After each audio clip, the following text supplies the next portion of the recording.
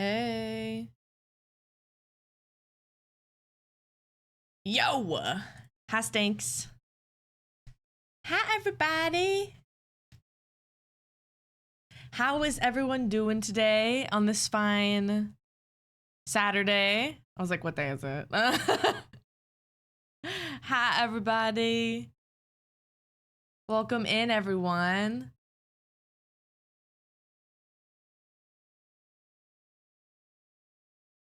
I woke up so late today. I also stayed up last night later than I have in a very long time, aka like 2 a.m. I fear I can't stay up that late anymore. It's so bad. Listen, hi to everybody. Hi Dilly and Raya and M and Galaxy and Nick and Junie and Katie and Honey and Shiny. Hi everybody.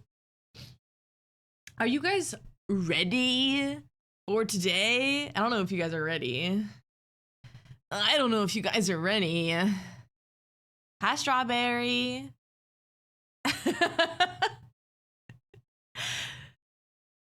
Hi, Koshi.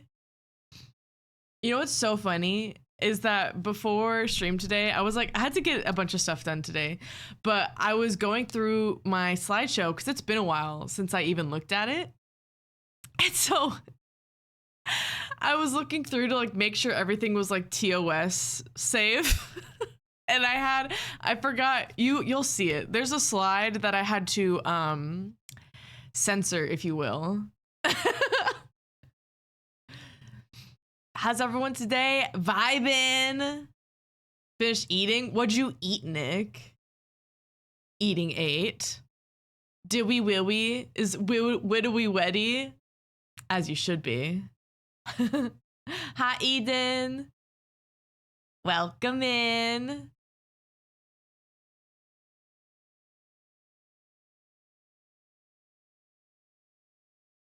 It evolved. Let's go.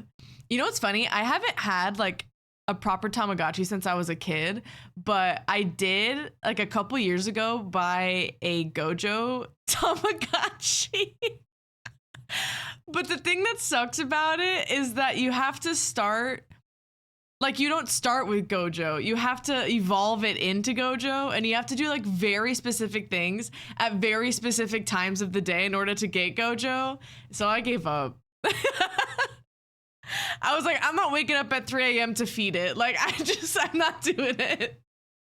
Chick-fil-A. Okay. Oh, and Churches. All right, chicken.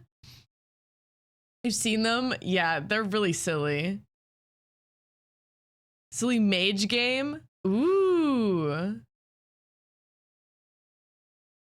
Was it the... Oh, yes. I remember you sending that. I meant to actually go and properly look at it, but I completely forgot.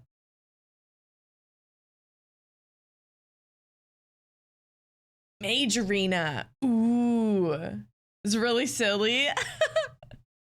I love silly. I've been like trying to plan out streams. So like, I don't know why. This is just how my brain works. But when I plan out my schedules like weeks in advance, it makes me like more organized in a way. So I've been trying to plan out like my future streams for like the next month. And I was trying to figure out a time because I really want to play Detroit Become Human. I have seen people play it. It's been quite a few years since I've actually watched the gameplay, but I've never played it myself. And there are parts of it that I definitely like don't remember. And I think it would be cool to experience it. And I've been trying to figure out when I want to do that. Cause when I was talking to Kyle about it, he was like, you should just do what I did and do like 2 really long days of stream. And I was like, oh, you think I'm strong enough for that? But I was like trying to come up with it. But then he was also like, you have to do it when I'm not having my debut-a-thon. My God. So I might do a different one. I'm thinking August, like maybe every month we do a weekend of very long streams of a story game is my thought. You know, should play it together sometime when you're free. Bet.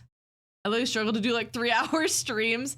I definitely, so like I used to be really bad at doing longer streams. Sometimes I do feel that way too, because sometimes I just wake up and I'm not in the mood to stream for very long, but then I feel bad canceling. And so I just like stream for a couple hours.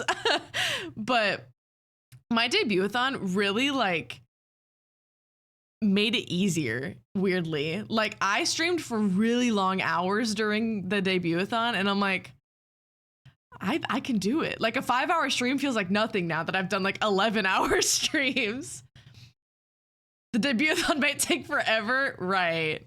Have Vortex. Yeah, I'm wondering if this one is gonna take longer than the last donathon. We'll see, I guess. I mean, considering we haven't even dipped below 100 hours yet. I don't know, man. We'll see though. But I have quite a few games in my arsenal. I've been wanting to so I've played all of Red Dead Redemption before, and that's one of my like favorite games. It's also one of the only games I've ever actually finished. And I think it would be fun to play, but here's my issue with open world story games is that I get really overwhelmed with the amount of tasks you have to do. And there's not really like there's like a main storyline, but there's like a bunch of other like side plots that you have to do as well. And it really overwhelms me, and it's hard for me to finish games like that. Like I took a year off of playing Red Dead Redemption. That's how long it took me to finish that game, because I was like, I just can't do it. So I really like story games that like force you to do things, where they're like, okay, there's not even like a second option you can go to. Like this is the only option you can do. That's the kind of stuff I think would be easier for me to stream. But I love Red Dead Redemption because I was like, that would be kind of fun to play, but I can't promise that I would finish it on stream. I struggle, man. I struggle. But yeah, and then I saw people recommending Undertale too, and like Deltarune and stuff. Because I also have seen people play it, but that's been many years since I've seen anyone play those games. And so I don't even remember 90% of the plot, if I'm being honest. So I was like, maybe that could be like kind of a fun like thing to do, except I also don't know how long that game is. You're playing it next week? Okay. I'm sipping on a cherry Dr. Pepper right now.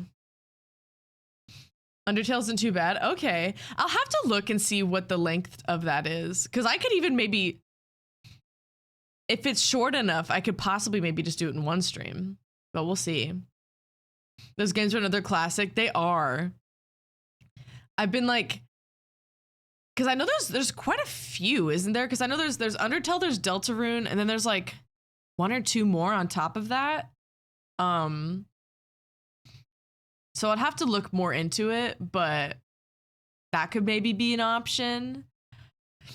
Life is Strange. I was thinking of doing those games as well. And then there's this game that came out that was called Lost Records. It came out earlier this year, I believe. That one, like just seeing like the little bits I've seen of it looks so fun. And like, I think I really want to try and do that. Maybe that's what we'll do in August. Maybe we'll do that one in August, and then in like September or something we can do Detroit. I think that sounds like a plan. I love talking things out.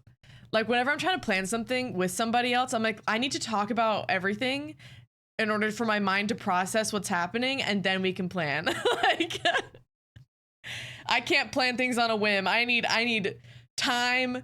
And I need lots of thinking before anything happens. I am not spontaneous in the slightest. Haven't played Life is Strange? I haven't. Again, I've watched people play them, so I know a lot of the plot, but I've never played them myself. That's like how I've done a lot, because I've never been like a big gamer. I didn't start like truly playing games until like 2020, Um, and so a lot of games I've just known and like watched on YouTube, watching other people play them. And so now that like I am playing games, I was thinking like it'd be kind of cool to just go back and play like classics, you know? Games that like everybody knows and is like a huge fan of, and then I get to do it. Then you can play all the additional games around it. Yeah, exactly. The one thing I will say about Life is Strange is that I don't remember most of the plots of the other games. Like I know the first one, and I know the recent one that came out, but I don't think I've ever watched anyone play the other ones. Either that or I just don't remember, but hey, that's good. But yeah. Remember the whole plot of the first and the recent? Yeah. I feel like those ones, because those are like the same characters. And I watched Kyle play the second one, Life is Strange 2 or whatever. Or no, it's not 2. I don't remember what this recent one was called. Oh. One of my dogs picked up a toy and is squeaking it. Don't really remember the plot of that lesbian one with the feeling powers. Yeah, see, like, I don't even know what you're talking about with that one. So that's pretty exciting.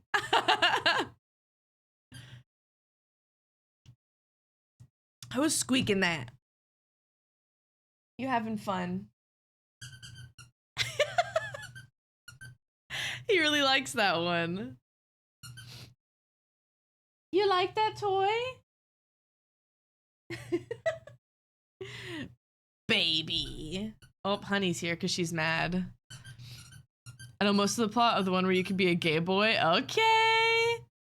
Life is Strange really said no straights. Unacceptable.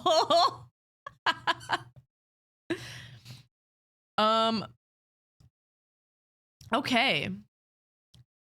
Well,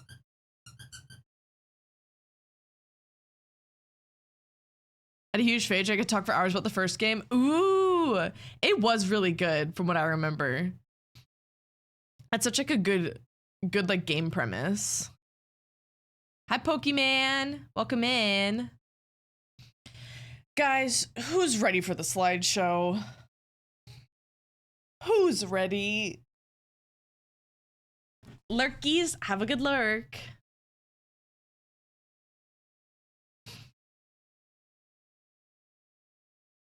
Don't let this fire die. Let's switch screens. Oh my God, I'm clicking all the wrong things today.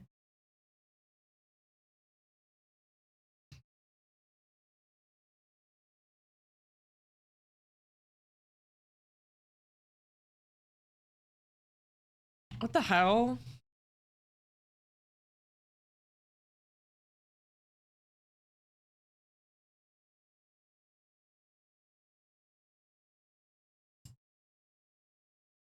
Sorry, I've been uploading my VODs from my debut, and I just got an email that was like, copyright content detected. From what? Whatever, I'll worry about that later. Let's move to this screen. All right, let me see.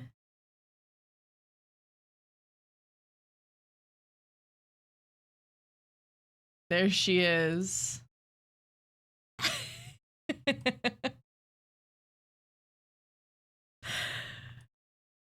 don't know if you guys are ready for this. I'm also gonna make my model a lot smaller so you can actually see the screen. Locked in. Hi, Mochi. All right, class. What the hell?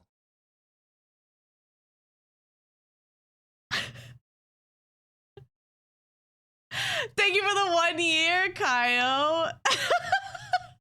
Thank you.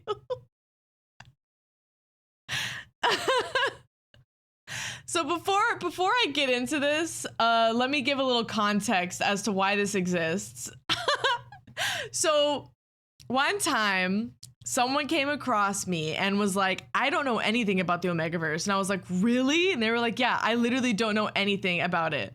Like, I couldn't tell you anything. I don't know.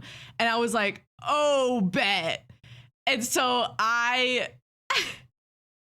made a slideshow for them describing the Omegaverse and giving them all sorts of details about the Omegaverse.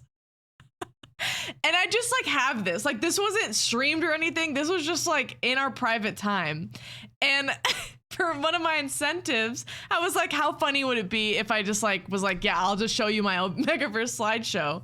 And we did hit that. So here we are. It is real. So excited for the slideshow if you had no idea. Yeah, I am a dedicated educator for sure. Love shuttle. Yup, it's there. So yeah, class, I need everyone to open up their notebooks and take notes. How funny would it be if I had a test at the end of this? My 7TV emote, you like LFG it? 2 months. Have you ever defined the relationship? Of course I have. Of course. Koshi, thank you for the 2 months. Thank you very much. Define the relationship is a cute one. I like that one. Yeah, Kyle's 7TV emote, because I was trying to come up with like funny emotes, because like Raya has theirs, which is like, excuse my dogs in the background, they're having a lot of fun. Raya's is this little weird dinosaur looking thing, and I was trying to think of like other ones for my friends, and Jill has one too. So I was like, what would be like a silly one? And I was just looking through the dog 7TV emotes, and I came across that, and I was like, perfect. True friendship, yup. What are your thoughts about define? Like just like the story itself? Also, hi Laz, welcome in. I thought it was cute. I'm thinking of the right one, right? Sometimes I forget what they're all called.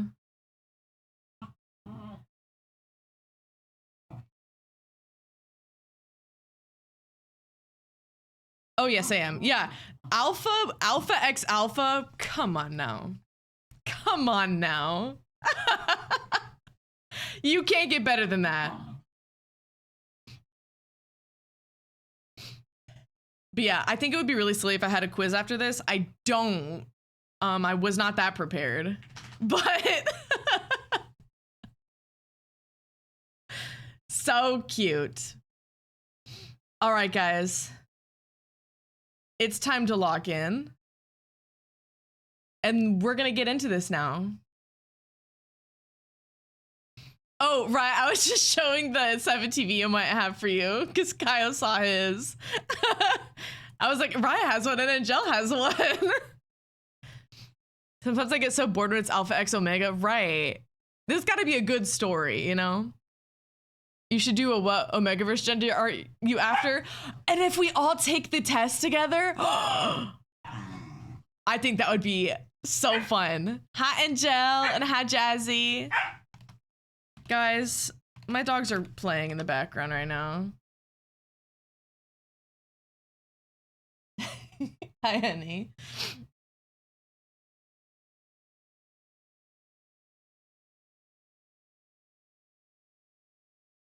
You just missed Yahweh Day too? I know, I should have done it yesterday. What the fuck? Come on. I enjoy it when it's Alpha X Beta or Omega X Omega. I also really like Beta X Omega. Those are also really good. I saw the emote you used for Kyle for my 7TV emotes. It's too funny. It's so, like, I'm not even kidding. I was probably on like page 10 of all of the 7TV dog emotes, because I was just like, what's like a silly one? And none of them were calling to me. And I came across it and I was like, that's perfect. Hi, Noki. Hi. Perfect timing. All right, class. Are we ready? Are we ready for this beautiful slideshow I've taken a very long time to do?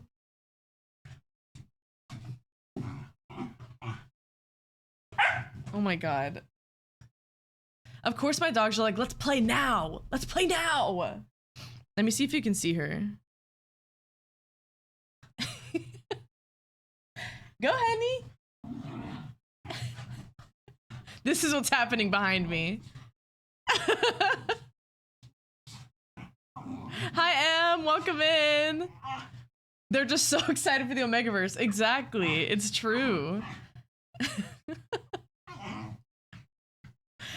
I have to brush this one out too. He's been shedding like crazy. Anyways, I'm gonna shut that off so we have full screen. All right, guys. Professor Linny is in session. Let's begin. I'm gonna turn the music down a tad. She's too loud in my ears. Wear your glasses, ruler. Wait. How funny would it be? Hold on.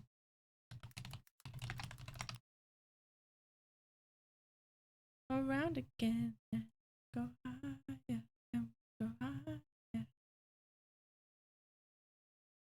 This pointer sticks, right? Hold on, let's...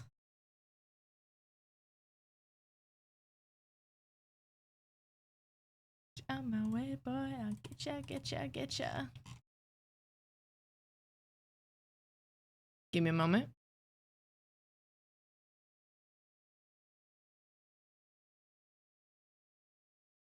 Out my way, boy, I'll get ya. Some of these are like I don't want to save this as a web MP file, whatever the hell that is. Just give me a PNG, man.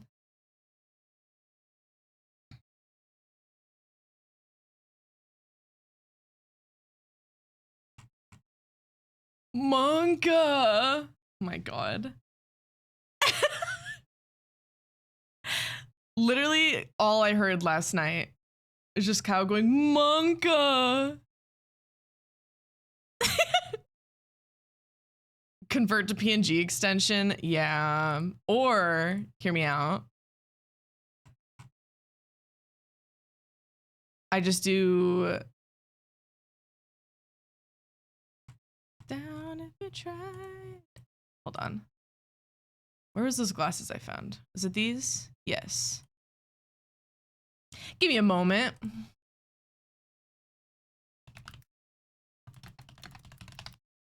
Hazepe. Are you still the person that made the web P files and make them remove it all? I think that's probably the better course of action here, because like, don't piss me off, you know, like, hi sunshine. Who asked for that? Who was like, yeah, you know what would make the internet a lot better? Web MP files. Are you kidding me? Who are you?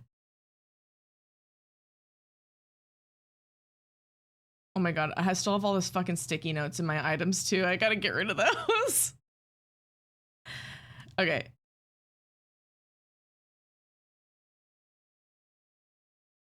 That...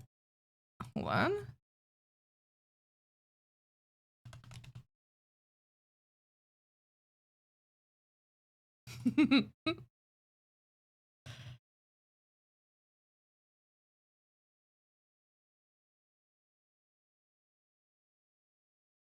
Sand Street. They're a little funky.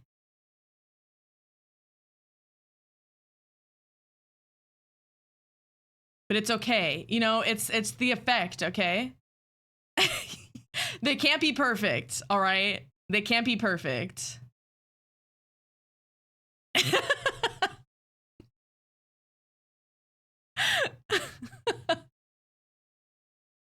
Wait, I feel like I'm like blocking so much of my thing. What if I made it like a tad smaller so you could see all of it? Like that. Can't wear them when I stream because it can't detect my eyes. Yup. All right. Anyways, now that I am in my professor status, let me make sure I didn't miss anything. what the point of them are, the WebP files, whatever. They're so stupid. Like, I don't get it. Oh, hi, Kindred. I think I missed you coming in too. Hi. All right. Class is back in session. First, what is the Omegaverse? What is it? Why do we have it? Why do people like it? The Omegaverse is an alternate universe where all three genders, where there are three genders. I can't read or speak. Where there are three genders in addition to male and female. Alpha, Beta, and Omega. Hi, Goshu Show. And those genders are based off of wolf society, which is technically not true, but that is like the reason that they exist. People like assumed it was why, but we have since learned that this is untrue. But wolves have not been proven not to have these rankings. Hey, so there's a lot of talks of packs, mates, pups, dog terms, right? There are oftentimes other branches of these genders, dominant and recessive. This isn't in every story, but when they are, beautiful. Dominant, it's in the name. Their emotions / hormones are turned up to the max. They are the top of the top tier. If it's like a dominant Omega, they are ultra Omega. Same thing with Alpha. Like they are just like take the normal version times it by 10. That's a dominant. Could there be non-binary for the secondary traits? Like Alpha, Beta, and Omega? Well, those aren't connected to genders at all, actually. Those can be anybody. And recessive is the complete opposite of dominant. Oftentimes, they can get away with presenting as betas because they are just like, they don't have basically any sort of hired secondary term. Like they do have it. You can be recessive Omega, but on the outside, no one will be able to really tell you're an Omega because you don't have pheromones maybe, or you just don't go through the same things a normal Omega might. Y'all serve crackers? What'd you just call me? Excuse me? Next time, raise your hand if you're gonna ask a stupid question. I'm just kidding. Just kidding.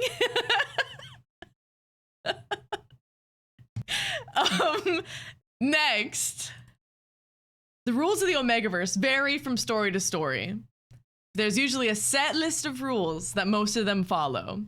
Sometimes you come across stories that are like, they make up their own rules for the Omegaverse. And so a lot of the things I'm going to tell you aren't going to be, it's not like going to apply to everything, but a lot of them. You're supposed to say we serve everybody? Shit, I forgot about that joke. Well, say it again. Say it again, and I'll do it right this time. Sometimes those rules are stupid. True. Yeah, you will come across, I've personally read quite a few that I'm like, damn, this is like a new this is like a new rule set. Do y'all serve crackers? We serve everybody. Everyone's welcome here in my class. I like how every time you type an R, you do 2 R's. That's happened with quite a few of your past messages.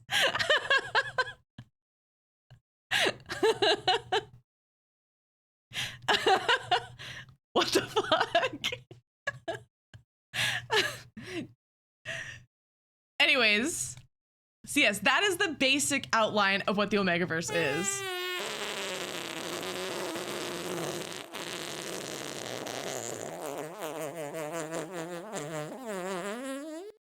Who the fuck just did that? Step outside next time you need to do that. Not in my classroom.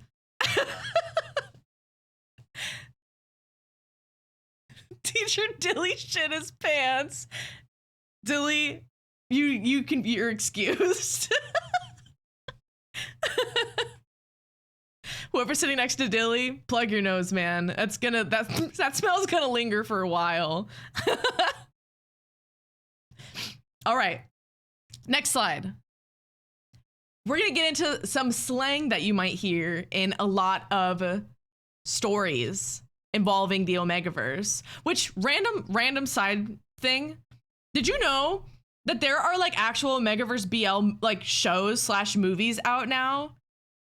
Like K-dramas and stuff. There was one that just recently came out. I think there's also a Thai one as well. I was like, oh my God, like in the year of 2025, the world is healing. We have Omegaverse in shows.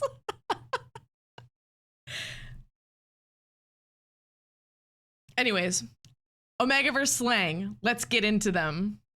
Omegaverse is becoming mainstream? Right. Okay, first we have heat and rut. These are the mating cycles of omegas and alphas respectively. Omegas go through heat, alphas go through rut. And this is basically just when they are just like, I need to be pregnant / I need to impregnate somebody really bad. And if I don't, my whole body is gonna hurt and I'm gonna literally lose my fucking mind. These are personally some of my favorite chapters in stories, Omegaverse stories. I think they're top tier. They're prime. They're beautiful. They succumb to their animalistic sides. 2 years ago, there was a Netflix show about a man randomly getting pregnant after sleeping with women. Whoa! And I bet they were all alpha women, and he was an Omega man. Or at least that's what it should have been. Also, I just realized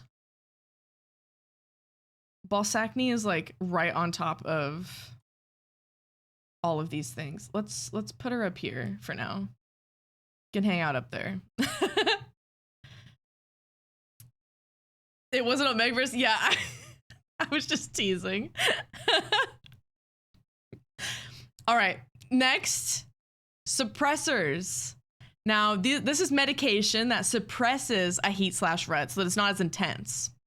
Sometimes, in some cases, they're used to completely skip over them. Think of them kind of like birth control in a way.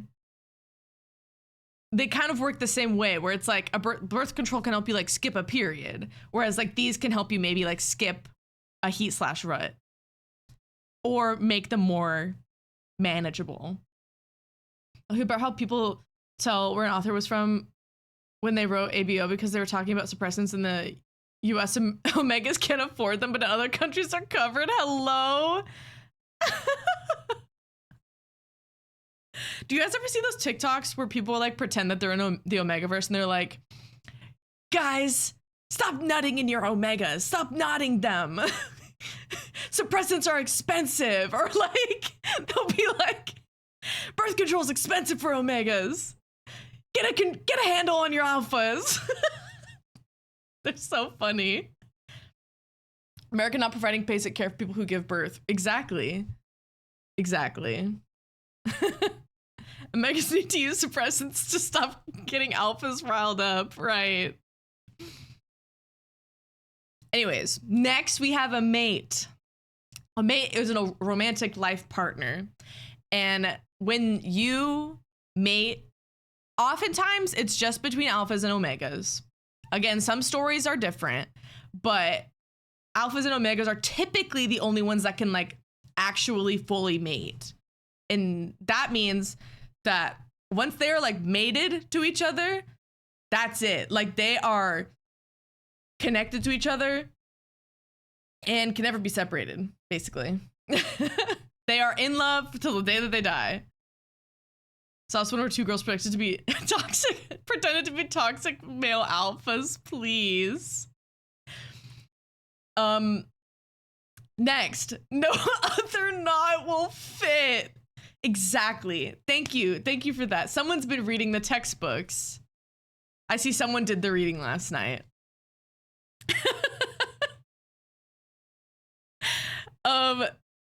to expand on mating, we have a mating bite / mating mark. And this is a bite on the neck that marks someone as mated. And so when this happens, an alpha will bite an omega on the back of their neck, as seen in the picture above.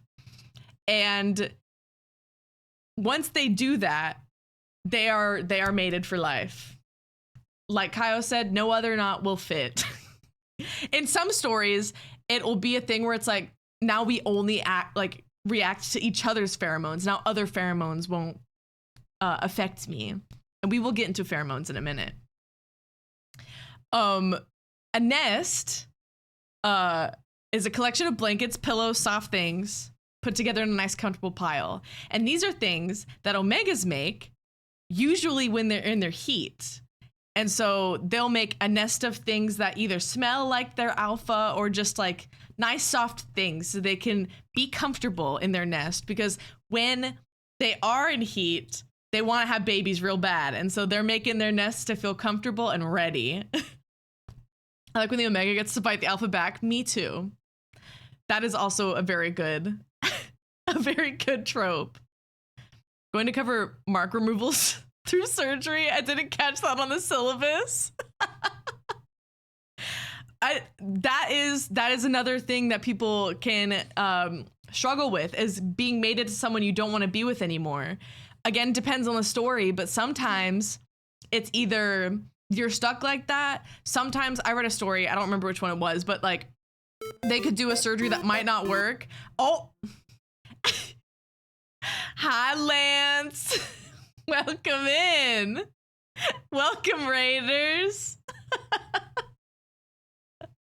Welcome. You're just in time. We're in the middle of my Omegaverse slideshow. How was your stream? Fast food simulator. Okay. Omegaverse slideshow. Yup.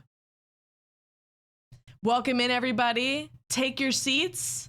You didn't miss much. We're in the middle of the slang still. Burger Salat became real. He did. Thank you for the raid, Lance. If you need to raid and run, feel free to do so. If you want to hang out and watch the slideshow, hey. He's flipping burgers. Off the clock, he still flips burgers. He can't stop.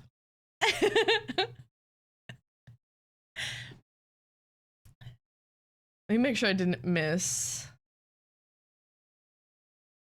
There's not nearly enough stories that dive into nesting. So true. Like the ones where the omega tops the alpha. Oh yeah. We're having a test after the slideshow. I kind of wish I was that prepared. I wish I did that, because I think that would be really funny to do like a Kahoot. More like burning burgers. Whoa. Burger Salat would never. Let's get into the next piece of slang here. Presenting. So presenting is the process of coming into your secondary gender, which is mostly dormant throughout childhood. And so usually this happens around puberty age for like the average person. So like whenever you usually hit puberty is usually when you would start presenting your secondary gender, if you have one. And yeah, so on top of going through puberty, you also have to deal with that. So that's really awesome for the Omegaverse. Well, you see, Lance. Next we have a pup. A lot of stories don't refer to babies like this, but some of them do. So I figured I would include it. Pup is just a baby who hasn't presented yet. So like anywhere from like for newborns to right before they go through puberty in their presenting stages is when you would refer to somebody as a pup, because they are just, they're just a baby. Is it presenting also part of mating? Like the alpha makes the alpha present before heat matings? I don't know if I know what you mean. Presenting is like when you like first become an alpha, omega, beta.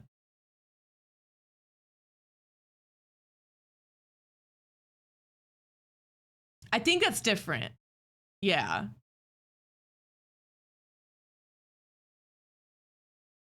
Yeah, because they can have, so like I think what you're referring to is when an alpha does a like their pheromones like trigger a reaction in an omega and then puts them into heat. I think that's what you're talking about. When the top makes the bottom present. Oh no. No, not that. That could also be a term though. All right, next. We have scent/pheromones. I think a lot of you are familiar with this one. It's just an identifying smell. And so like only alphas and omegas will have this. Betas don't have it. But it is a smell that is associated with you. And so like some stories will have like an omega's like, oh my God, who is that? And then it's like another alpha. And then the alpha's like, I'm addicted to your smell. Come here, little omega. And then they like, you know, who smells like that? And then it's like, me, sir, that's me. I bet Lance's pheromone is burgers. So sick.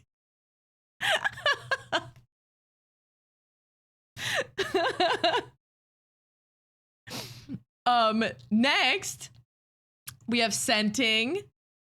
And this is a kind of extension of scent and pheromones where you add your smell to another temporarily. And so oftentimes in stories, it will go like this.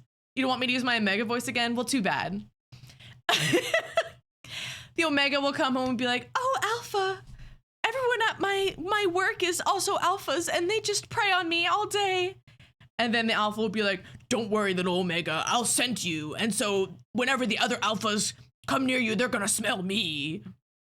And so they'll scent their Omega, and then the Omega will go into work and they'll be like, oh, is that your alpha? And it's like, yeah, that's my alpha. He scented me this morning. And that's kind of how that works. You smell, I need to bite you right now. Gotta be excused, I gotta throw up from this role playing. No. There's a trash can in the back. You make a good alpha. Thank you so much. All right. And secondary gender, we kind of talked about this, but I figured we could circle around. That's just alpha, beta, or omega. So anytime I say secondary gender, alpha, beta, or omega is what I'm talking about.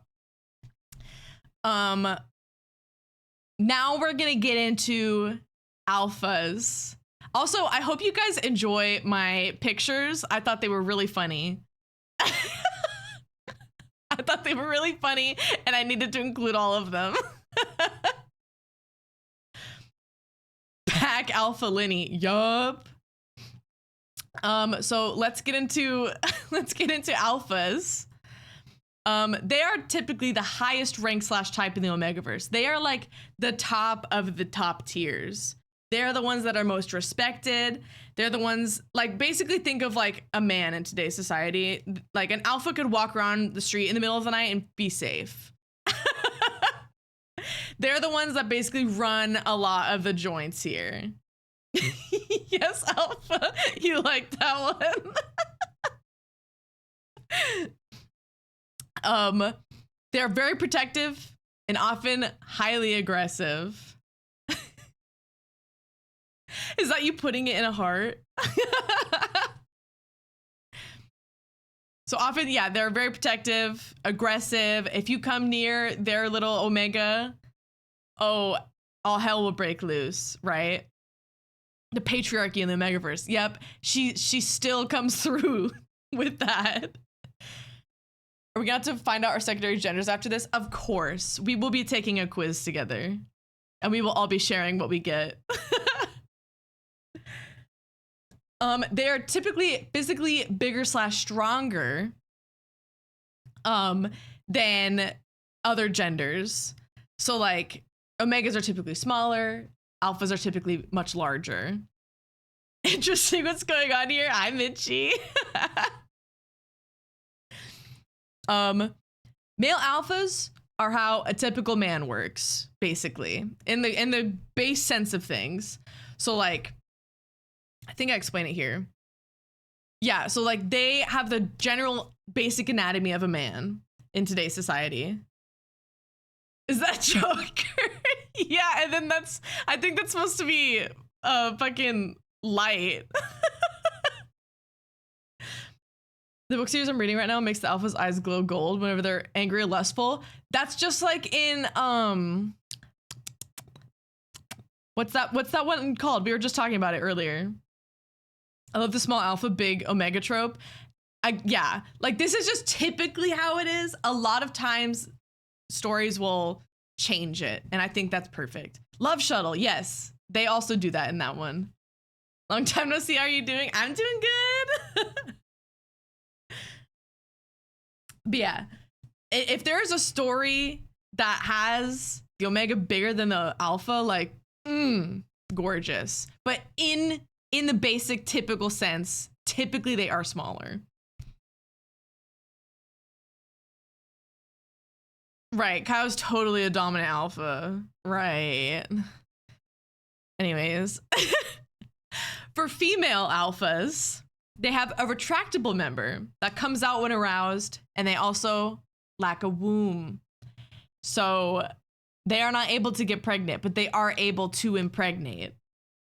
I do have something later that will better explain this, but it's incredibly censored. So I don't know if we're going to be able to get a full visual, but you'll see.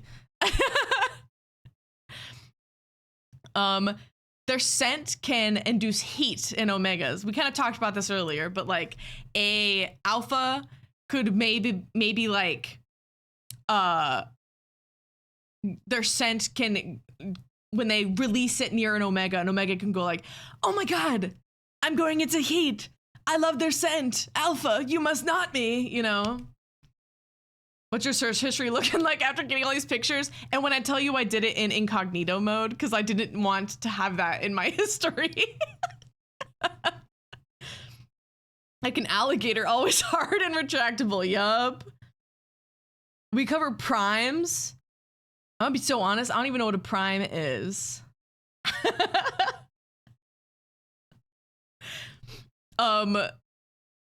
Will there be access to these resources / uncensored versions after class? Of course, I would be so happy to share that with you guys.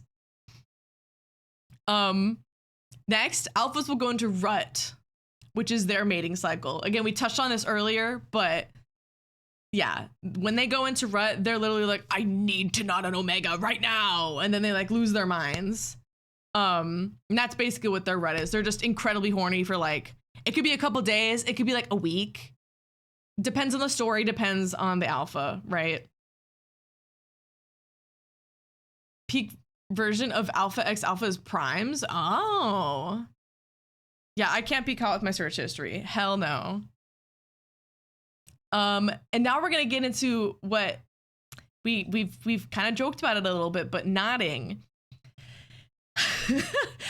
An alpha knots an omega. When that happens, a bundle of muscles expands and locks them inside of the omega to ensure that the omega receives everything they give. Wink, wink. They are ensuring that it is sticking, right? Primes are kind of new to Omegaverse. Oh, okay. Yeah, I don't think I've ever heard of them. That's nice. And this is something that dogs do. Again, the Omegaverse, a lot of it is based off of what was assumed to be like wolf culture. And so this is kind of like what they grabbed that from. How long did it take you? How much info fanfic do you have to read to learn all this? Quite a few years of fanfic. And one very helpful Tumblr post who outlined a lot of stuff. I added my own pieces to it, but they did a big majority of it. And I was like, hey, thank you so much. All right, next. We're getting into omegas now. I also really like a lot of the memes that I've added here. I've noticed some people aren't taking notes. Zep is that person that like, I'm like class dismissed and Zep is like, what about the homework? You didn't take the homework today.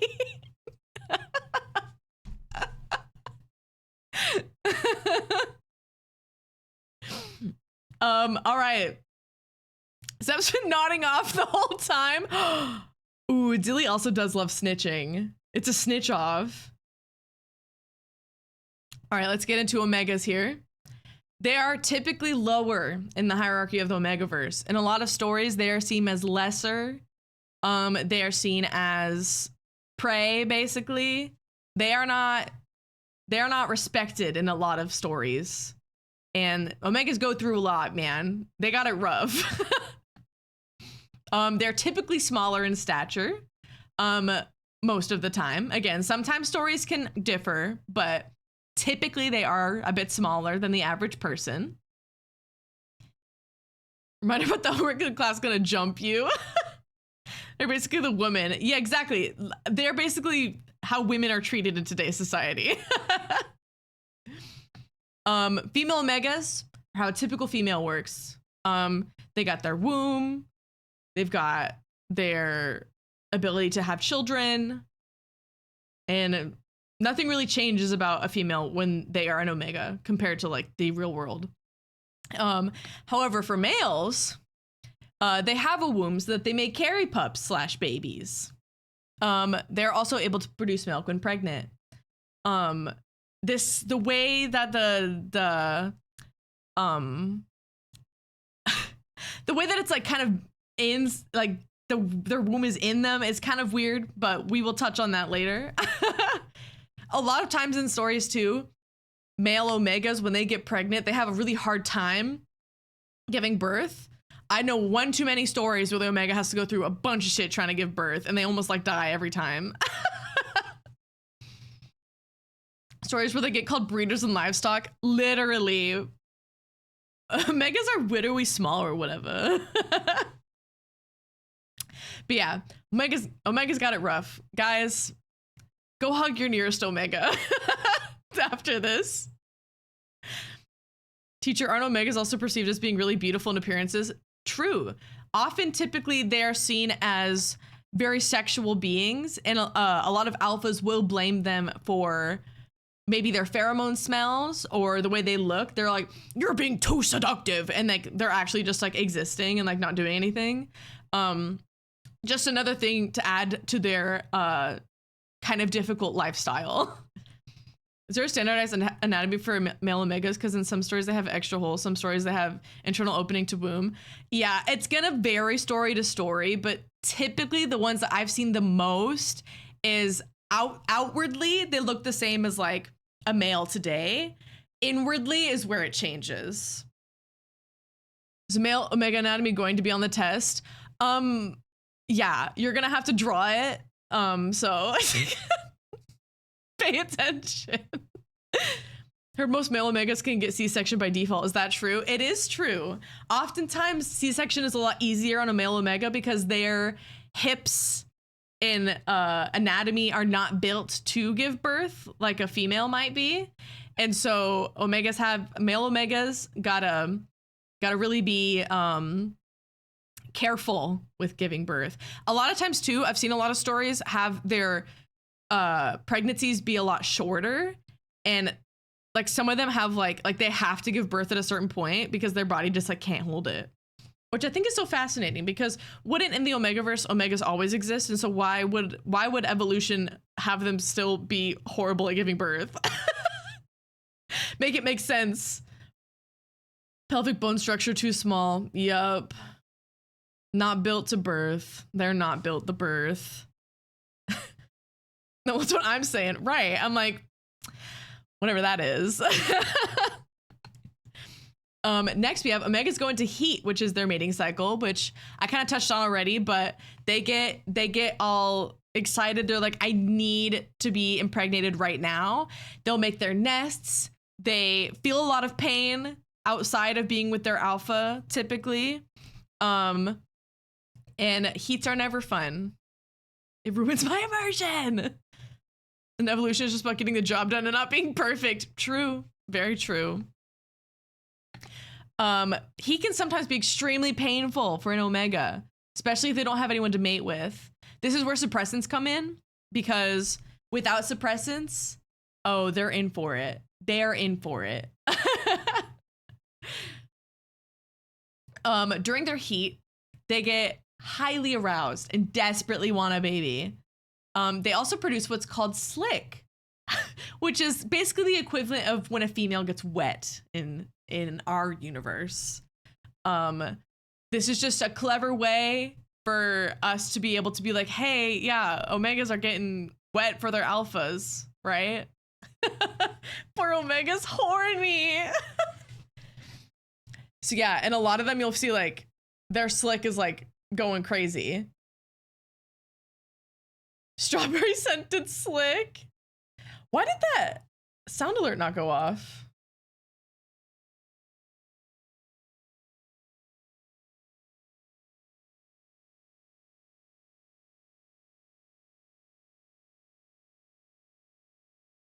Where are my sound alerts? They're right here. I'll refresh it. I don't know why that didn't go through. Hold on. There we go. Oh, shit. A rat. It's a rat. There's a motherfucking rat. There you go. That's for you.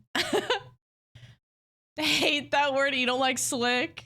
People walk around walking about slick, talking about slick on mainstream videos of lip gloss. Right.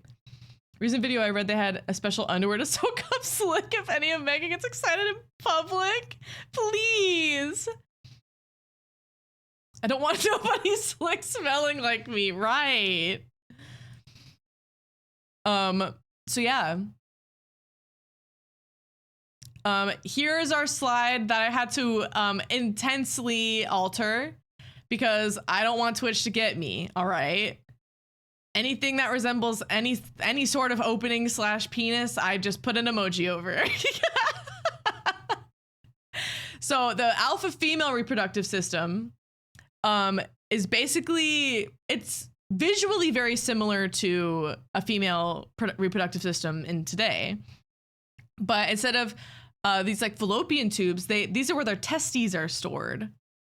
And right here is the clitoris, aka their version of their penis, and which retracts out. And when it's not being used, it goes back in. Like the variety of emojis we have here. Yeah, I tried to make them all pretty funny. You like that one? Omega female reproductive system is how a female reproductive system is today. So they have their ovaries, their fallopian tubes, and the vagina, and this is their uterus right here. All of these are also color coded, so you can kind of see like what each thing is on each diagram, which is pretty nice. Any alpha females in the chat? Hit me up after class, right? Here we have alpha male reproductive system, which is how a typical male is today. They've got their testes, they've got their penis, prostate, you know, all the good stuff. Here we have an omega male reproductive system, where they usually have a much smaller penis, which is pretty sad. Their uterus is kind of hidden in here. Cloacal flap. Any cloaca lovers? That's why it's a little up there, and there's a lot of organs in the way here, but hey. They got their bladder, that's their peen, and then they got their ovaries where their testes are typically had. Right? Me. So yeah, this is kind of the basic anatomy. Censored, of course. Now we're gonna get into betas. The shooting blanks, they are shooting blanks. There's nothing in there. I like a lot of the memes I put on here, so we're gonna go through them right now. This is from a story. It says beta. They are the average Joes and makes up about at least 70% of the population. That sums it up. Like they're just boring, I guess. When they tell you they have a big knot, but you find out during sex they're a beta. Don't you just hate when that happens? And then this one, me. I don't need an alpha during my heat. Of course you do. You need a knot. Me. My beta friend is going to take care of me. My heat. Betas don't have a knot. Me. I don't care. Exactly. If I was an Omega man, I would be impregnating a bunch of alphas. I think you could figure it out. Betas are really just normies. They're just a normal fucking human. Like they're just normal. They don't have anything special about them. They ain't special. Hi, Mushroom. You came in during my slideshow. They work the same way we all do. Females get pregnant, males do the impregnating. Female betas can get pregnant by male betas and male alphas. Males can impregnate female omegas and female betas. This is just how I've typically seen it. I don't think in any universes male betas can impregnate male omegas and vice versa. I don't think female alphas can impregnate female betas. There might be some that are able to do that, but in basically every story I've read, that is never really a possibility. Literature coming up with new sex toys, fake knots for betas to wear during omega heats. If you're a beta, you should be embarrassed. Shout out betas, they always be protecting omegas. Yup. Got a list of Omegaverse manga to show you. Okay. Yeah, I've been reading for like probably like 4 years now, and I've never come across one like that. So interesting. Beta's placed on the back burner, only used when they need a non-competitive side character in my experience. A lot of times, yes, that is the case. Or it'll be like, I'm a beta, I've always been a beta. And then the Omega's like, it's okay, I love you anyways. And then the Beta's like, hold on a minute. I'm presenting in my age. I'm too old to be presenting now. Why am I so late with presenting? I'm an alpha. And then they like fall in love. And it's like, I liked you better as a beta.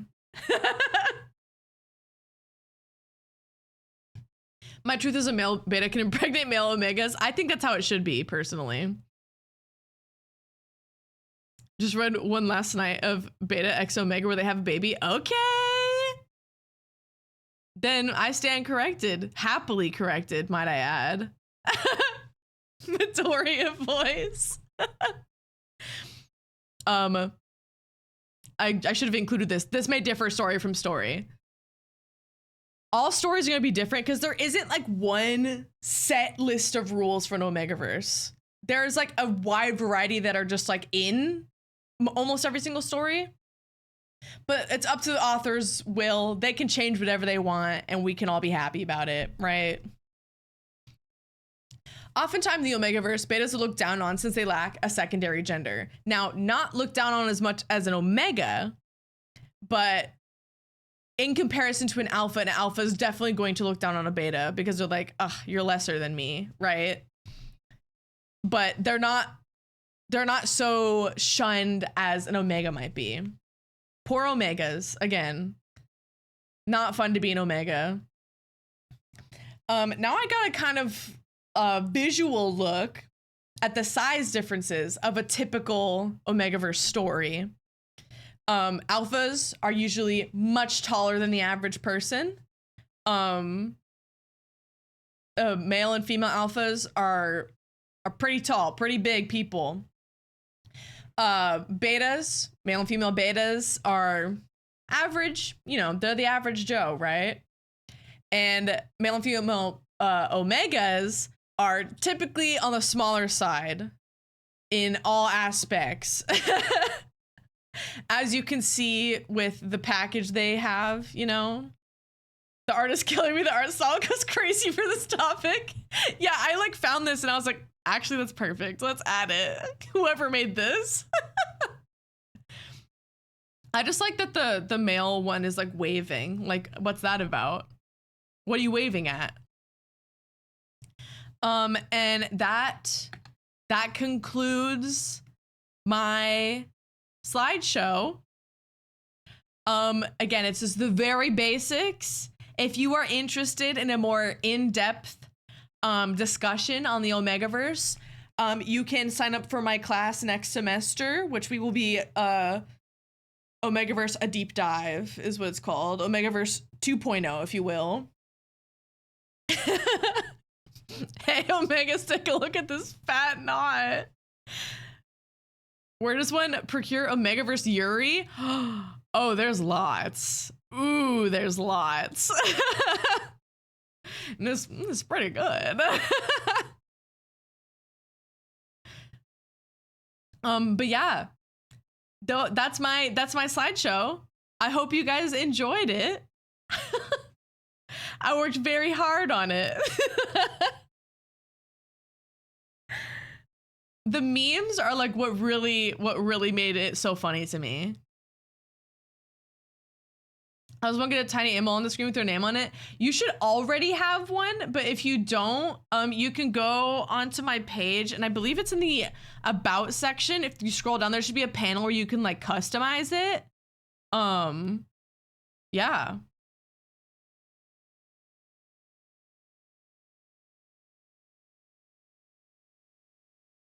Professor Linney, are you looking for any TAs? Can't wait to take your class again next semester.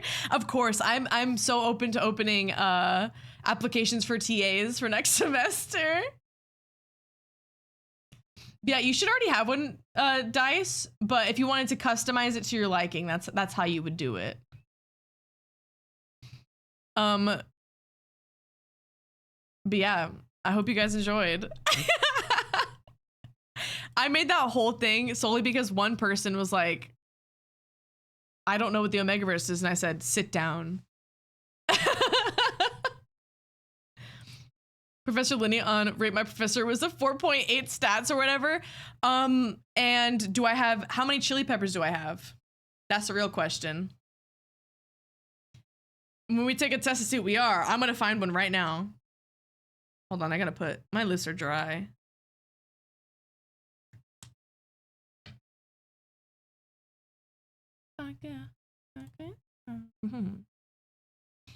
Okay, let's find the test. I forget what it's. Omegaverse test. Is it this one?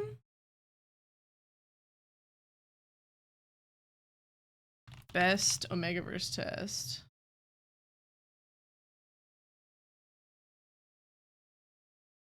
Oh, perfect. Thank you, Dilly. All right, guys.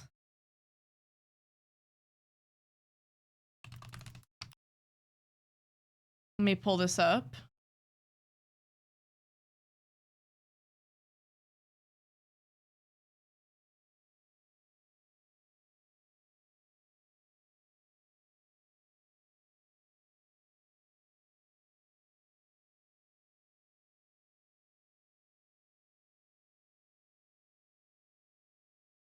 All right, let's take this test. I want everyone to take it with me because I need to know what everyone's answers are.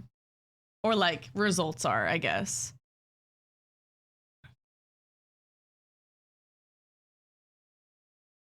Okay. Let's take it. What's your ideal partner? Assertive, tender, protective, submissive, easily flustered, obedient, social, motherly, independent, funny, cuddly. What about, I want more than just one.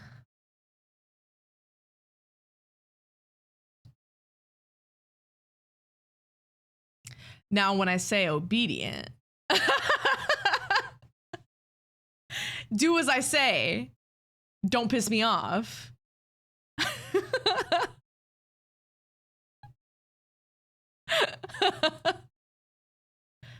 I could click more than one. Well, let me start over then. Okay. Obedient for sure. Funny, 100%.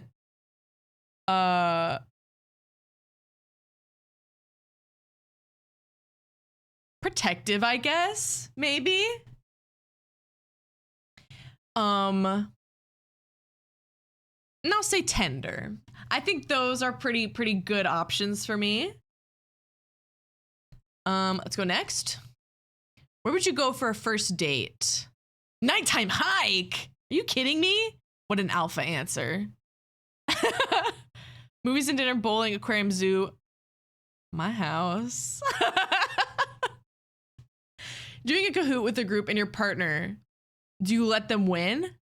Them winning is disrespectful to me. Absolutely. I'm an idiot. They'd win anyway. No, I'd kick their ass in the next Tuesday. I don't see why not. If it makes them happy, I will. Now, I don't think I would let them win personally. I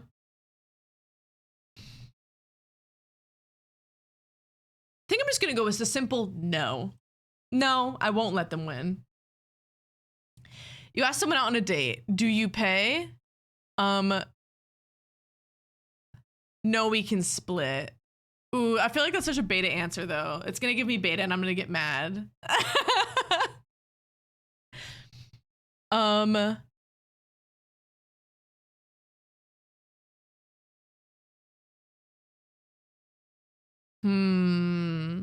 like how some of these are the same. Of course and absolutely. That's just the same thing. You know what? I'm just gonna go with my gut. No, we can split. How you spend your free time? You don't have to call me out like that. Well, with the mindset that since I'm the one asking them out, I should be the one to pay. That's true. That is true. It's the tone and attitude. Yep. Well, I already know my answer here. Reading fanfic. What else? Writing, drawing, being active, cooking, listening to music. I guess listening to music. Spending time with friends. Let's do those three. When you play open world games, Minecraft, Terraria, Ark, what do you enjoy doing? Building. Building and exploring. Can I choose more? Yeah, I can. Building, exploring, pet collecting. Next. Best question ever. What's your favorite color? Oh, these are like, I guess neons? I don't really like neons that much, but like none of these are calling to me.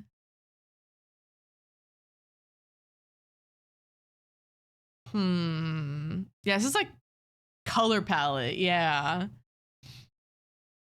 This is a long ass quiz. Wait, how many? 45 questions? Oh, I gotta pick up the pace here. I'm just gonna go neons. You find out your friends have a group chat excluding you. What do you do? What friends? They aren't mine. Talk about with another friend group. I'm a little gossip.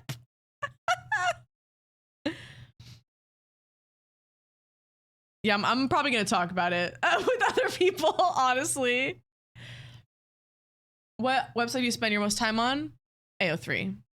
Duh. That's like literally like my highest. That's like the most hours on my phone is AO3.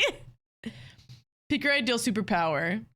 Mind control, invisibility, healing, shapeshifter, super strength, pyrokinesis, immortality, talk to animals, time manipulation. I have always thought this, but every time I wake up in the morning and I'm really tired, I'm like, I wish I could just pause time, keep sleeping, and then once I feel awake, I can unpause time, and then everyone else can continue with their day. So time manipulation for sure. Do you platonically flirt with your friends? Well, yes. Well, yes. How do you handle stress, violence, journaling, cry my feelings out, abuse others about it, vent to others, ignore it. It'll go away eventually. I just have to ignore it and it won't matter. Whew. Probably vent. I vent a lot, I think. What's your role in a group project? I do whatever needs to be done. Honestly, yeah. Yeah. Dogs or cats? Dogs. You need to go out late at night to go to the store. It's pitch black and the streetlights are the only source of light. What do? I simply won't go. I'm just not going. I'm just simply not going to go. Hello? You're sitting in class and your teacher's being frustrating. How do you handle it? Complain to a friend, confront them in class, complain about it, but make sure the teacher hears. Yell at them, talk to the teacher about it, be passive aggressive, ignore it, give them the benefit of the doubt. Probably just going to complain to a friend. What's your favorite emoticon? Ooh.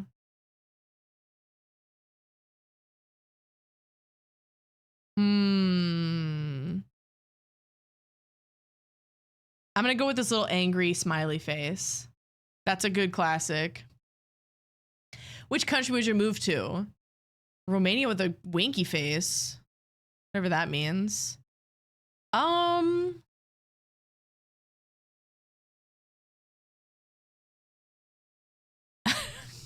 Winky with the it's like semicolon 3. They must be from Romania, surely. I don't know. Let's say, I don't know, let's say Australia. Sure. I don't think I really wanted to move to any of those places, but what color is math? Math is blue. Duh. Do you like Andrew Tate? Are you kidding me? No, what a piece of shit loser. Are you serious? What kind of question is that? Kind of clothing do you wear most often? Loose fitting, slutty as shit on God's green earth. Or something. Probably just like loose fitting. I don't like when clothes touch me. Did you just say math is blue? Of course. What color do you think math is? I got that question at the pause. Maybe you're one of them toxic alphas. Right. I'm gonna kiss myself. I can't wait to see what it is. Red. Red is like history. My history stuff was always red. Red is history, green is science, math is blue, and yellow is English. That's what makes sense in my head.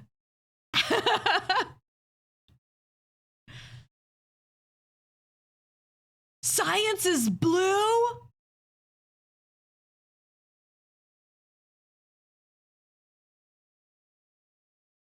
I can't agree with any of what's happening right now.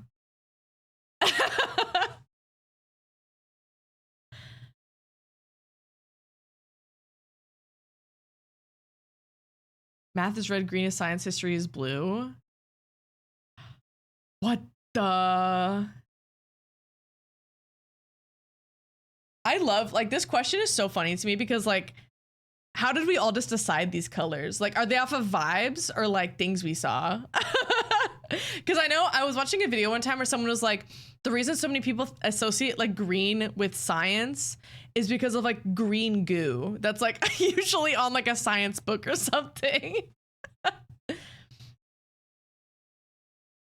Guys, I'm scared. Math is black, history is red, English is blue, and science is green. Whoa. Green goo? Yeah, like in like a beaker or something. On like the front of like the science book or something like that. Book colors? Probably. I think it was a green biology book with a tree frog on it. True. Did I select this? I didn't. Okay. Favorite trope? Let me see here. Miscommunication? If anyone chooses miscommunication as their favorite trope, don't talk to me. Oh my God, that's like my least favorite trope. I think it's such a lazy way of writing. Like, if you want them to have conflict, then write it better. Don't make them be like, oh, he said he hates me, and then like runs away and he's like, I hate them so much that I love them. And then they like don't hear the end of the sentence. Oh, pisses me off. Pisses me off. That was in middle school, the school like pre-assigned colors. Oh, really? Math is blue, history is red, science is green, English is either yellow or black. Dice, you get it. Dice, you get it. That's exactly how I see it too. I think I'm gonna go fake dating for this. I love a fake dating trope. I think they're so, I can choose more than one. Okay. Okay. Enemies to lovers, duh. Omegaverse, pretty good.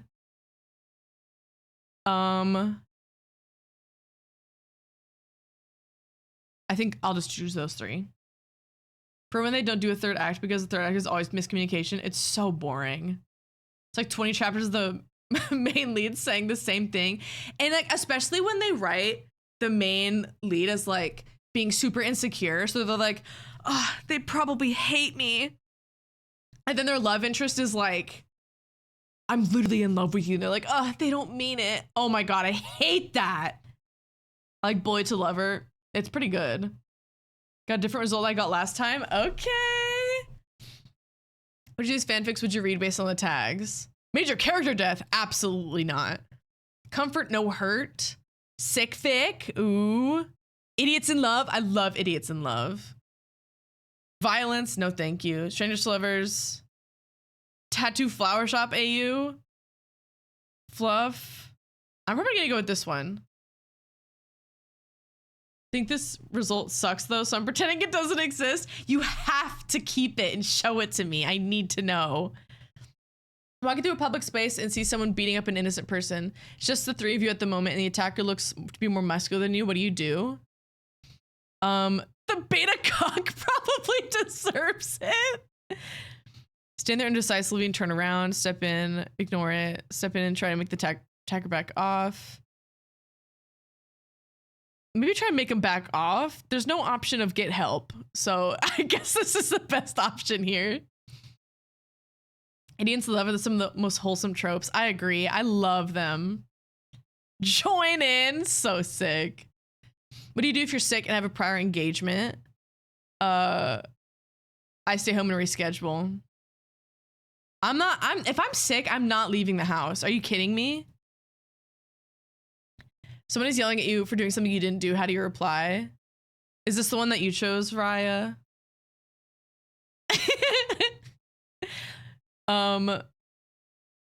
Beat them up and call them slurs? Please. Okay, I don't like any of these options, if I'm honest.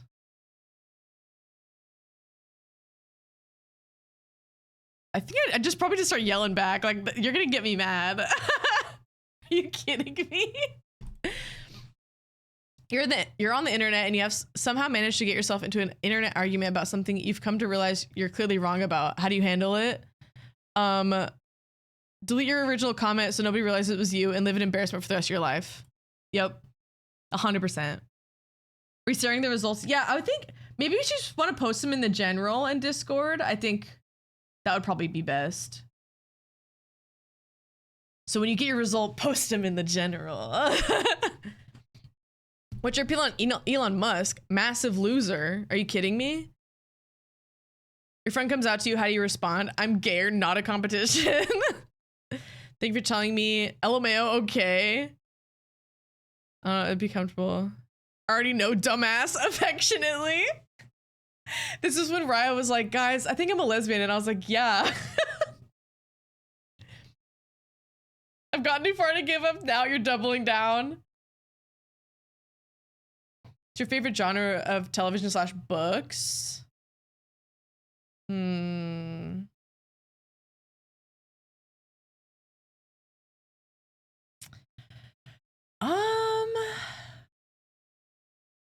Maybe rom-com. I feel like those are always like feel-goody kind of movies. If you're stranded on an island and could bring only one thing, what would it be? Book, gun, lighter. Maybe a knife. I feel like a knife would be very versatile if I was on an island. Someone upon a dead body laid in the side of the road. A quick glance tells you you're not alone. What do? Call the cops. I'm not fucking doing it. Are you kidding me? Calling the cops. Reading the results for mine makes me want to retake this test because it's quite literally the opposite of me, and now I'm mad. If you, okay, so save the ones you got initially, and you can retake it again. And then compare, I think, would be funny.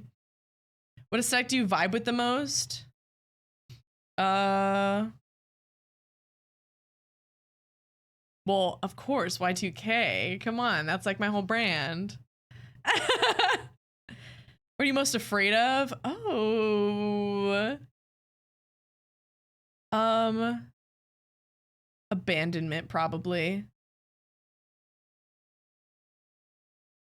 Yeah, I'm gonna say abandonment. Need a hover bike, right? What time of day do you like the most? Probably evening. Yeah, I'm gonna say evening. You just been invited to a potluck. Congrats. What are you bringing? I'm hosting the damn thing. Bringing dessert, side dish, chips. Let's say dessert. I'll say dessert. You've been supplied with a whiteboard and a whiteboard marker. What's the first thing you draw? Well, come on. Like, this is literally every time there's any time where I can draw something in a game, I always draw a penis. Like, every single time. I fear. Text your best friend / partner / group chat right now. I'm serious. Ask them if you're a cat girl or a dog girl. Guys, am I a cat girl or a dog girl?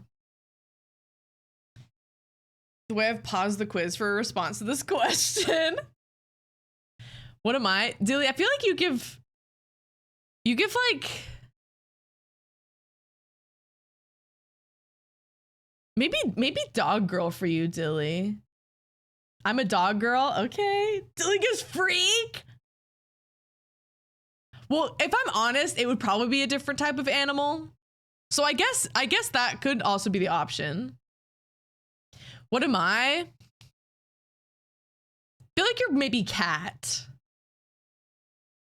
Got called a raccoon once. Yeah, you can choose that as your answer. Dog girl. Okay, I'll choose dog girl for me. Which of these images resonates with you the most? What the fuck? Well, come on. Come on now. That's what Carter said too. Yup. What the fuck is this?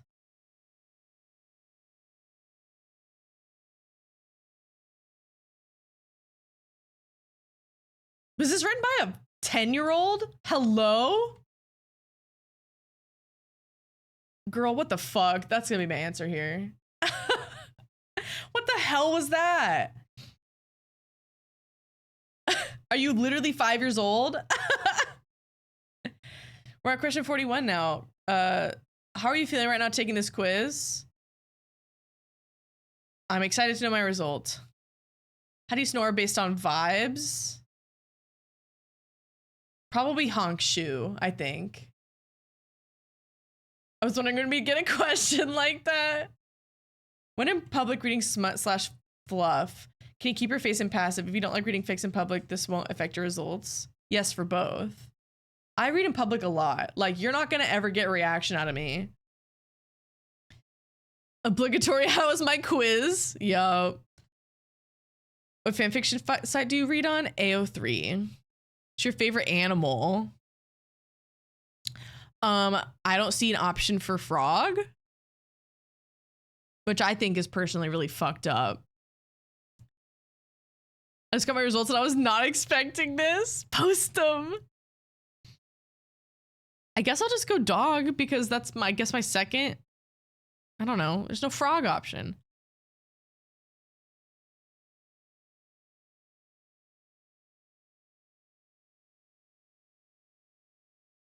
Are you fucking kidding me?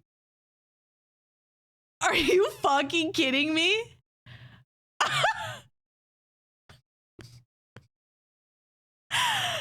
What? Did you call it? I did. Submissive Omega. Oh, mushroom. Soft alpha. Okay, wait, let me read my thing.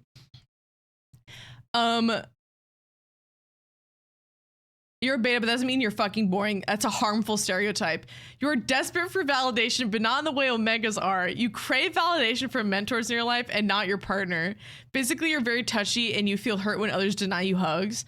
You have social anxiety and often are unaware of social cues, but you're definitely not stupid. You excel in school, not because of the curriculum, but because of your desperate need to live up to your teachers' and peers' expectations of you. Calm down, you clingy bitch. Nobody hates you because you have one flaw. Okay, this is incorrect. Not at all me, in the slightest. I could give two shits about school and I don't care about validation. You're touch starved, true. And it's obvious. You were the designated art kid and it made up your entire personality. And then when someone inevitably passed your skill level, you gave up. No. Should you choose to enter the workforce, you would be suited for medical work. Girl, what the fuck? Theater, woodworking, and comedy. Hello? This is not at all what I am. Are you kidding me? Yeah, I got what you got. Hey, Raya. See what the next closest was? Aggressive Omega was right underneath it. Dominant Alpha, I was so close. Mentally ill and transgender? Told me to get a hobby and save from people before I murder them? We didn't got caring beta, okay? This is so fucking sick. I retook the quiz and got the same thing. Wait, I want to look at everyone's. Wait, no one posted theirs. Sus.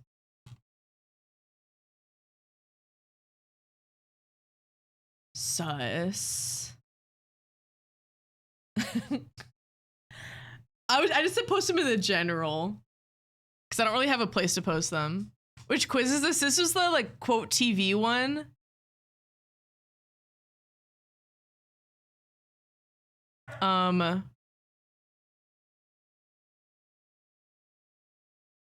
Oops. This is the quiz if you want to take it. This is fucked up. Minus soft alpha and submissive Omega. Soft alpha and then dominant alpha. Okay, Katie. This is so aggressive Omega.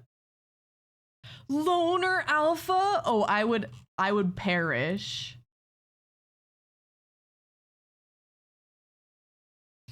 Okay.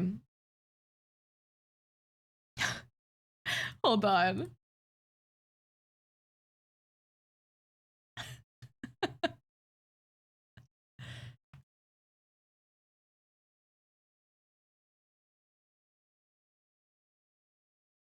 All right, we got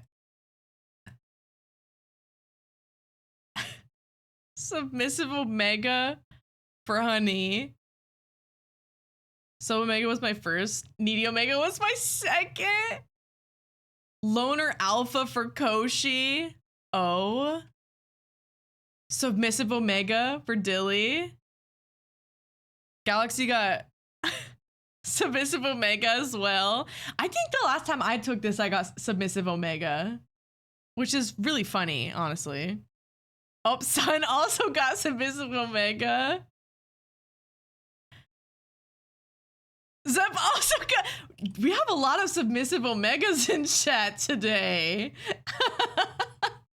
I'm retaking that test. The last two times I took it, I got needy beta. I thought I was gonna be beta. Zep literally got it fucking twice. Soft alpha's pretty close behind though, Zep. Nick, aggressive Omega.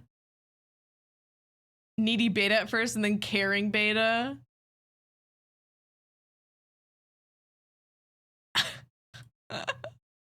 Wait, I want to see your. This is a little cut off. Hold on.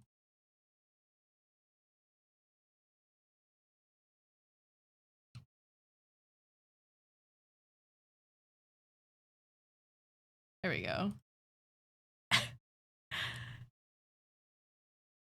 The way you're tied for 4 is crazy.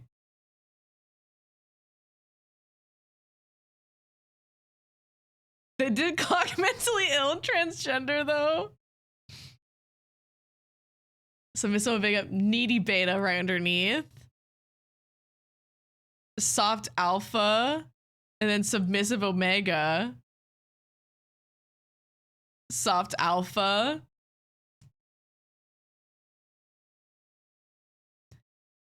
Aggressive Omega.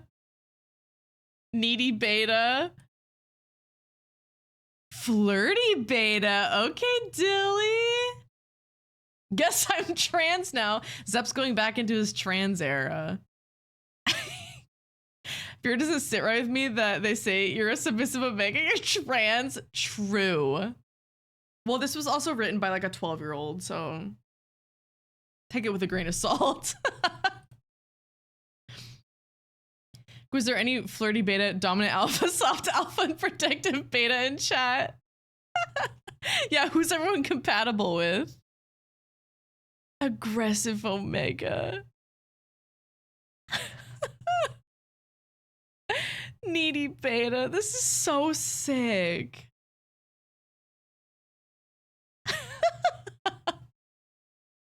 We have a lot of compatible people in here.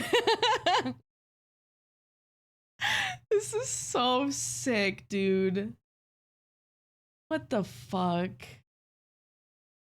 Needy beta? Also, reading this is like not at all me, I gotta say.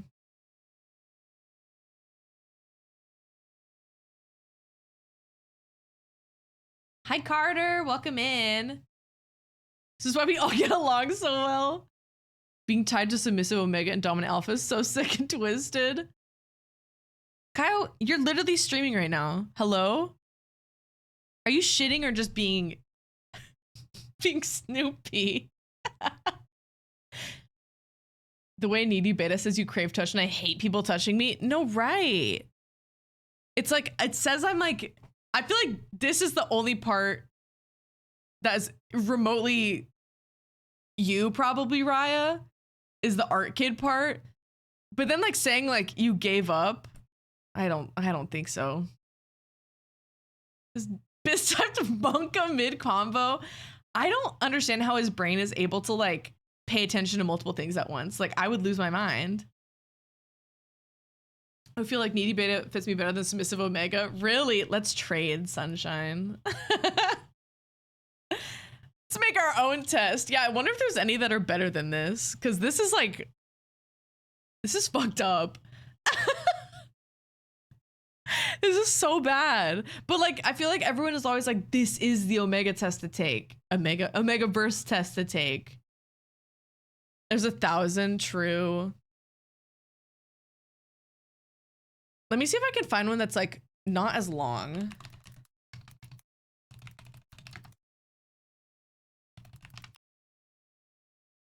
Country song. Why does WikiHow have one? Hello?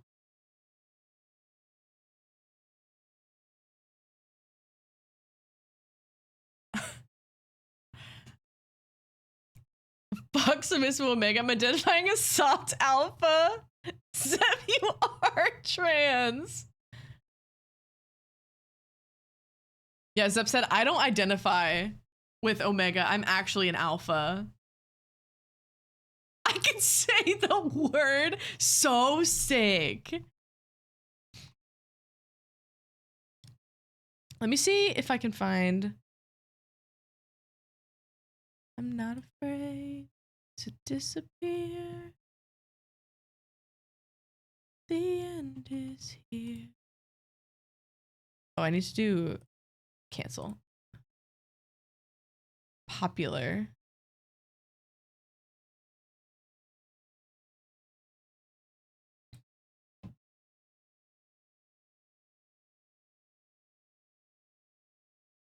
All-time popular.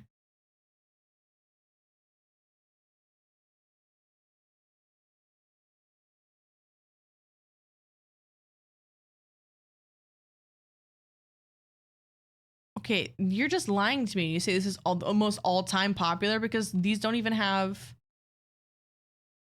Oh, because those are featured. Get out of here.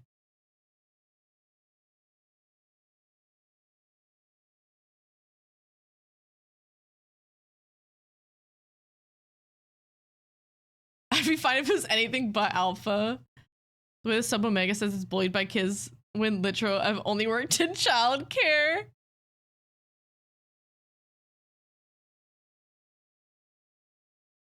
See, some of these I'm like, I click into them and I'm like, I just know you were 15 when you wrote this.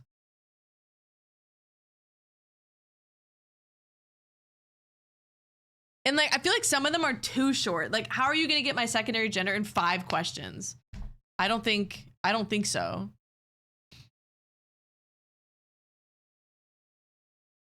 Okay, let's take one more. Let's take this one together. It's 15 questions, so a lot shorter, but it's one of the more popular ones. So fingers crossed I don't get beta. Are there any aggressive Omegas or dominant alphas in chat? Like that this one has lots of variety in the results. It's just inaccurate in giving the results. True. If it was done better, I think it would have been pretty good. All right, pick an element to control. I feel like water would be cool to control. Which job from below would you choose? Work from home any kind, because that's literally what I do. Ooh, or writer. Let's pick writer. Immediately water. Wrestling, it just got pinned down. What do you do? I wouldn't do anything, instantly stop. I struggle for a bit and then stop. Struggle for a long time before stopping. I don't know. When's the last time I was pinned to the floor? Hello? I guess I'd struggle for a long time. When I arm wrestle, I usually... Okay, lose, spell it wrong. I don't remember. Bro, I don't remember. When's the last time I arm wrestled somebody? I don't know. I don't remember. Compared to other people of my age and gender, I'm technically tall. Technically. You're in class and the teacher's asking about who will be the group leader for each table. What do you do? Wait and volunteer, but only if nobody else does. Probably this. Probably I wouldn't do anything until nobody else was doing it, and then I'd be like, oh, fine. Hi, Reagan. Welcome in. So people in your group start arguing, what do you do? Leave for any kind of reason. I could think I just break them up, be like, shut up. You got beta again. You're waiting to cross the street with a crowd of people when you notice there aren't that many cars and it is likely safe to cross. Oh, like walking when I'm not supposed to be walking. I always wait for the walk signal because this is how you die, guys. If you're like, no one's coming, someone's gonna turn a corner and hit you. Like, be careful. I'm trying something completely new and unfamiliar. Do you think you'll be good at it?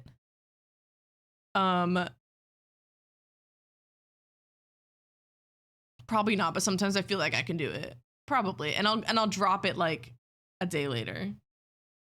Last time I jaywalked, I busted my ass on the road. Which of these describes your bed the best? Standard 1 to 2 pillows and a blanket, multiple pillows, blankets, and 1 or more plush animals. Probably this. Have you ever taken any other ABO quizzes? If so, which ones do you usually get?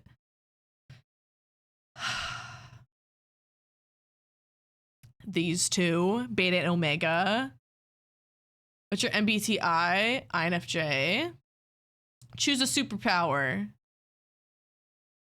Telepathy, invisibility, mind control, flight, healing, super strength. Maybe invisibility. You know, strangers are walking towards each other in the same direction. What do you do?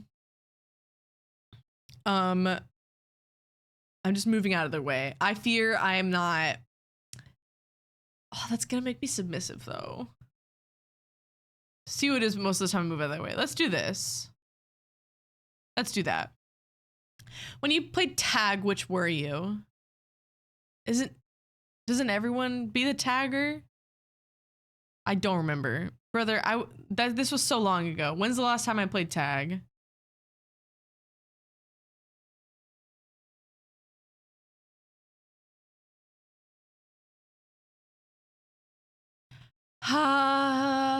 I can't escape. I can't escape. Dude, we're all getting beta again. These fucking quizzes. Shit ass quizzes. I don't think so. Beta only pack. You got Omega M? Oh no. As you know, we had almost the exact same answers. Hey, Pepe flirt. I got Omega this time. I love how nobody here is getting like alpha stuff really. Like last time I think there was a couple like soft alphas or whatever, but no one's dominant. And I think that says something. I think that really says something. I was ahead of you and you chose like everything I chose. Almost all my answers are the same. Okay, we're just all the same person, I fear. Person with the best howl gets to claim higher status in beta only pack, right? And that's how the world should be, hashtag IDK. No alphas. I got beta again and I'm retaking again. I think we all just have to accept our beta personalities. Aki got soft alpha, okay.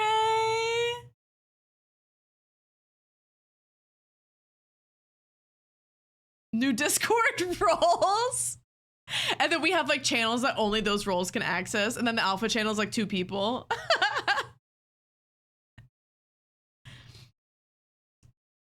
I got Omega and it said, you're the bottom of the pyramid. No. Dilly. Oh my God, we have a lot of Omegas this time too. Literally, it's all just Omegas and betas. I feel like a lot of times Omegaverse quizzes are really weird because they'll be like, you know how with a lot of quizzes, it's really obvious what the answer is going to be depending on what you choose for the questions. It'll be like 3 options and it'll be like, someone is yelling at you. What are you doing? It's like, beat them the fuck up. And then there's one that's like, grovel on the floor and cry. And then there's one that's like, do nothing. And then it's like, well, I know what all of those are going to result to. It's very obvious what each of those are going to give me if I choose them. I don't like quizzes like that. Don't make me have to guess.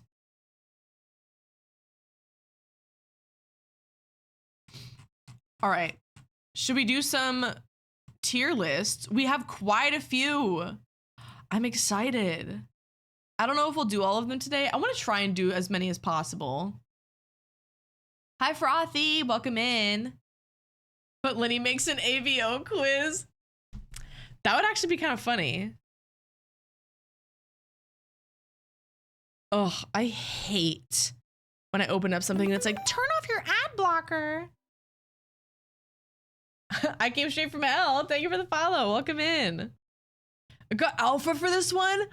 Strawberry, you're like the only alpha. That's crazy.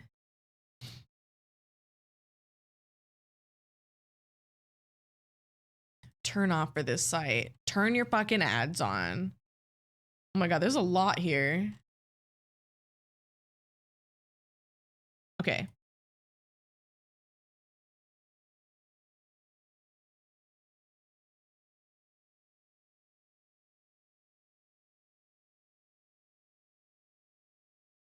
Setting. All right. Next, we're gonna do a tier list thing, and I'll send it here as well. I want you guys to take this too, and then when you have your results, you can post them in the tier list channel, so we can compare. tried to do one tier list, but someone else already submitted a very similar one. Well, I still want to see it. Okay, this tier list is red flags tier list. So let's see what we get here. Hold on. Oh. There we go. Will the link for the tier list also be in the tier list channel? Yeah, I'm just going down the list of what was submitted. And so this one's just at the very top. There is a lot of options here, so I'm gonna try and be quick with this. Okay, smoking.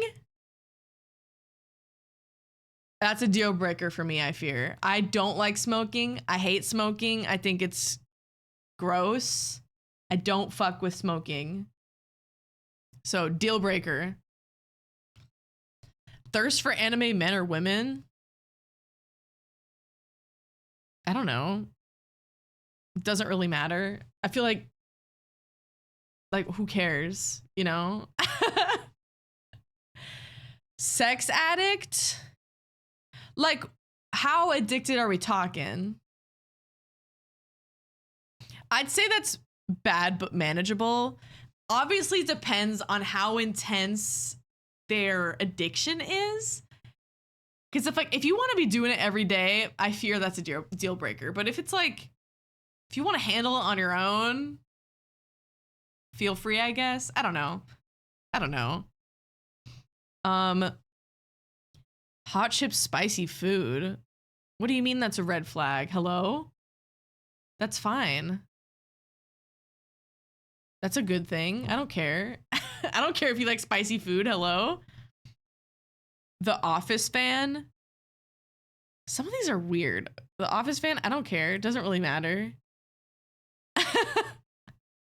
I don't care. Friends fan, a little less, but not awful. I think Friends is definitely very outdated.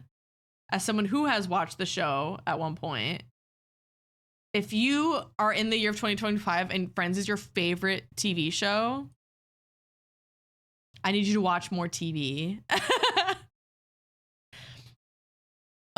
Walking Dead fan, I don't care. Doesn't really matter. Netflix original fanatic, again, I don't care. Like, hello? Attraction to serial killers. Deal breaker. Are you fucking crazy? Have you lost your mind? If you are like one of those people that's like addicted to serial killers and is like, oh, I'd let him do whatever he wants to me, get help. Hello? I was thinking of it through TV shows. Oh, I was thinking of it through like actual serial killers. Because there are a very large group of people who are like, I would let Jeffrey Dahmer do whatever he wanted with me. And I'm like, no, you wouldn't, but okay.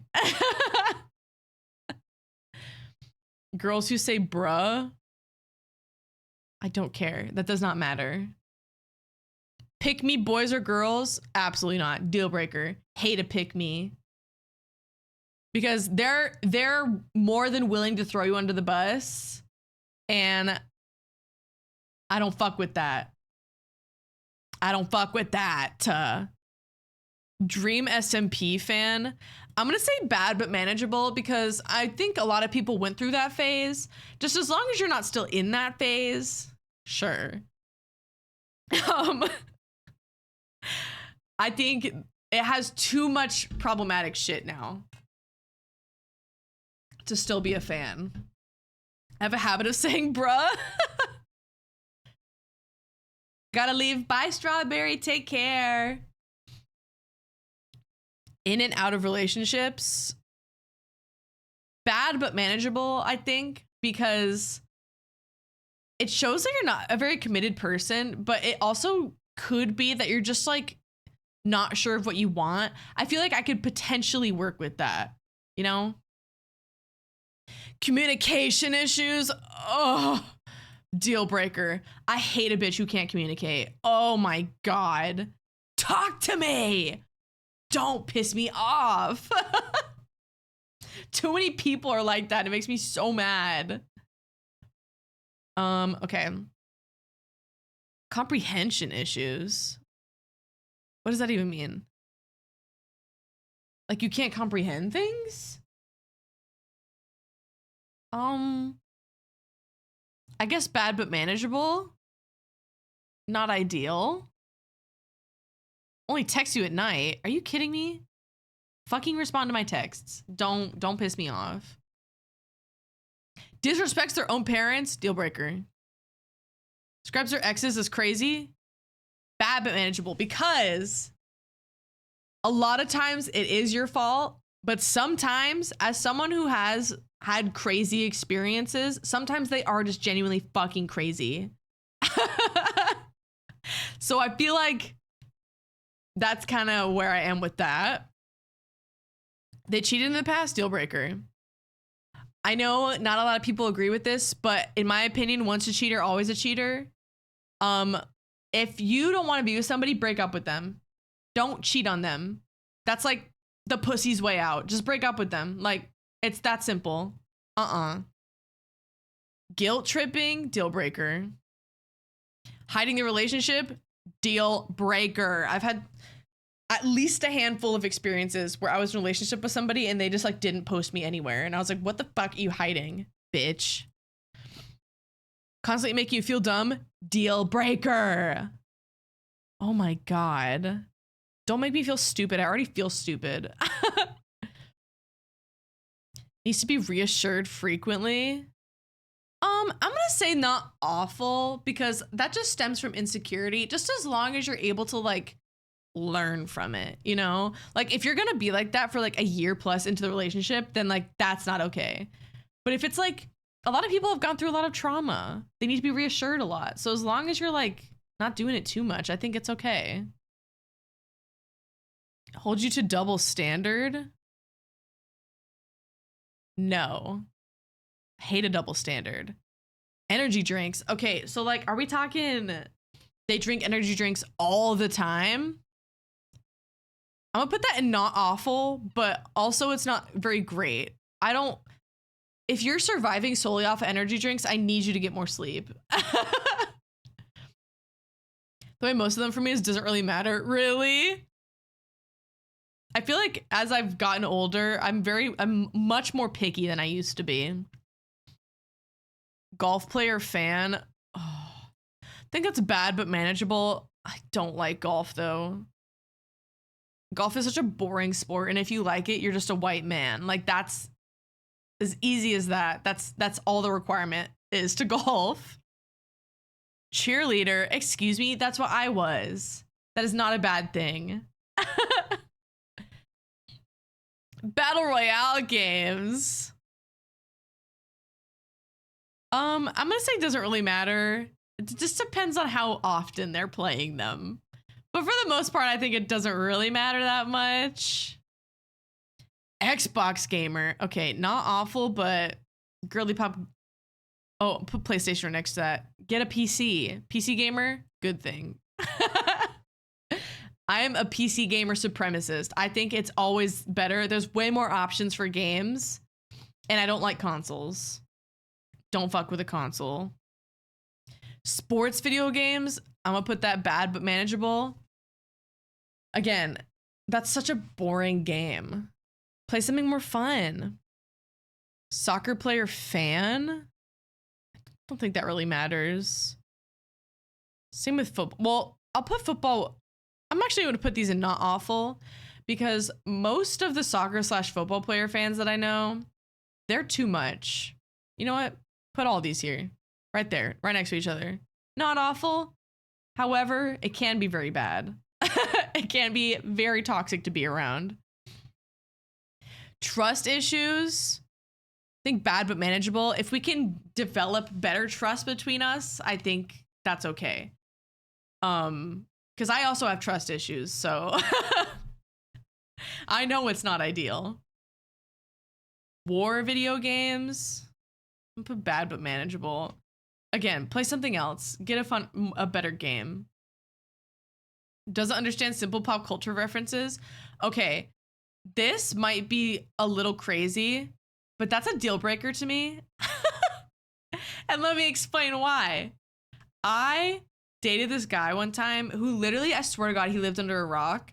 And I remember I talked about the Black Eyed Peas one time and he said, "Who is that?"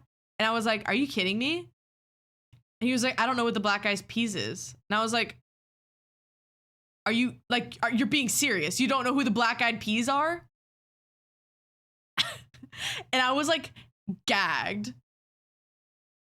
Like that was crazy. And I was like, half the things I would say he didn't understand the jokes or references of, and that was really frustrating to me, and I did not like that at all. I have so many and doesn't matter. I think as I got older, there are a lot of things that are genuine deal breakers to me.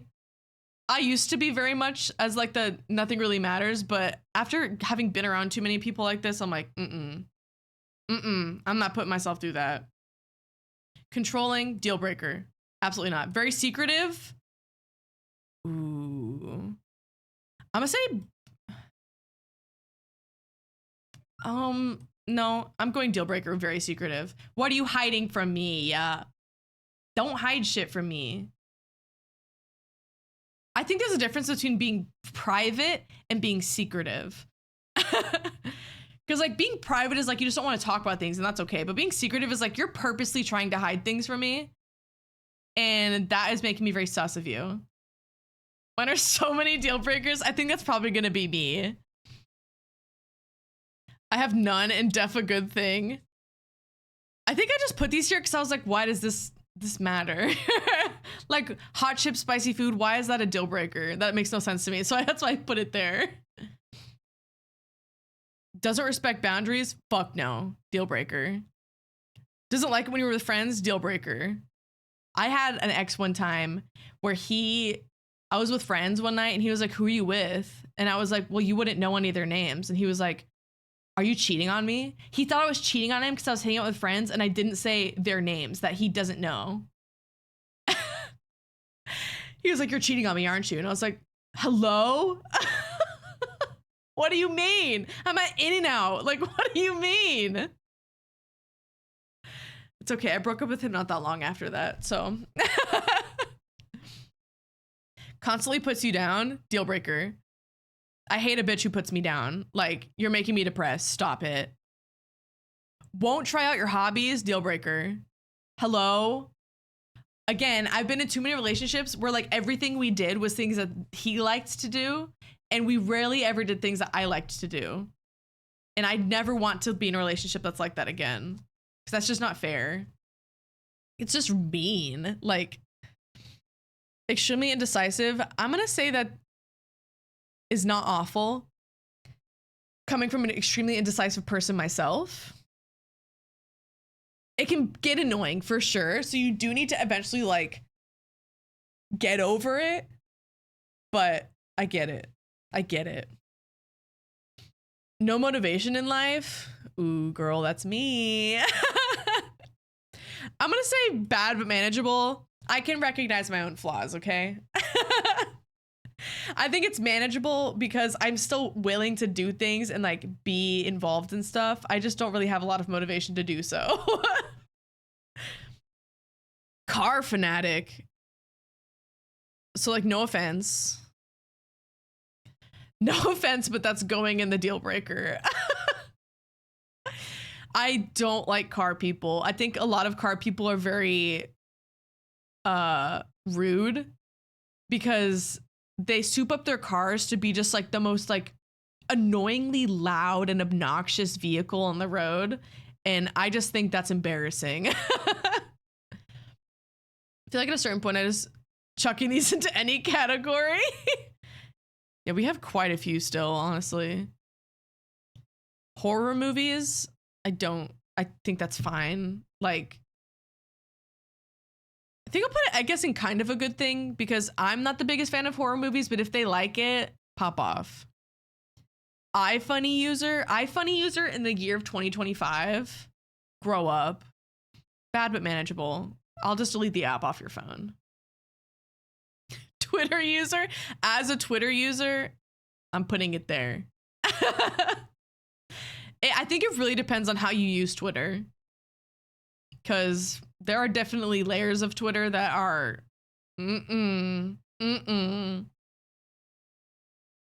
has a very specific coffee order. I think that's fine. Everyone has a specific coffee order. I don't think that's a deal breaker. It's coffee. You're going to drink it how you like to drink it. DC fans. I don't care. I feel like all these fans ones, like just put them here because like, I think there are layers to fandom stuff. Like, I think if you like something and you're a fan of it, I don't think that's a deal breaker because I'm not gonna like tell you can't like something, even if you're like really passionate about it. But again, there are levels to it. And that's why I'm not putting it in a definite good thing because, yeah, that's just, for a lot of the fans ones are in a not awful category. Really? I think it's cute when people are fans of stuff. And I know you're going to say about the Harry Potter one, but I don't engage in Harry Potter stuff anymore, but I grew up really liking it. It was the first series I ever bonded with my mom over. She like read us all of the books when we were kids, and it just like has a very special place in my heart. It obviously means something different now, but like if you're still engaging in Harry Potter stuff today, sure. That's definitely like calm down. Like you're you're kind of supporting the wrong people here. But as someone who grew up with it, I'm a fan for it in a different way, if that makes sense. Well, it's because I have a habit of meeting weird fucking freaks who are fans of shit. That is true. I had to add my own category or two. Okay. Band kid, I don't think that's a bad thing in the slightest. I think that's fine. Favorite response is I don't care. Ooh. I think that I'm gonna put that in bad but manageable, which might seem a bit harsh, but I need someone to be able to make a lot of decisions because I am very decisive. And if your answer every time I ask you something is I don't care, I'm gonna actually like, you're gonna make me really mad. And I don't think you want to be around me when I'm very mad. That's real and same. Yeah. Overly quirky. Oh. I'm gonna say bad but manageable. Because it gets really annoying. I will say it gets really annoying. Being like, I'm just so quirky. Shut up. TikTok user, I'm gonna say kind of a good thing. I love TikTok, but I am aware that there are sides of TikTok that I never want to be around. ROTC, that sounds so familiar.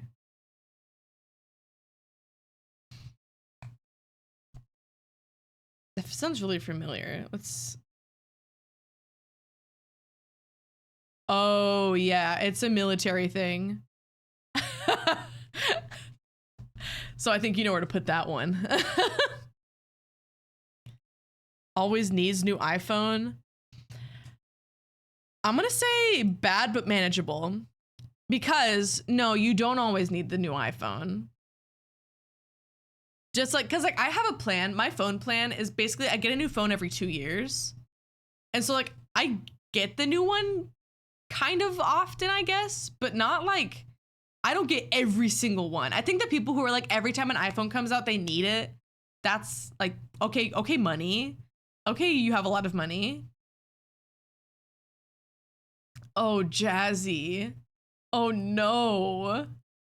That's a cult, actually. I'm glad you got out. Types in all lowercase, I don't think that's a bad thing because I do that. Makes TikToks. Put that in not awful because it depends on the TikTok and it depends on your content, I think. Fortunately, ROTC was straight into the deal breaker. Oh, that is where that is going for me. Quotes TikToks IRL. I don't think that's a bad thing. I think a lot of TikToks are very funny. ROTC, we all know where that's going. I didn't really understand what ROTC was, so I put it in not awful. Yeah, it's basically just like you're like training for the military in high school, sort of, in a way. And I think the military is cringe. Imagine me screaming to a bunch of people to not help for me. Not for me. Yeah, I don't think that is for you, Jazzy. Disrespects animals. Oh, my thing glitched for a second. Deal breaker. People who are mean to animals because they think it's funny. I hope someone kicks you so hard that you break shit. Like, oh my God, don't piss me off. Straight black coffee, I'm gonna put it in not awful, and here's why. I don't think it's a bad thing to like it, but I think there are too many people who are snobs about it. Like if you order a black coffee and I order a latte and you make fun of me for it, you're not friends with me. Like, leave. I don't like you anymore. For me and animals, I hope you die a horrible death, and I'm being serious. I agree. And I hope it's being mauled by those animals that you're mean to, actually. I put the animal one in my new category. Wait, what is your new category? I'm so curious. Subpar hygiene, I fear, is a deal breaker. Bitch, wash your legs. Like, I don't know. I think it's also because a lot of men don't know how to properly take care of their bodies. And so they just like half-ass cleaning themselves. And I think that's disgusting. Nicknames like Bae. I'm gonna say that's bad but manageable. Bae is not a term that people use anymore. That was very like 2010 era. Pick something else. Anything else. I post my results in Discord. Slay. I was talking about exes. Honestly, I'm gonna put that in deal breaker. Because why are you always bringing them up? Shut up. You're annoying. Anime fanatic, I'm gonna put it kind of a good thing. Cause again, there are layers to anime fanatics. Some people need help, I fear. Pepsi? The fuck? All these soda ones, like, who fucking cares? Hello? Oh, there we go. Oh, I didn't mean to pull that one. There we go. I don't care what soda you drink. What the hell? I think people not say Pookie. Pookie is so annoying. Shout out to my ex who told me about all the sex she had with her ex on our first date. I remember that. For me, it's fine to mention exes every once in a while, but not all the time. Yeah, like if you're always talking about them, like go date them again. I don't know. Stop bringing it up. Favorite holiday is Christmas. I don't think that's necessary. I'm gonna put it doesn't really matter because like I don't care. Again, this depends on why it's your favorite holiday. But like I really like the vibe of Christmas. Not really necessarily the meaning of it, but I think Christmas time is like a happy time. And that's why I like it. Is it my favorite holiday? No. Halloween is my favorite holiday.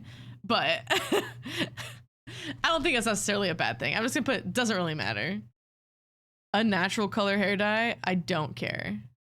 I fear I don't care. Parents track their location. Grow the fuck up. Why are your parents still tracking your location? You're a grown adult. I feel like Christmas gets a lot of hate and like any reasons to eat fancy food. True. A lot of people I live where obsessed with Christmas and they're annoying about it. Yeah. Gold digger. Me. That's literally me. I put bad but manageable. I'm not gonna ever have any experience with a gold digger because like what are you digging for? I don't have gold. My mom asked me to find my phone when I travel. I don't think that's too bad. Yeah.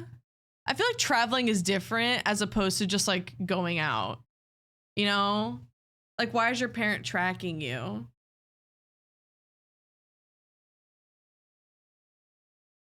I don't know. Maybe it's because the only time I've ever been around a parent tracking their kid's phone is so that they can like stalk where they are, basically.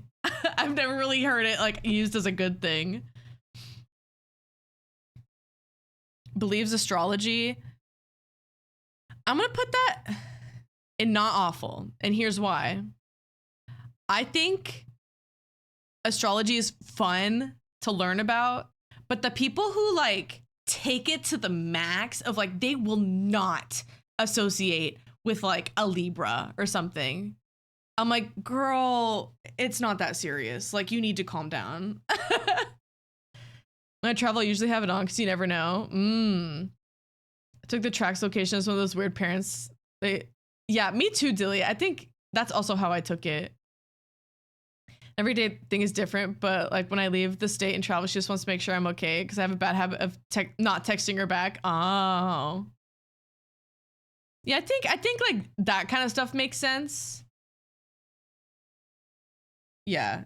Obviously, a lot of these have like different examples and layers of them, so it's kind of hard to like put them exactly where they should be. Yeah, fuck those Libras, right? Please, rocks or crystals have powers. I think I'm gonna put that in the same spot of, where did it go? Oh, there it goes. It's kind of lagging. I think it's because of all the fucking ads on this screen. I'm gonna put it next to astrology because it's kind of the same idea for me. I think there are aspects of it where I'm like, I think it's like, if it's a hobby you have, pop off fine. But like, what really bothers me is when they like bring it into like other people's lives and like are like mean about it, you know? And so I'm just gonna put it in like the not awful category. Cause I don't think it's necessarily a bad thing, but like, I don't think personally I would want to date someone who was into that. My mom was one of those people who believe that crystals have powers, but she's not super crazy about it. Yeah. Religious. Well, I think we know where this is going. Wait, what did I just grab? Religious. Oh my God, it is lagging so bad here. There we go. Religious, deal breaker. I'm not into religion. I don't want to date someone who's into religion. We're just not compatible in the slightest. That is a deal breaker for me. I like collecting rocks and crystals because I think they're pretty. I think thinking them have power is a little much. Yeah, I feel like it's one of those things that is like too unbelievable for me to like get behind. And so like, I just don't know if like in a relationship, I don't think I would be able to like bond with them over that. You know? As I got further into mine, it got super laggy too. Okay. Yeah, it's probably because there's a lot of options here. Posting to story while leaving you undelivered.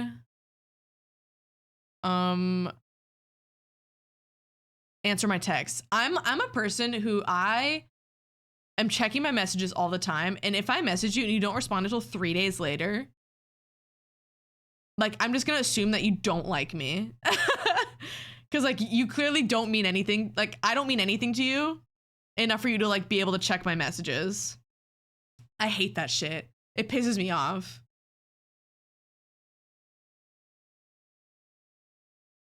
Vans, I don't care. It's a shoe, bro. Ooh, shoe collectors though. I'm gonna put it in bad but manageable. Because my best friend, her girlfriend is a sneakerhead. And I think to an extent it's kind of cool. But my problem with sneakerheads is that they collect the shoes and then they never wear them. They sit in the box in their closet and just take up space and they never wear them. And I just think that's very wasteful. And I think it's annoying. If you're gonna buy shoes, put them on. Like, I don't know. It's kind of weird to me. I check my messages a lot too, and sometimes I reply to them in my mind, but I'll forget to do it for real. No, like I do that sometimes too, but I think it's just like the constantness of it that annoys me. I hate the people that would wear them and be like, I can't crease my shoes. Right. I'm like, okay, like why are you buying $500 shoes in the first place? I think that's an insane amount of money for a pair of shoes. Vegan, hey, I don't care. That's fine. Addicted to the gym. Since they're using the term addicted, I'm going to put bad but manageable. Because if the gym is going to get in the way of our relationship, then I have a problem with it. If you're just like, yeah, I go to the gym every day and I work out for like an hour. I don't care. Sure. Pop off. I won't join you, but go ahead. But it's the people who are like there 24/7.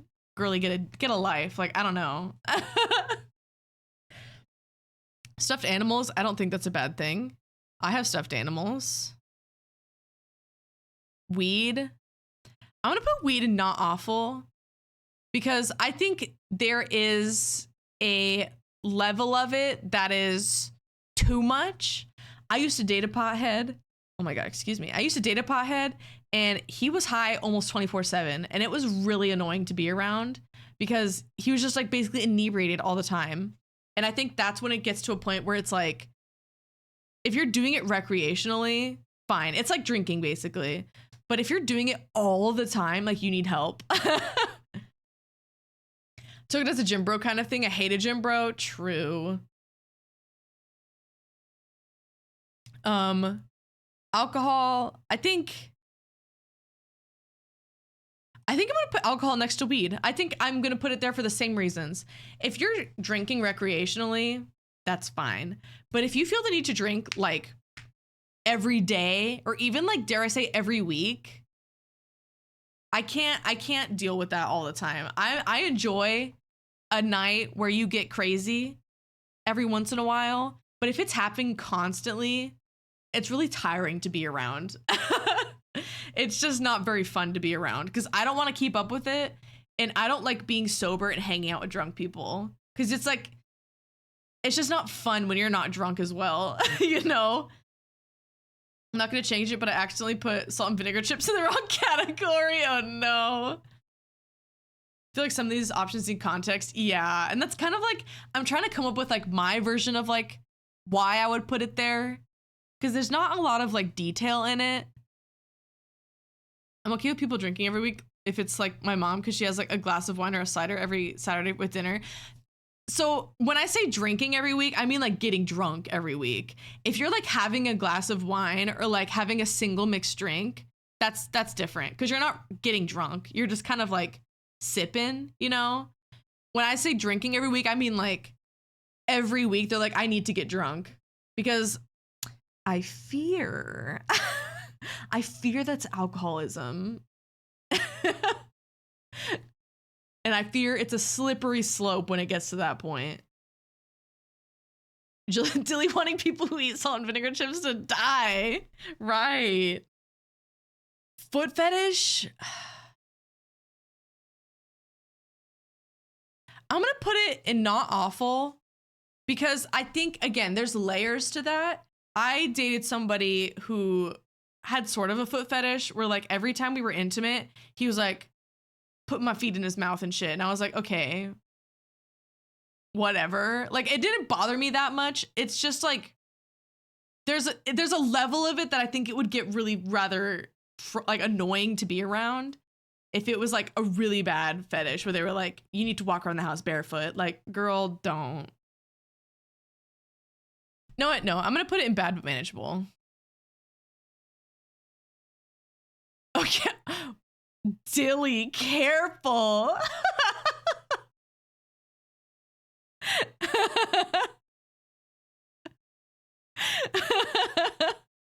Can we get that deleted?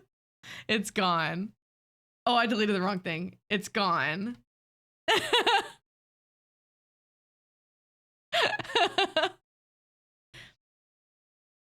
Dirty white Air Force Ones. I don't care. If you're going to buy Air Force Ones and wear them so much that they get dirty, I think you're using the shoe for its intended purpose. A shoe isn't meant to be crisp and clean 24/7. All black Air Force One. I don't care. Like all the shoes ones, I'm like, I don't care. This is not things I have opinions on. Natural color hair dye. I don't care. Always wearing a hat or beanie. I don't necessarily think that's a bad thing. I feel like that's just more of like a type thing. I'm going to put it here because I don't care that much. Mullet. I'm going to put kind of a good thing because it depends on the mullet. Some mullets look really good and some of them look really bad. So biggest question, what's your 3 biggest red flags and 3 biggest green flags? Green flags is definitely if you're loyal, if you're funny, and if you are respectful of my boundaries. Those are like the top 3 that I think are requirements for people I'm interested in, because I have a lot of boundaries and I have a lot of trust issues because I've had my loyalty broken quite a lot. I also really like laughing, and if someone is funny, that like you're already attracted to me if you make me laugh.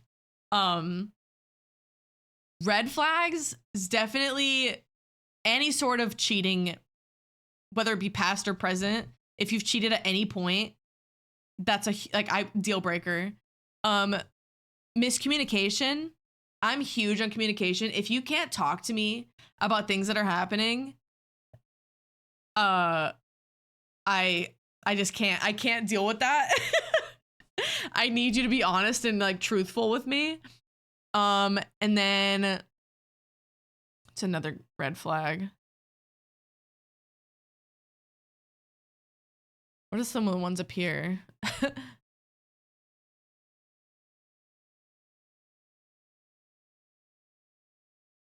I think just like, I guess controlling would be another one. Like, let me do what I want to do and don't try and have say over my life. Because that's quite frustrating to deal with. Because that shoes fall apart if they don't get worn and used. It's true, because they just like sit there.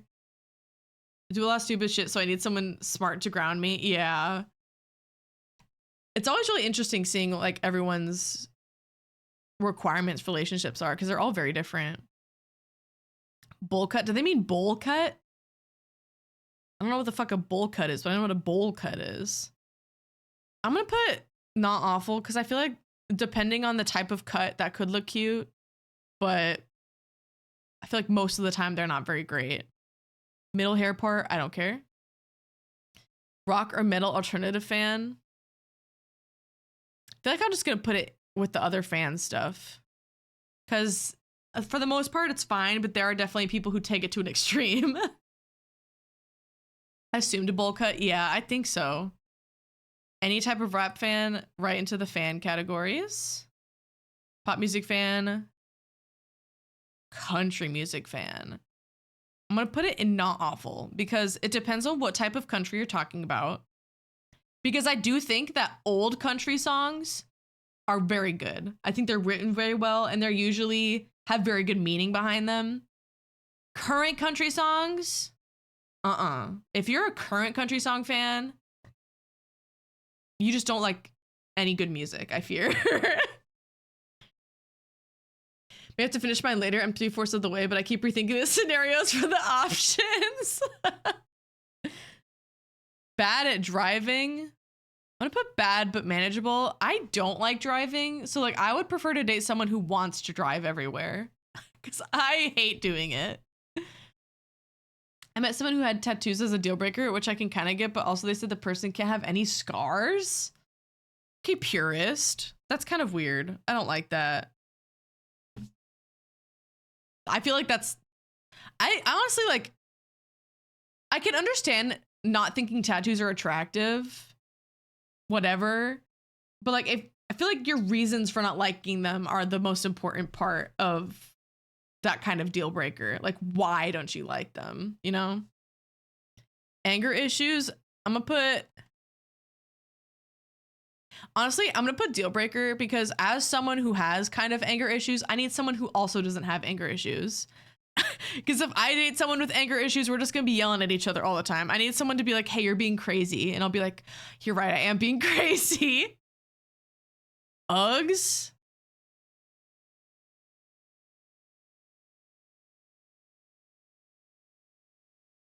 Uggs are really not popular anymore.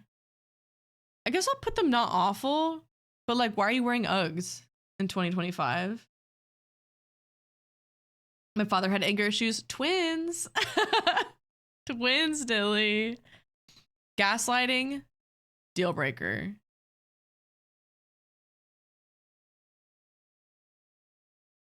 Wait, where did it go? It went somewhere where I didn't want it to go. Where is it?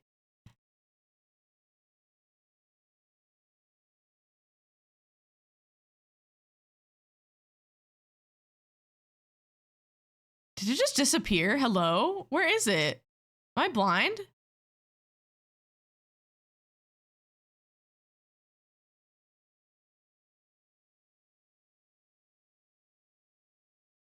It's in not awful. Oh, there it is. Get out of there. It is awful. There we go. Thank you, Dilly.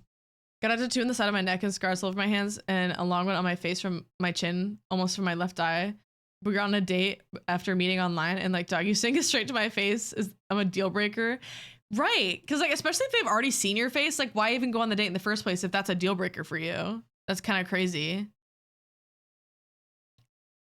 All right, there's my list. I think that ate. That one also took a long time. That took like 40 minutes. My God, this page is lagging so bad. No thanks. Okay, it says it was successfully downloaded, and it lied to me because it's definitely not. You know what? I'm just gonna scroll out and take a screenshot. But does it happen? Feminine phenomenon. A feminine phenomenon. Tier list. Here we go.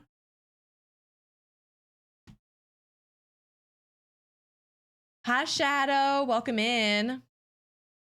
They expect me to pay for it? Ew.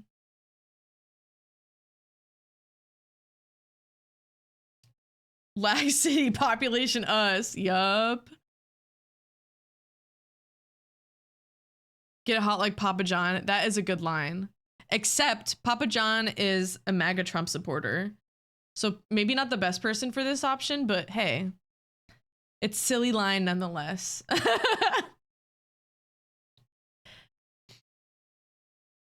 Oh, yeah. Okay, I need to go feed my dogs really quick before we do the next tier list. So I'm gonna go do that really fast. And I'll be right back. I will be right back. One moment.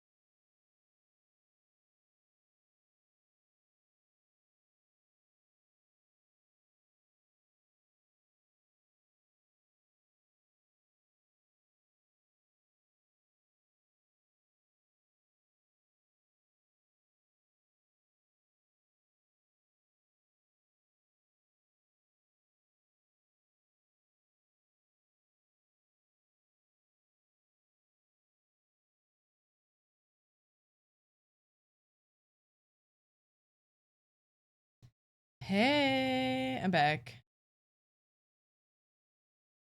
I'm back.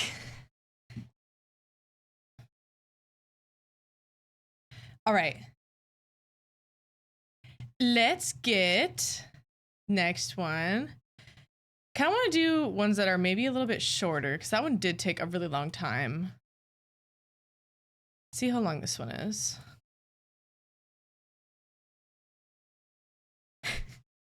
Frog species. Honestly, I might say this one for later. I kind of want to do some of these other ones that I actually have actual opinions on. Because I'm just going to put them all in the cute category. Can my keyboard setting 4? Okay. Let's do this one. Restaurant tier list. Because there's not a lot of restaurants on here, and I think it's going to be fun. I'm going to add a category that... Oh. How do I add another one again? Add row below.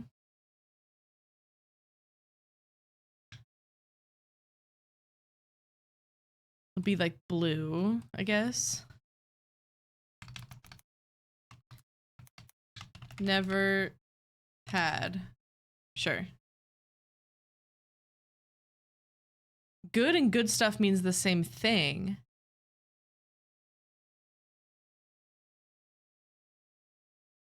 I'm getting rid of that one. Best food.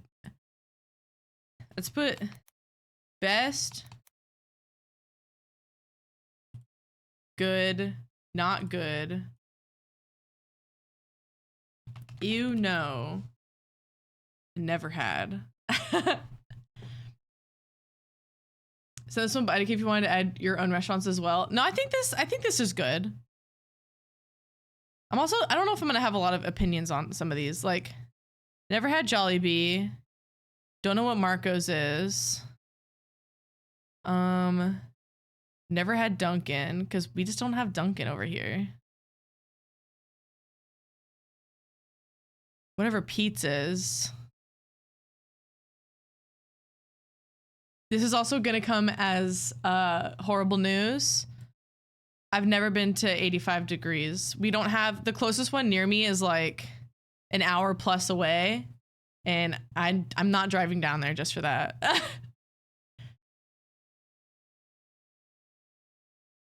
Banishment, yeah, banish the whole place. Okay, Popeyes. The only time I've ever had Popeyes, remember, I'm a vegetarian, so the most I've had from there is like their mac and cheese and their fries and stuff and their biscuits. And I do really enjoy them. I'm going to put it in good because I feel like I can't fully judge it if I haven't had their like main item, like their main food item, you know? Starbucks. I'm going to put this category as okay. I'm gonna put Starbucks in okay. It's not my first choice for coffee. If I'm gonna get coffee, I'm gonna go somewhere else. Yeah, it's not my first option. And it's okay. I think it's fine. I never heard of 85 degree restaurant before. It's like a bakery. Okay, thanks. Thank you. Hello? You're so right, it almost feels wrong. Okay, ad with sound. What the fuck? I was like, where's that coming from? The way I haven't heard of over half these places. Really? Whoa. I've also never been to churches. Insult to Italian food. Not in my chat. Not in my chat. I love Olive Garden.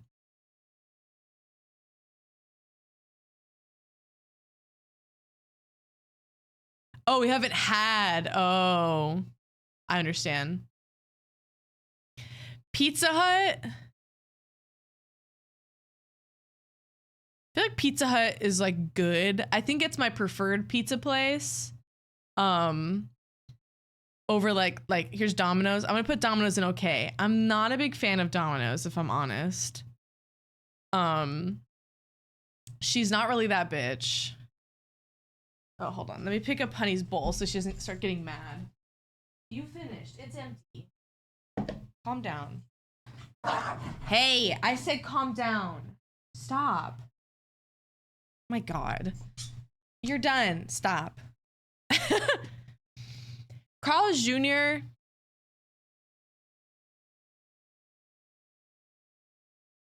I feel like Carl's Jr. I would probably put in good category as well.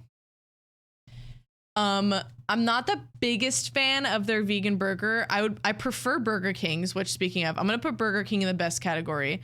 I think Burger King is one of the tastier fast food vegan burgers I've had.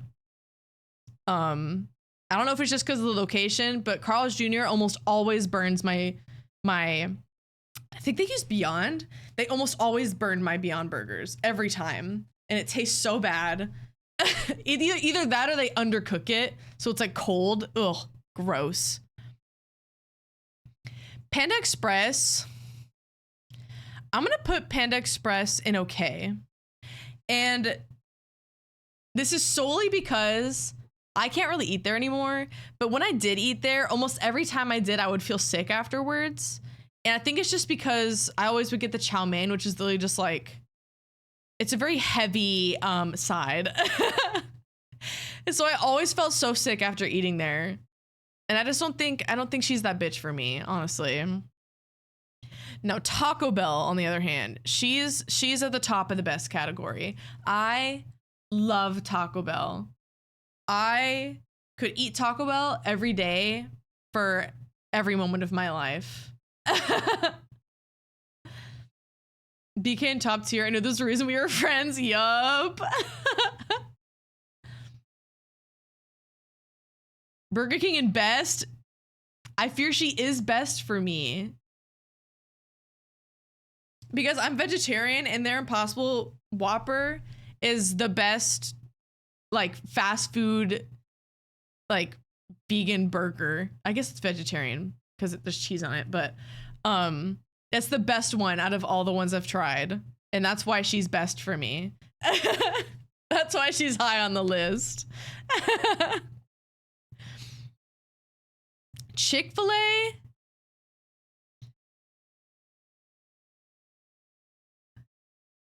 Pizza Hut fell off, really?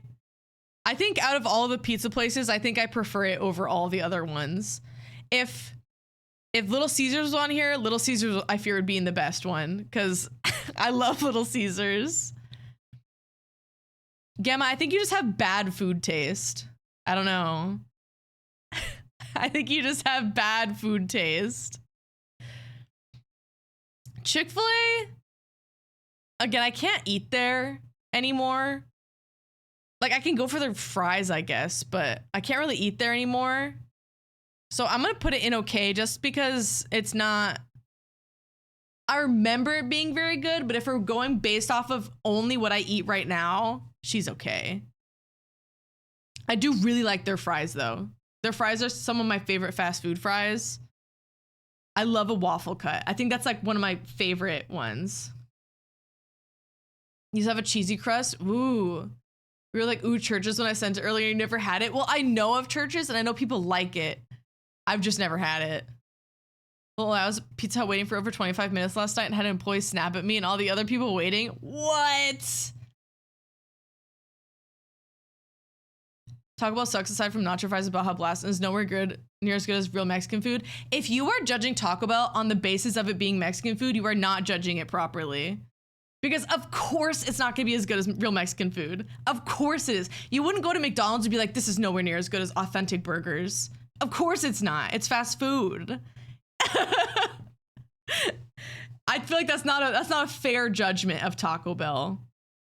I think it's relatively cheap in today's society. I really like their quesadillas. I like anything with like their beans are really good. Their nacho fries are phenomenal. And Baja Blast, top tier. Like they ate when they came out with a Baja Blast. I think some of y'all hate my tier list. Krispy Kreme. I don't remember the last time I had Krispy Kreme. I remember their donuts being pretty good though. I'll put it in good. I think it's, from what I remember, it's pretty good. Is it my preferred donut? No, but my preferred donut is also a local place, so that makes sense. Wendy's, I used to fuck up a Wendy's chicken nugget. I loved the chicken nuggets, and their Frosties are really good. This is another place that I can't eat at anymore because they have basically no vegetarian options. It's very few and far between, and it's not really worth it for me to go there anymore. But I'll put her in good, just because I remember always really enjoying the chicken nuggets. I think that's the best fast food chicken nugget in my opinion. Blaze Pizza, it's been so long since I've eaten there. There's so many places I haven't eaten at in years. I remember it being pretty good. I'll put it in okay, since I can't make a full judgment on it because I haven't had it in probably like 5+ years. It is the best nug. Yeah, I'm so glad that I'm able to get Wendy's for free. Really? Wait, why? Do you like work there or something, or know someone who works there? Buffalo Wild Wings, I'm gonna put it in the never had category. I have had it once or twice before, but again, it was a really long time ago and I don't even remember what I ate. No one I know ever is like, let's go to Buffalo Wild Wings. Like, that is not a place that anyone goes to in my life. And so I can't really make a judgment of it if I don't remember anything about it. Your mom is a manager? Okay. Cinnabon, I think I'm gonna put in the good category because I love Cinnabon. Is she too much? 100%. But sharing a Cinnabon between your friends, stunning, amazing. Now, this may come to a shock to some people.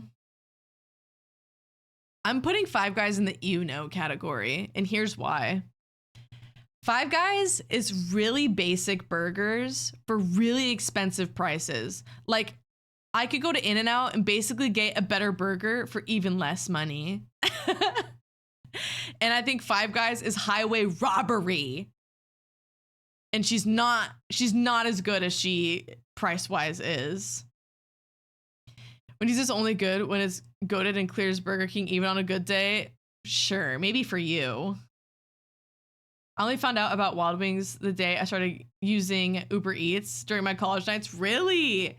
I think that also the other reason why no one goes to Buffalo Wild Wings is that there's not one anywhere near me. It's like at least 30 minutes away.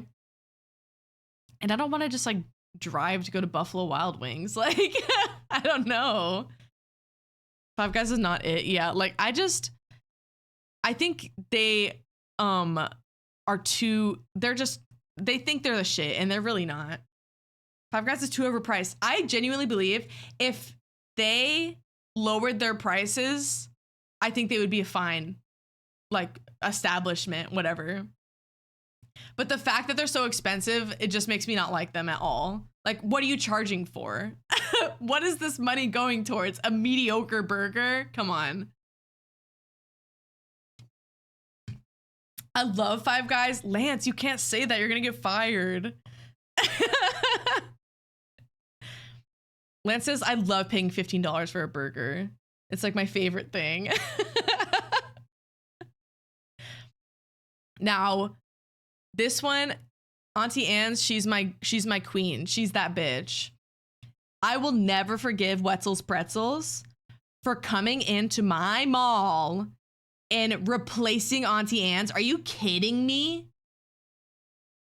Now she's not even near me anymore. And that makes my heart break because I loved, one of my favorite things was going to the mall with my friends in like middle school and high school and all getting Auntie Anne's and like walking around and eating the little pretzel bites. Oh, and their pretzels are just so much better than Wetzel's Pretzels. Come on now. Five Guys with cheaper, I'd be going more often. Exactly. Like, I don't know why they charge so much. It's crazy. You know what Wetzel's is? It's just like at any mall you go to in America, there is a Wetzel's Pretzels there. it's like taking over Auntie Anne's, and I feel like they're gonna put him out of business, and that frightens me.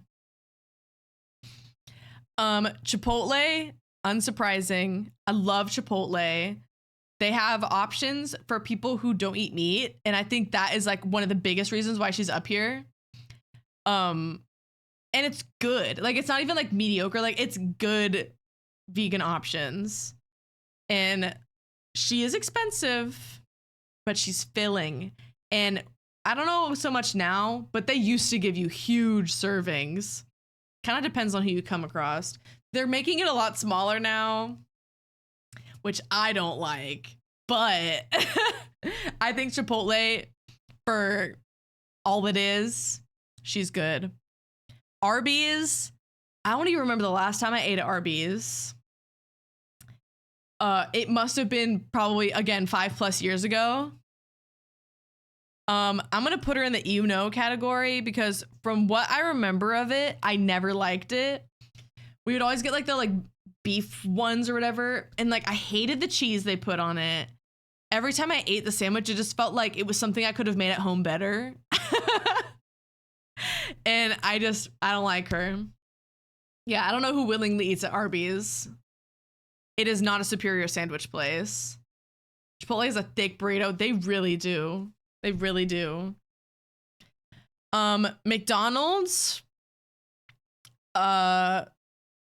This might upset some people, but I fear she is going into the you know category. And here's why.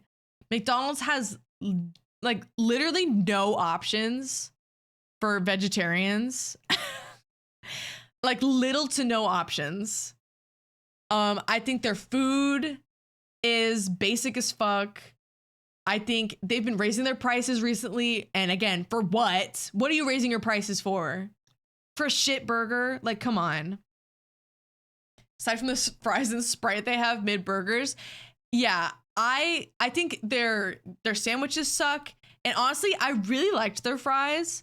But McDonald's is the reason that they suck so much is because they put like beef stock in their fry things. And so even a vegetarian can't eat their fries because it's covered in fucking beef. And I think that's so annoying. Like, what is the point of that? She pisses me off. McDonald's used to be so good. I remember really liking it as a kid. It was like my go-to in a lot of things. Beef fat in the seasoning? Yeah, like whatever it is.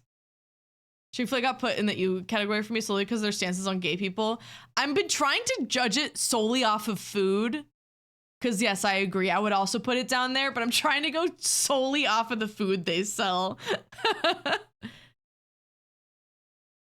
And yeah. Dairy Queen. I'm going to put Dairy Queen in the good category because I don't know the last time I actually ate food at Dairy Queen, but their blizzards, a blizzard on a bad day would fix me. Like they know what they're doing when it comes to ice cream. And for that, I respect them. I honestly, there was a point in my life where I didn't even know they sold food because I only went there for the ice cream. McDonald's new type of serving for fries just seems like a ripoff. It's like a small paper bag compared to the iconic red serving bag. Really? Because I know they used to have the small paper bags for like the kids' meals and stuff, but I wouldn't be surprised if they started selling that shit for normal sizes and charging even more. KFC sucks. I agree. I also haven't eaten there in a really long time. Yeah, I think their food isn't that good. I just think Chick-fil-A stands out from other fast foods because they use peanut oil. Yeah, probably. That's probably why. They have like a different taste from a lot of places, and that's probably why. The one time I ever ate the actual food at Dairy Queen was in Idaho a few years back, and it was so bad. Oh no. Yeah, I think I'm gonna put KFC in Uno because I remember anytime I ever ate KFC in my past, I remember their chicken always being really fatty, and I would always stop eating it because I would get icked out. I did really like their fries. I remember liking their fries, and I remember liking their biscuits. Other than that, she's not really that special. The KFC in my town actually closed and is something else, and it has never came back because no one shopped there. It was the one place my fam couldn't go because of my brother's peanut allergy. Really? Yeah, I feel like at that point that would kind of ruin it. Like the peanut oil is like, there's like obviously like a taste difference, but also you're making it so not a lot of people can eat there, which I think is bad on your brand. Olive Garden. I feel like Olive Garden, I need to put her, she's not best, but I think she's high good tier. Because the reason I'm not putting her in best is because Olive Garden is kind of pricey. And they do give you really big portions, but I don't like having to spend that much money on food. And every time I've eaten there, I do really enjoy their food. I'm a big pasta girl. I love pasta. I think it's easy. I think it's tasty. And I love their breadsticks. So Subway, I'm going to put Subway in the okay category, on the lower end of okay, because I think there are a lot of better sub sandwich places to go to. I don't even remember the last time I ate Subway because I just go to Jersey Mike's now. I survived off of Subway in college because we had a Subway on campus and it was just the way to eat. And I think Subway is like an okay sub, but yeah, there are other places that are much better and like for basically the same price. And that's why I put her in the okay category. Put Olive Garden in just okay. I'll take you for the lollipop. I think Subway holds a special place in your heart, really. Really quick, I never had a Chipotle until I started college because Hawaii doesn't have a Chipotle location. Now I understand the hype. Yeah, like I remember back when Chipotle, I don't know if it was when it just came out or if it was just very new, but people would like hate on it so bad. And I never had it. So I was like, I wonder like if that's all true. And I remember I had it one time and I was like, that's really good. Why do people hate on it? And then someone was like, oh, like, it's not Mexican food. And I just think that's such an unfair comparison because yeah, it's not like you're not going to Chipotle to get authentic like enchiladas or something. You're going there to get a burrito bowl, you know, like, and I think it just gets judged in a way that I don't think is very fair. So this is incomplete without Jimmy John's or Shake Shack or Little Caesars. Yeah, I think this one's probably just outdated. I mean, it was from 2023, so it's probably just very outdated. But I've also never been to Jimmy John's because we don't have one near me. Well, actually, they're just opening one close to me. And I also don't have a Shake Shack near me. And so I think I've only eaten there like a handful of times. So I don't know if I'd be able to judge it. But if Little Caesars was on this list, she would be in best tier. 100%. 100%. Let me get a screenshot of this. Put it in the channel. I want to look at Nick's because Nick was like,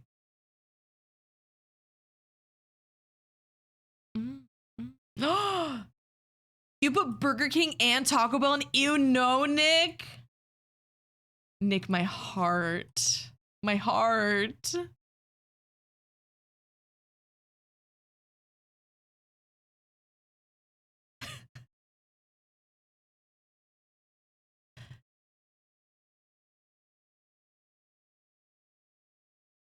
You put Subway in best tier food, Nick? Oh, Nick.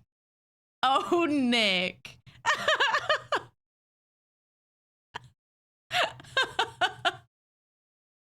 This is not something I can get behind.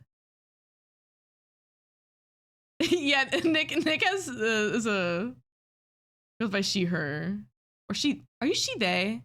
I can't remember. And Discord isn't gonna let me check because I'm in streamer mode.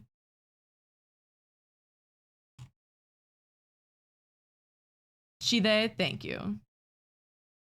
Hold on, let me get Discord up and we can look at them together. I would look at this together, but there's a lot of options here and I don't want to have to go through all of them. So I'll look at those on my own time. Oh no, you're fine. You're fine, Gamma. So this is Nick's list. This is crazy. Subway up here is crazy, Nick. I don't know. I feel like good tier is pretty okay. Okay tier. Yeah, I see it.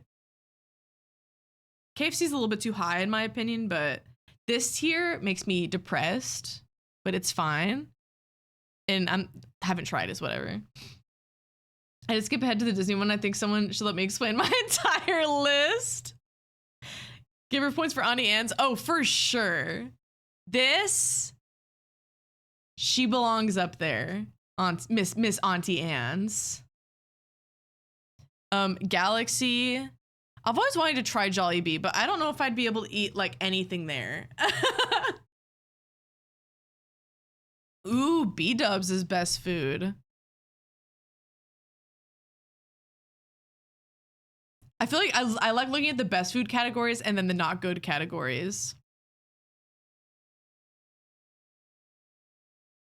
Dunkin' not good. I know some people that would go to bat for Dunkin', but all I've heard about Dunkin' is that every time someone orders there, like you're gonna get a different drink every time, even if you order the same thing. That's like the running joke of Dunkin'. This is Sun's list. 85 degrees. I need to try it someday. Oh, Blaze Pizza. Bad. KFC, Chick-fil-A, Pizza Hut. You think Pizza Hut's bad? Whoa. Why am I getting banned? We were looking at your list. Trust your opinion, son. Would love the explanations, but I fear they would all be valid. Yeah, probably. They say if you trash talk Dunkin's, Ben Affleck pays you a personal business as a talking with you. Oh my God, that's a nightmare. I just don't prefer it. My go-to is Little Caesars. Me too. Katie's like, this stuff isn't in the UK. Taco Bell, of course. I think this is a fair list. I think that's fair. And then there's me. Okay, let's get the next tier list. Let me scroll up. I'm just gonna like go until I see one that looks fun. And hopefully not too long. This trope ones looks fun, but let me see how long it is. Oh, that's not bad.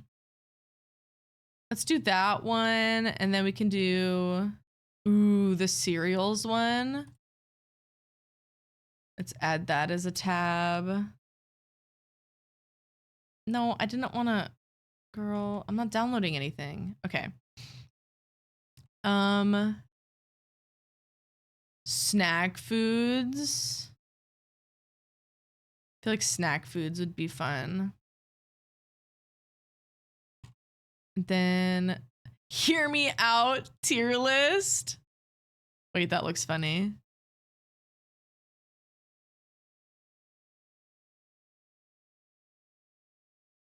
And then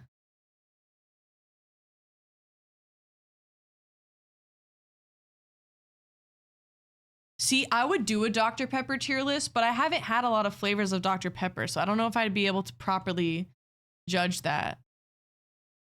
Let's do, well, how long is this? There's a lot of Disney movies and Pixar movies. Oh, that's not bad.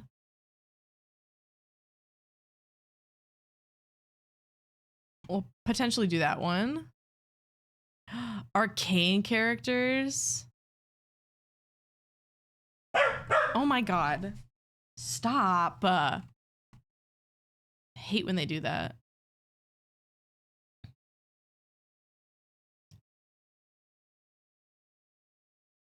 Let me see.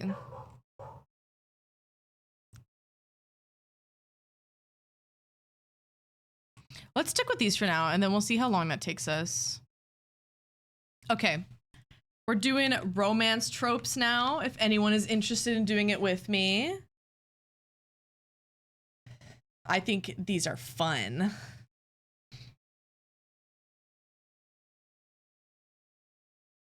Okay. Abduction to love.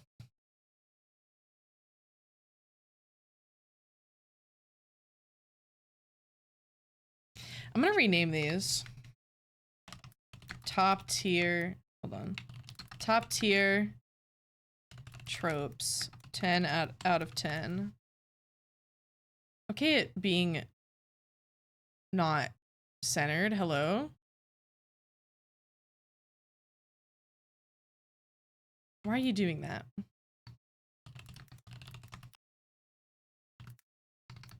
It's gonna say top tier 10 out of 10. Okay. Age gap is definitely, age gap has some details that are very necessary, because I'll get to it when I put it up here. I have opinions on age gap. And Noki, did you wake up from a nap? Top tier love.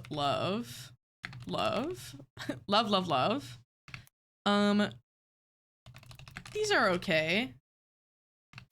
I'm not sure about that. Call the cops.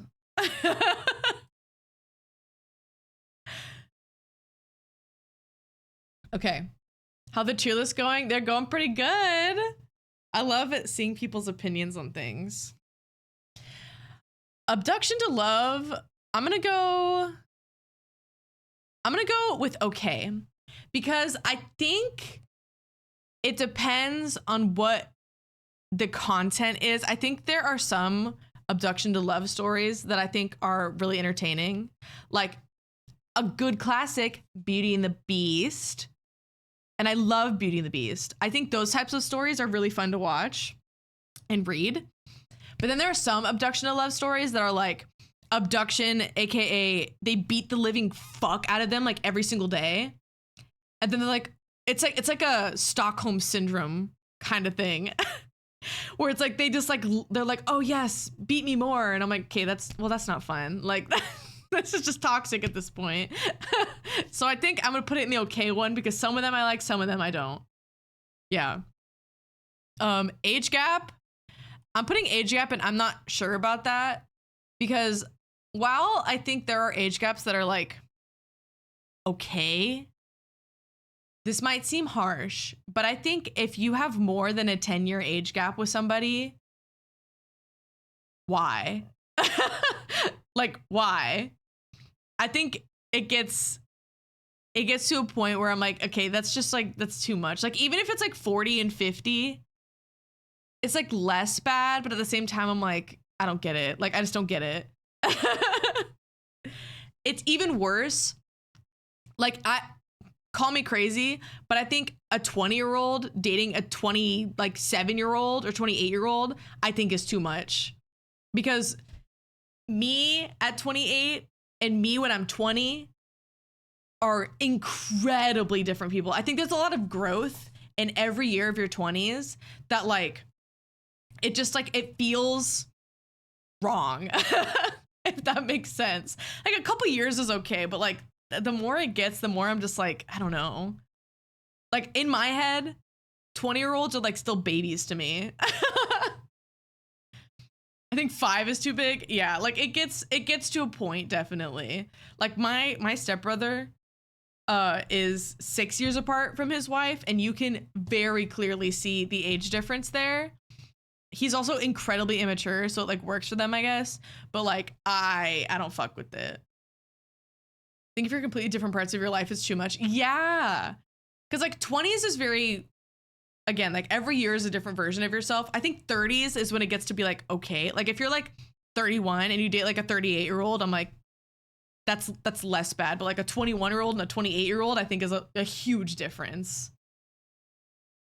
So it depends on the maturity between ages for sure. So yeah, I think I'm just gonna put it in not so sure about that. she's kind of iffy for me. Amnesia. I'm gonna put Amnesia in okay because I have read a couple stories where they like forget and then they like have to remember again, and I have really enjoyed them. But Amnesia, when used as a trope of like you watch them fall in love and then someone forgets right at the end, heartbreak. I don't like a hurt story. I don't want to be hurt when I'm reading things. So I'm gonna put it in okay. Angst, love, love, love. Angst is literally like, it gives me butterflies in my stomach. Reading anything with angst in it, I'm like, oh, yes. Yes, be angsty with each other. Any clear and balanced relationships I can't, even if they're the same age. If someone is rich and has financial power of the other person, also don't like that. 100%. It also applies to people in like celebrity statuses. Like I don't even care like how popular you are. Even in like streamer stuff, big streamers, this happens a lot, especially in the VTuber sphere. Big streamers will prey on their fans because there's a power imbalance and they know that they have the upper hand in a lot of things, and their fans will basically do anything they want for them. Yeah. And it's very problematic in my opinion. Arranged marriage. I think I'm gonna put arranged marriage. I'm gonna put it in the higher end of these are okay. It's not my favorite trope, but I do enjoy it when I come around it. My Spotify just like stops playing things sometimes. Here we go. Yeah, arranged marriage, I think there are some stories that I really enjoy about it. And then there are some where I'm like, eh. And so I think if done well, it's very nice, which is why I'm going to put it on the higher end of it's okay. She's like teetering onto love. I only like arranged marriage if the person gets what they want. Yeah, like arranged marriage in the sense of like the main two characters of the story are actually like going to fall in love with each other. I like that. Like, if anyone's ever watched Bridgerton, there's a season with the queen where they like you learn about her past, and I liked the way they did that with the arranged marriage because like it started off with like them not liking each other and like hating each other, and then they like grew to love each other. I think those types of arranged ones are really good. I don't like it when a family coerces someone into a relationship. Like, let me find my true love. Yeah, in fiction, I think it's more fun to read. In real life, it's definitely very problematic. 100%. Bad boy, good girl. Are we just talking? I feel like I'm gonna change the title of this to just like bad and good, because it doesn't necessarily need to be boy and girl, but like a bad person and a good person. I think I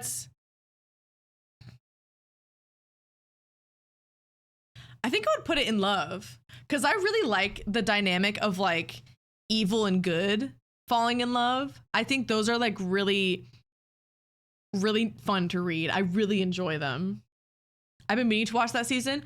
It's so far, in my opinion, the best season of Bridgerton. And honestly, one of the only ones I actually like. Because the more seasons that Bridgerton goes on, the worse it gets, I fear. But what show isn't like that, you know? Bad girl, pathetic boy. That is also true. That's why I also kind of changed it to not necessarily saying what gender each of them are, because just anything that's like bad and good, I don't care what combination of it is, I like that. I like that a lot. One of my favorite tropes is Grumpy X Sunshine, which I don't even know if that's on here or if this is what they're referring to that as. That's one of my favorite tropes. Actually, let me read through these really quick.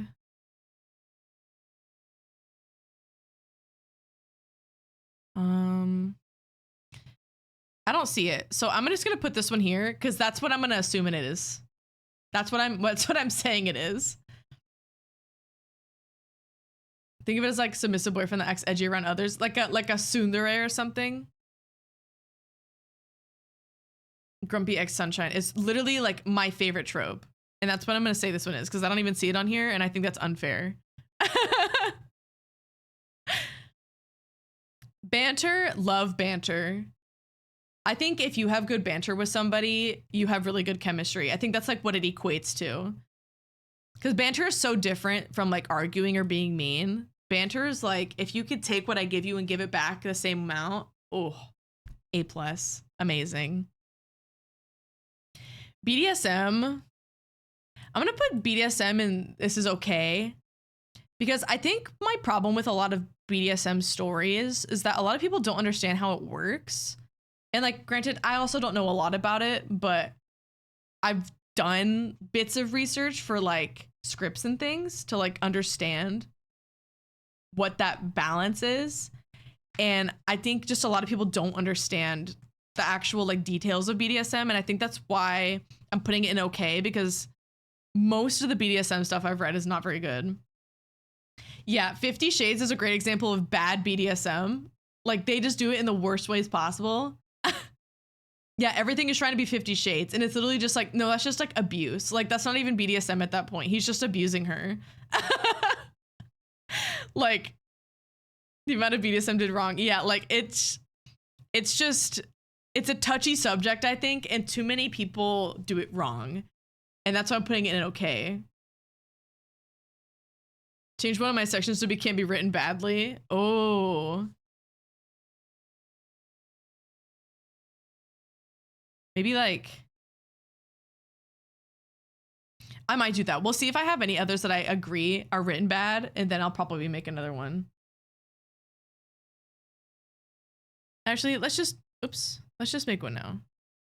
Add row below. We'll make it blue. Oops. I keep forgetting. What color was this? Okay, I forget what color that one was initially. We'll just make this one this color. Often written badly. Switch those. There we go. Okay. Collect certain tropes but ranking them low because on average people are shit at writing them. True. Very true. Wait, what the hell? Why is this one so high for a second? When did that happen? I think that's a good list. I'm gonna change this to orange, I guess. I don't know. Anyways, next, best friend's brother. I'm gonna put that in love because if done correctly, it's really fun to read. That's like a trope that's genuinely kind of like, if done in a certain way, it can be really funny to read and really like exciting to read because it's kind of like, it's almost like forbidden romance in a way too. My problem with it, I would put it here, but I have read very good best friend's brother stories, so I'm not going to put it in often written badly, but there are some that add age gap to it, and I think that's when it gets to be kind of weird because like, what do you mean? They can be like almost the same age. Like, I think it's okay. Someone makes a bet.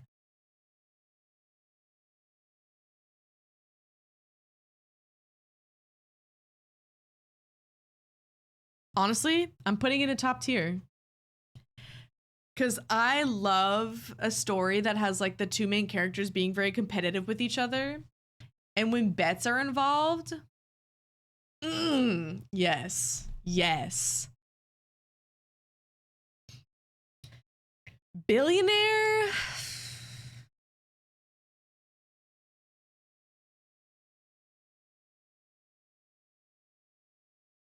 I'm gonna change this to not a fan. I'm putting billionaire not a fan because I think billionaire tropes are really boring. I think they're boring, and a lot of BLs do the billionaire trope and it gets old really fast. Like, why are they all rich and have a million fucking mansions? Like, come on. Only like if they're bidding against each other, not if someone bet on one of the mains. Oh, yeah. bets specifically against each other for sure. Stealing money and running, right? When I read that, I took as a guy being bet to ask a girl out trope. Oh, I guess you could also say like read it in that way too. I guess it's just up to whatever your interpretations of it are. Billionaire tropes are a hit or miss for me. Yeah, I just think they're kind of boring. They get old, and it kind of I just don't like them that much. Drunken hookup. I'm gonna put drunken hookup and these are okay. Because again, they have to be done correctly in order for them to be entertaining. I like a drunken hookup story if it's not the main like reason that they're being romantic with each other. Like if it's something like let's say it's like two friends and they have a lot of like sexual tension, but like neither of them are gonna admit it. And then like eventually in the story it leads to a drunken hookup. I think that's like more entertaining than just like, I don't know, maybe like two strangers having a drunken hookup and they're like, who are you? Like that's kind of like, I like the tension and the build up to a drunken hookup, and that's why I'm putting it in. These are okay. Do you know that in billionaire tropes, the billionaire shows humanity? This is because it is a work set of fiction, right? There is not like that you make such a good point. You're telling me a billionaire is gonna be nice to people? Yeah, right. Yeah, fucking right. Come on now. Enemies to lovers, duh. I think enemies to lovers is such a good classic. I think a lot of times it's always done really well. They have to be true enemies though. One of my biggest pet peeves with enemies to lovers tropes is that they make them like maybe just like dislike each other and then make them lovers. Like, no, like I need them to be enemies. Like I need them to fucking hate each other. That's what I'm talking about when we have enemies to lovers. Yeah, like Batman and Catwoman. Yeah, like I need them to fucking hate each other. And then you can categorize it as enemies to lovers. You set the standards with your Sims. I did. They were true enemies in my Sims game. And they fell in love. Fairy tale. I love a fairy tale. Actually, I'm gonna put it in the love category because fairy tales I think are really fun to read. I think a lot of fairy tales are just the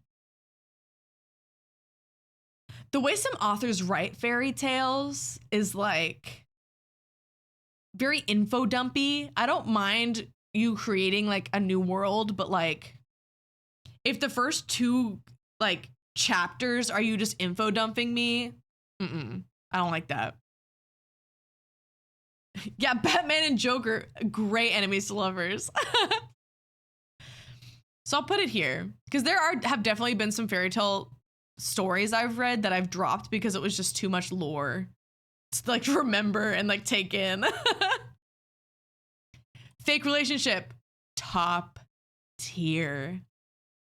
A story of one person going like, oh my God, that's my ex. Please pretend to be my boyfriend. And then they like pretend. And then it turns into like a whole like, oh my God, now our whole friend group thinks we're dating. Now we have to act like we're dating in front of them. And then they pretend to date. And then they suddenly realize like, oh, I actually really like you. I really like what we're doing here. But then they're like too shy to admit it. Ooh, so good, so good. I didn't think of it as that fairy tale. I'd put it higher on my list if I had done that. Oh, what did you think of it as, Katie?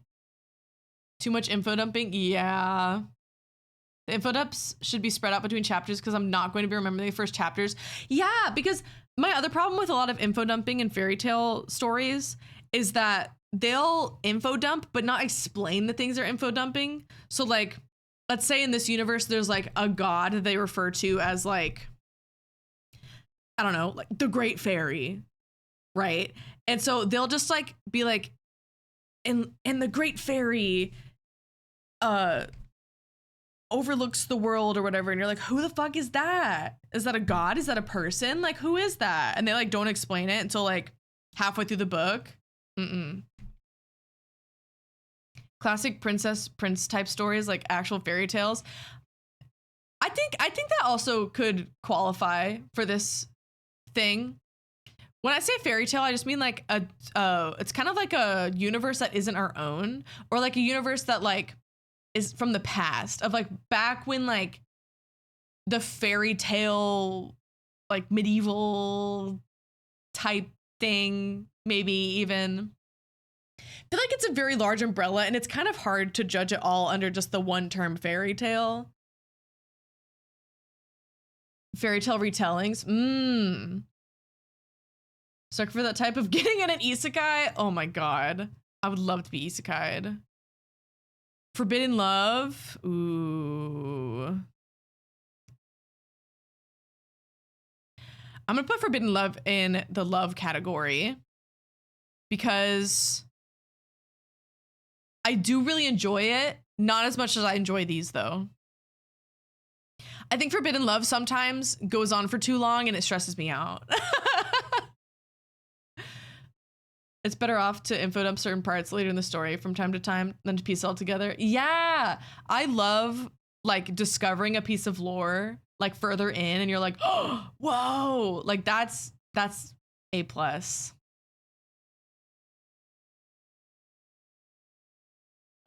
Foreign romance. Does that mean like those stories where they travel somewhere and then fall in love in that city? That's what I'm interpreting that as, I believe.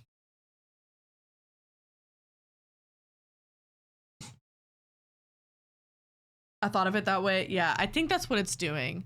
I'm gonna put it in the love category as well, because I do think those are fun. I've read quite a few that are very entertaining for me.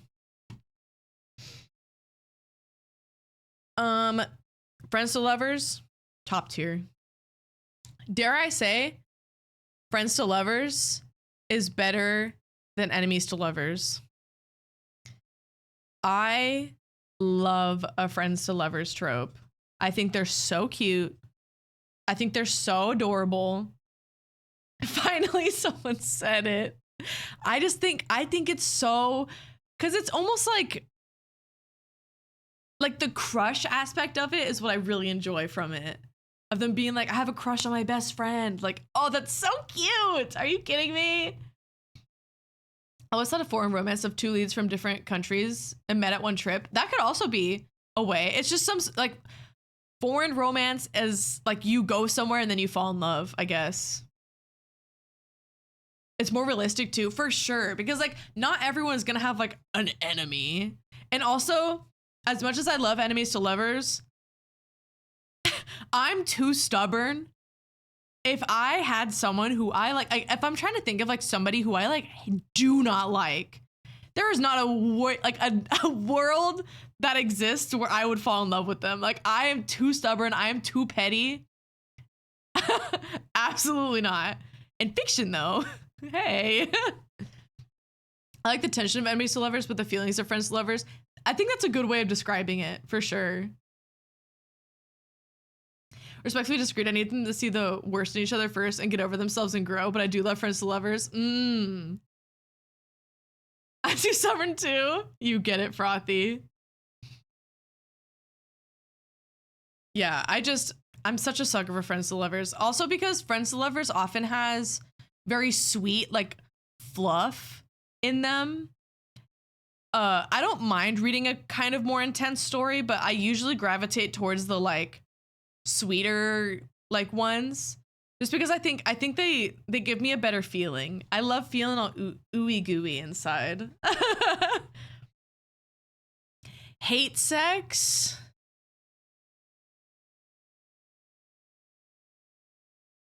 I'm gonna put it in, honestly, no, I'm gonna put it in often written badly. Because I think that a lot of hate sex, like, I think people just like make two people hate each other and then just like suddenly they like want to have sex. They need to have more tension. Like, when the hate sex starts, they need to like have the idea planted in their head that they really actually do enjoy this person, but they don't want to admit it. You know, like there was a book I read one time where it was supposed to be enemies to lovers, and chapter like 5 they had sex, and I was like, whoa, where's the tension, where's the buildup? And they hated each other when they did it too, and I was like, whoa. No way, we're already getting into the sex part. I'm supposed to get this in like chapter 50. Like what's happening? And I don't like that. One of them sacrifices himself to the other in the end. True. The denial, yeah. There should be a denial period, 100%. Of like, why do I get butterflies when I look at my enemy? They had too much dip on their ship. They did. It was wild. I was like, what is happening here? Type of category always lacks in buildup, especially in lack of denial. Yeah. The denial is such an important part of it. And when you skip over that completely, it ruins the story. Huddling for warmth. I don't even know, like, I'm gonna put it in okay, because like, I don't know if I ever like can name a time where it's used often.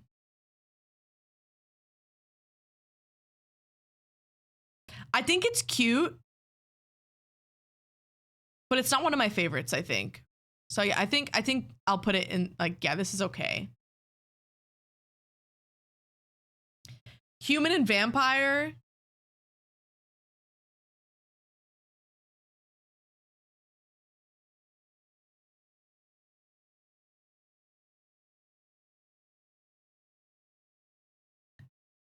I think I'm gonna put it in this is okay as well.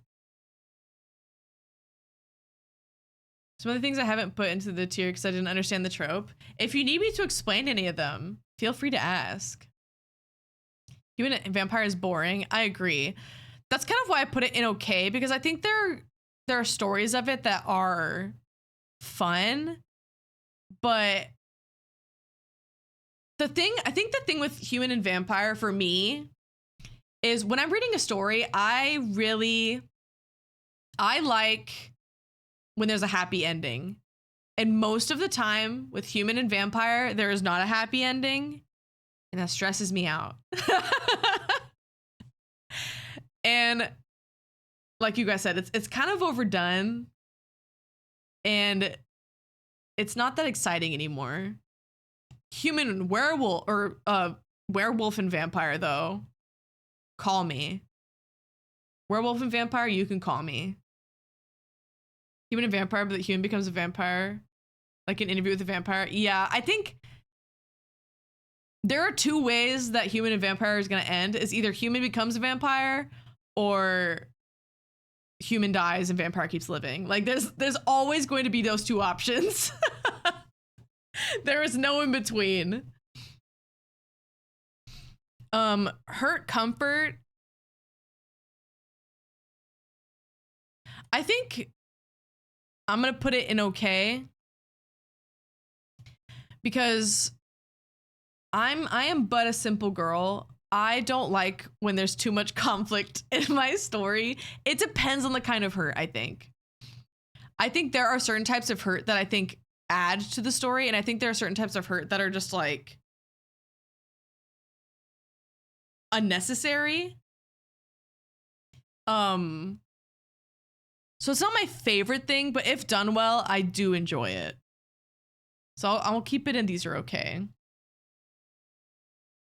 Insta love. I'm honestly gonna say I'm not a fan.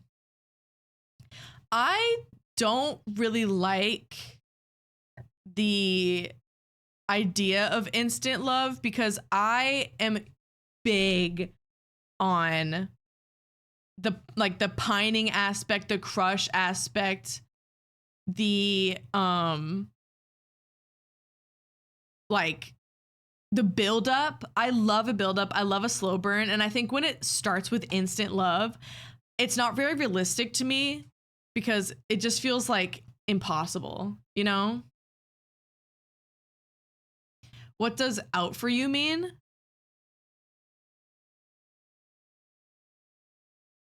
I interpret that as, are they hunting you? Like, I don't know. I don't know what that is. Stalking? Yeah, like that's kind of how I'm like, are they out for you? Like, are they, the ... is what makes me think it's like sinister. Instant love is only good if the other is repulsed or doesn't reciprocate. Yeah. I think rather than instant love, I think instant attraction would be one that I would accept more. Or like even just like instant like infatuation. I think it's almost impossible to fall in love instantly. At maximum, you're falling in love with the idea of them. Oh, totally. Because you don't know someone. Like even, I always say this, when people get married after only dating someone for a year, you don't know someone after a year. There's no way you know the entire person after only a year of dating. A year is a long time, but there's a lot to learn about someone in a year. If I dated my first boyfriend for almost 2 years. If I married him after a year, I would have been miserable. Because the second year of our relationship is when I really started to realize that I didn't want to be with him anymore. Instant attraction makes more sense. Yeah. Yeah, I don't really, because like I was trying to look at the image here to see if it would give anything away of what out for you means, and they just look happy. So I'm not really sure. I'm not really sure what that means. Loss of virginity. I'm honestly not. No, I'm gonna put it in often written badly. Because I think virginity is a stupid concept. I hate the concept of virginity. I hate like virginity culture. I hate purity culture. I hate anything that's involving with like you losing your quote unquote innocence. I think is stupid. The only aspect of loss of virginity that I think is sweet and like done well is if it's something like a friends to lovers where they grow up together and then they're like adults together and then they like realize they like each other and like their first time is with each other and it's like a sweet little moment. That's like the kind of only way that I think it could be done in a well written way.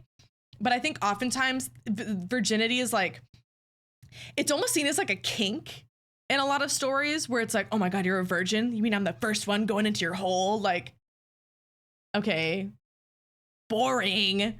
Like, freak. I'm coming out for you, hetero person, discovering that they can be with someone of the same sex. Yeah. Like I read a story recently where there was a guy who like got a divorce and was like just like exploring his like bisexual side. Like he had like a bisexual awakening, and him and this like other guy were doing it, and he was like, I think I'm finally ready, like to bottom. It sounds stupid, but like in the moment it was like sweet, where it was like, I think I'm ready to like be like that with you, you know? What's the name? It was a fanfic.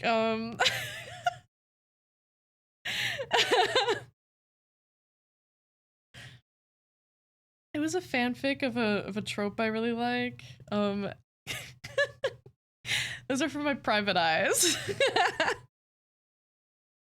But like that's kind of like the idea of like, it wasn't a virgin, but he like quote unquote like lost virginity in a bit. Anyways, I think it's often very badly. I think it's kind of a boring thing. So yeah, it's gonna go there. Side-eyeing the screen, right? Love triangle.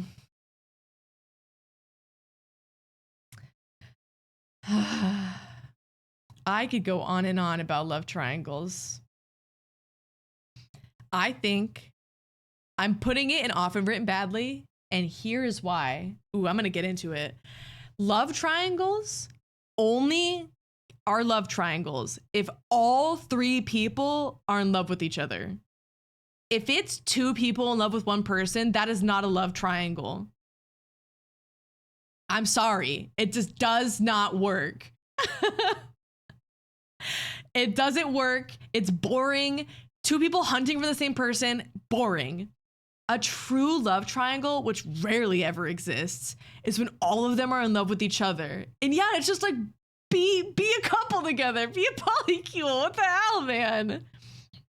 Yeah, like the love corner, love angle stuff is so boring. It's so overdone.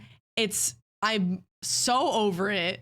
And I'm so sick of everyone always calling it a love triangle. It's not a love triangle. Like there was a book I was reading one time where it was like book 4 or 5. And it was like basically like there's a main 3 people. It was our main couple, this girl and this guy, and then this guy's best friend. It was a fantasy novel. So he was like basically his like right-hand man, whatever. They basically like, again, for like 3 or 4 books have been as like just like this trio. And they finally get to a point where they're like, oh my God, let's have a threesome. It like comes up. I don't remember how it comes up, but they get down to it and the 2 guys never touch each other. Not even once, not even a kiss, nothing. And I was like, all of that build up for what? I was so mad. I literally think I put the book down after that. I was like, that ruined everything of it. Like that was so bad. Come on, man. At least a kiss, you know, like something. Boo. I usually end up liking the outlier of the triangle. That's another thing about the quote unquote love triangles in most media is that the main like point of the triangle, I guess, always ends up picking the one that I wouldn't choose. I would almost always go for the other one. And I get mad. If I was in a threesome with another guy, I'd be kissing him on the mouth, as you should be. Come on now. What's the point? You know, what's the point? Okay, mistaken identity. I don't know what an example of this would be. Like someone lying about their identity?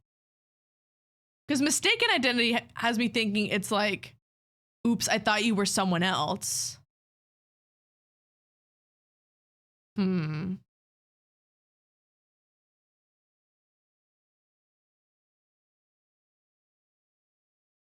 gonna change this to fuck that. So I'm realizing like the call the cops thing didn't really make a lot of sense. I wasn't totally sure about that either. I made an IDK section. Let me do.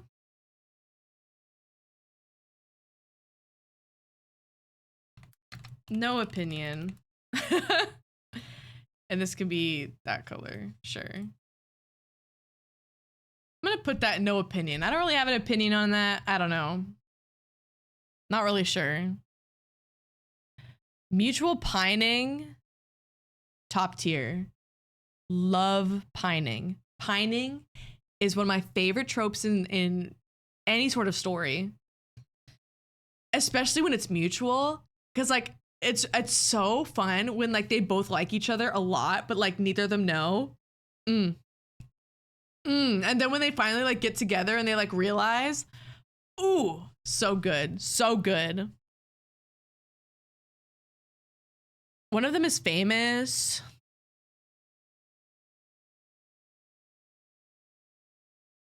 I'm gonna put it in This Is Okay. I think there are some stories that could be fun with that kind of trope, but oftentimes that trope is kind of the same story over and over again, where it's almost sort of like it's almost kind of forbidden romance as well, where it's like, but I'm famous. What if they see you? I don't want to be seen. I don't want my picture taken. You know, that kind of like, it's kind of the same thing over and over again. So I don't know.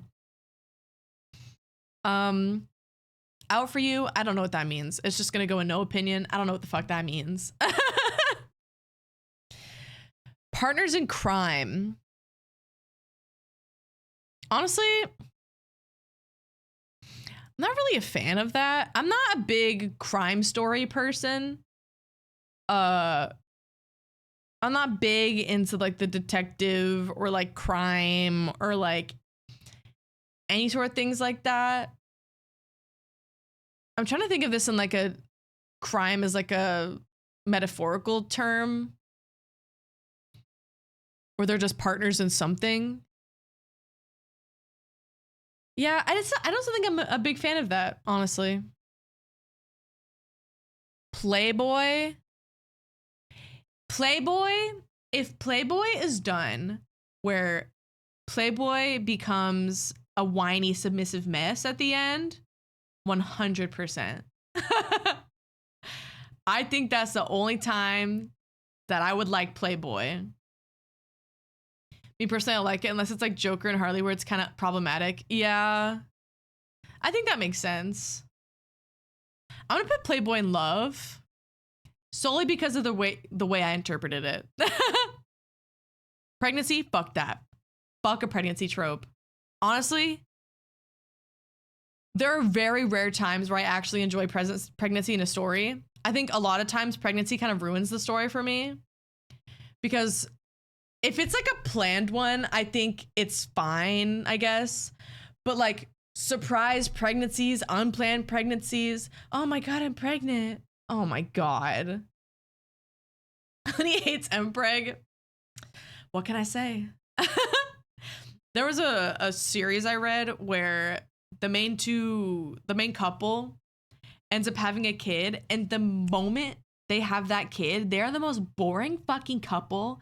They used to be my favorite, and now I'm just like, it's unbearable to be around because the story kind of like changed perspective to somebody else, and it was just so, I was like, ugh, boring. I like if it's a consensual, yeah. Read your yaoi without Mpreg. Honestly, like I just don't like pregnancy in general. Pregnancy is kind of weird to me. And even in Omegaverse fics, I know we were just talking about it earlier. Even then, if I'm reading an Omegaverse and one of them gets pregnant, I'm like, oh, fuck. Now I have to deal with a kid. It's only cute sometimes. There are some times where they do it well. But a lot of the time, I don't like it. Give me an Omegaverse with nothing. It has to be done in a very specific way for me to enjoy it. Otherwise, porn without plot, of course. I, a lot of the time, enjoy the plot. I read things for the plot. But, you know, sometimes I'm in the mood where I'm like, I don't care how you met. Just do it. Oh, Eden! Thank you for the raid, Eden. Welcome, raiders. Welcome, welcome. How was your stream?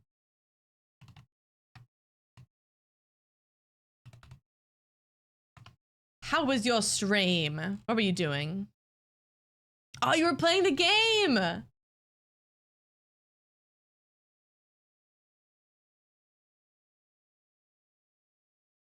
Just read Mpreg. What are we doing here? We're doing tropes.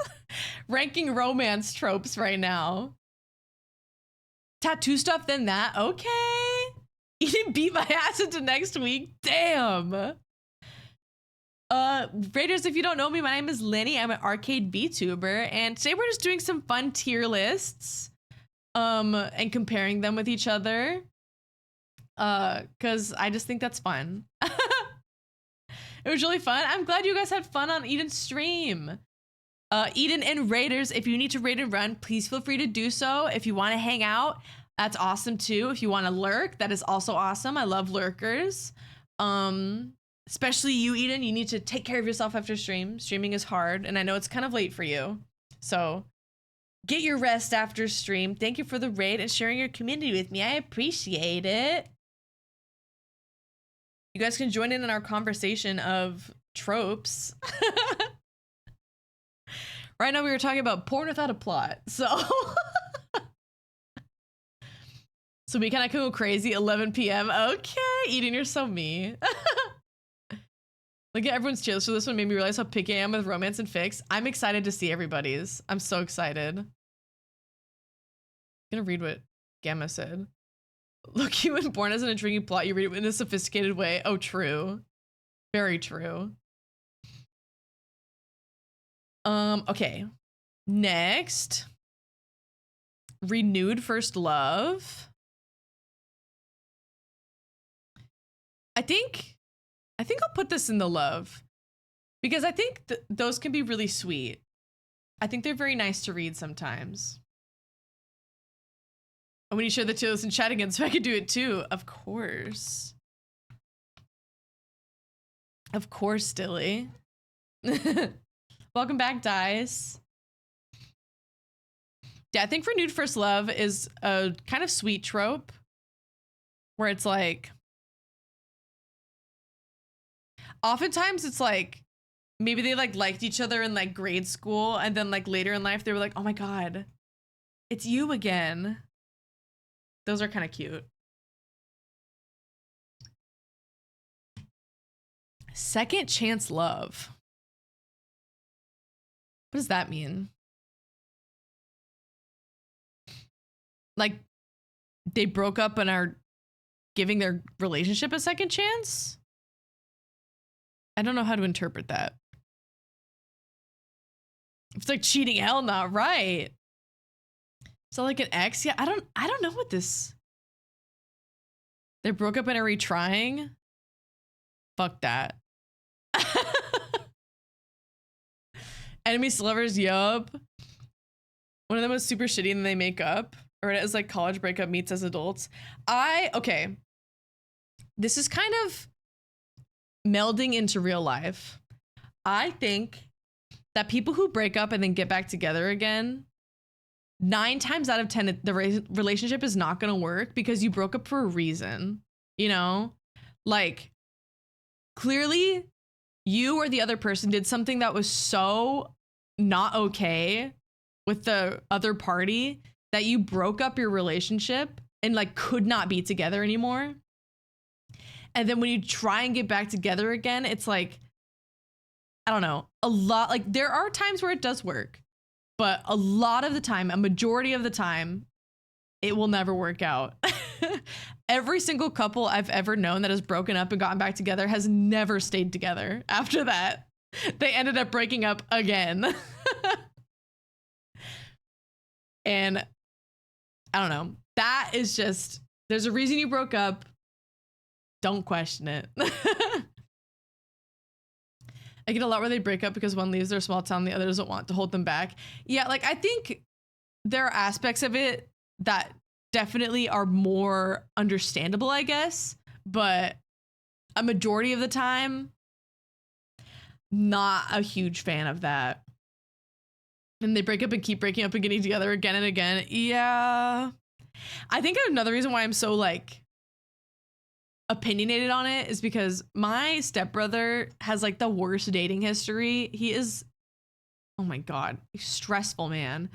And he would do that a lot with his girlfriends. And it was always so frustrating to be around because it's like, you're not together for a reason. Stop trying to force yourselves together. It's not gonna work. Like, just give it up. It's okay. So yeah, I think I'm not really a huge fan of that. Secret relationship, top tier. The like secretiveness of it is always really entertaining for me. I love a relationship where they have to like keep quiet and be like, no one has to know that I'm dating you, or like no one has to know that we're together. I think it's such like a stereotypical trope, but I live for it. It is like, ooh, if Legos don't fit together, then stop trying. Exactly, Dice. Yeah, like the thrill of a secret relationship. If I was in the secret relationship, I'd be miserable. I would not like it at all. But again, in fiction, that's a different story. Sharing a bed. I think sharing a bed, I'm going to put it in okay, because I think it's an overdone trope. And I think it's rarely done in a way that I actually enjoy. There are instances where it's written in a very like, ooh, like kind of way where I'm like, ooh, I liked that. But I think a majority of the time it's kind of just overdone, and I get kind of bored of it. And so I'll put it in okay because there's sometimes I like it, sometimes I don't.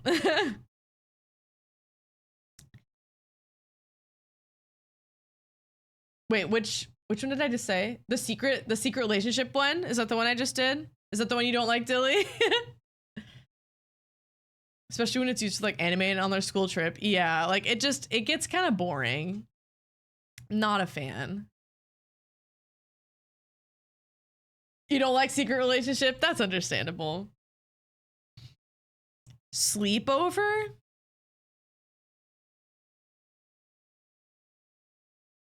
I don't really have an opinion on that. I don't even know of a story that involves a sleepover or they like fall in love. I don't know, like it's okay, I guess. It's whatever. Slow burn, get up there in top tier. Get up there, slow burn. I used to be a slow burn hater. I know. I used to be really upset when them falling in love took too long. I would get really frustrated because I was like, oh, just fall in love already. But now, in my refined taste, I love a slow burn. I love a slow burn. When they don't kiss until like chapter 25, oh, yes. Yes. A+. Soulmates. I think soulmates, honestly, no, I'm gonna put it in the love category. I think soulmates, when done well, is really cute.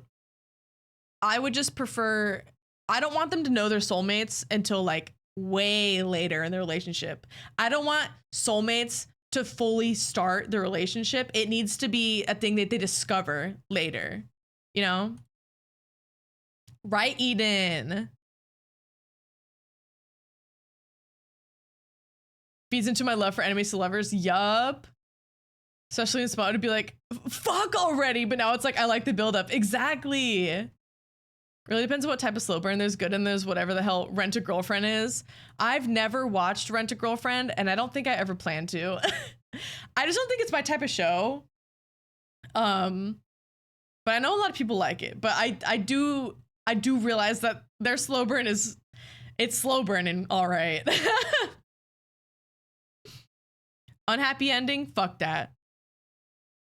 I don't like an unhappy ending. I'm not reading a story between some of my favorite characters just for them to end up upset and sad and like, or dead at the end. Like I don't fuck with an unhappy ending. I need them to be happy so I can close the fic and be like, all right, I feel satisfied, you know? Like I don't need them to be upset at the end of everything. Unhappy ending POV, the childhood friend, every time. Every time there's like a love angle and like one of them is your childhood friend and they never choose them. Come on now. Come on now. Unrequited love. So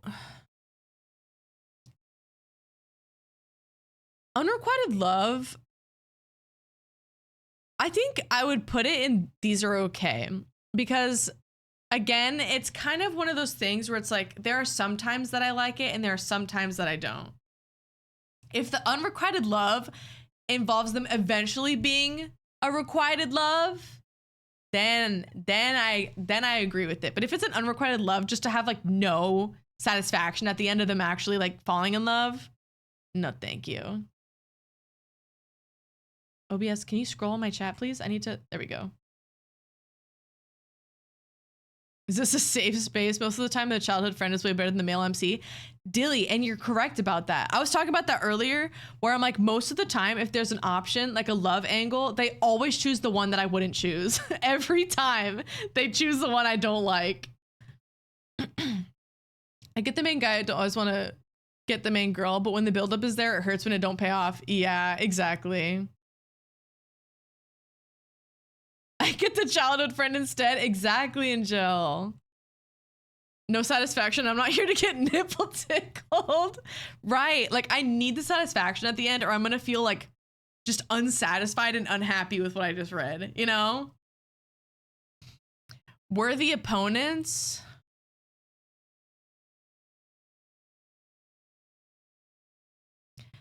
I think I'll put it in This Is Okay. I think worthy opponents can be fun. Especially if it's like a worthy opponents involving an enemies to lovers thing. Or like they're enemies and they're just like constantly fighting and like you never know who's gonna win or something like that. I think that is when it could be pretty good. AKA a sign of affection. Oh, Angel's not over that one. What do you mean you're picking this girl you met an hour ago over this person who's been attracted to you since you were a kid? Right. There was, I don't remember what the story was now, but it was something where like, oh, here's a good example of a quote unquote love triangle that ended worse than I thought. If any of you have ever seen Les Mis, there is a character, a male character who has his female best friend who has known him since he was a kid. And she's had an unrequited love for him for like their entire lives, basically. He meets this other girl and instantly falls in love with her and like abandons everyone for her. And his female best friend is like so distraught over it. And it's just horrible. Oh, like I'm not saying you have to fall for the people who are in love with you, but like when it's a story of fiction, come on, give me that satisfaction, please. Anytime I read that, it reminds me of the girls who like leaves their boyfriend for the son of Santa because their boyfriend is trying to secure their furniture. Hello? Is that a story? If I was her, I would low-key go full yandere. Me too, honestly. I'd be like, well, the world can burn. Like, I don't care anymore. I'm over it. Well, here's my tier list. Let me take a screenshot of that. Add it to the channel.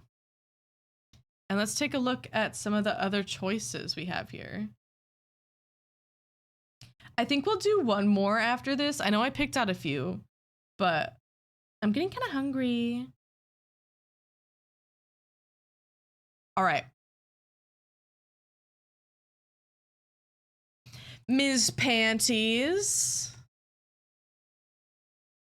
Hi, Pant. Paige, we do snacks. I think I was gonna do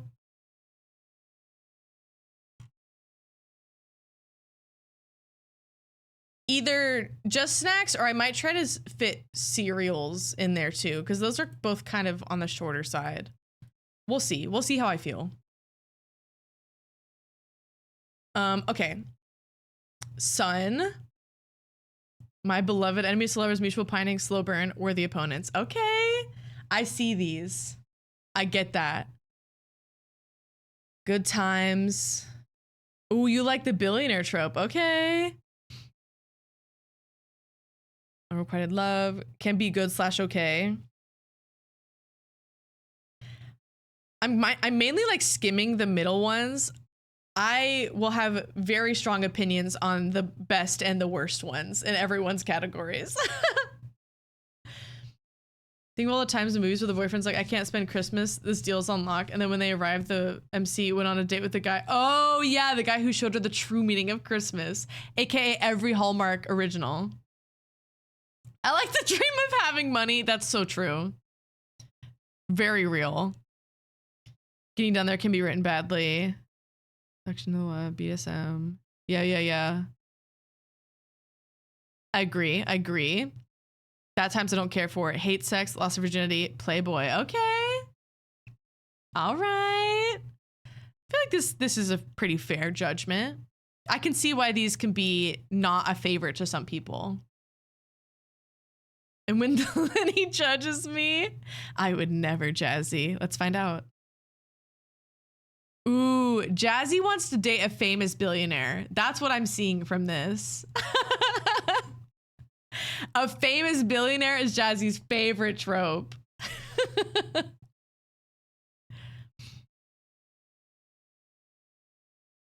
Unrequited love. Okay, okay. These aren't bad. All right, let's see your lowest tier here. Playboy amnesia. You don't like an arranged marriage or forbidden love. Okay. Love triangle, unhappy ending, pregnancy, secret relationship, sharing a bed. Oh my god. You don't like best friend's brother or fake relationship? Oh, Jazzy, my heart. My heart, Jazzy. Jazzy was a sugar baby once? Wait, really? Whoa. Also, welcome back, Vortex. That's crazy, Jazzy. I love that piece of lore. Wait, who was this? Katie. Okay, Katie. Banter, enemies to lovers, partners in crime. These are good. I like these for sure. You do not like abduction to love, age gap. Honestly, I agree with this lower tier. I think that's very fair. That is a fair judgment, I think. Jesse knows how to get it, right? Jesse's living my dream. Right, you're literally almost kind of living that dream. In a way.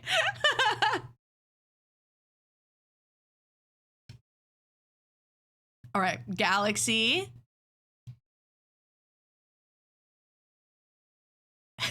You right. Bad boy girl.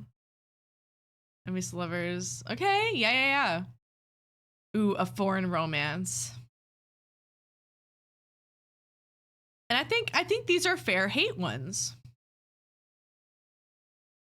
I love how like the middle tier usually has like the most stuff in like a lot of these. We're just kind of like, yeah, these are okay. These are all right. I don't really have that much of an opinion. They're okay. Gross. Okay, woo, your favorite. Okay, porn without plot. Fake relationship, drunken hookup, slow burns, enemies to lovers. A+. Oh, you love a second chance love. Interesting. Okay. Or I guess you like it. Pregnancy. Whoa. She's too high up on this list for me, but you know.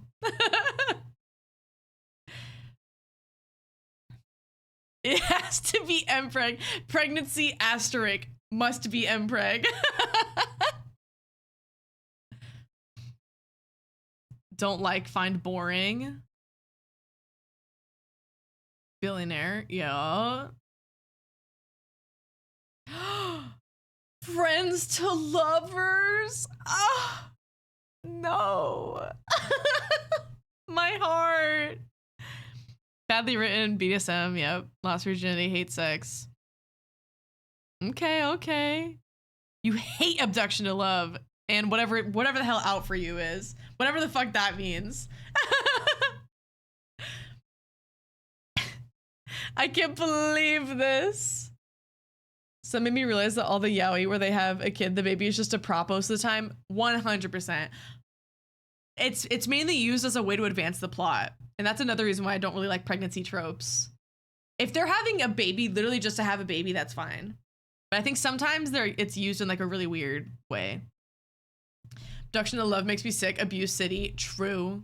Very true. Oh, I see here. The pregnancy must be a preg. All right, we got Nick now. Okay. I like that top tier. That's pretty good.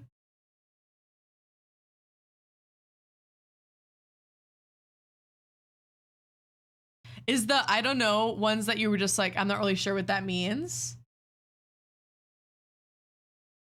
Or are these ones that you just like don't like at all?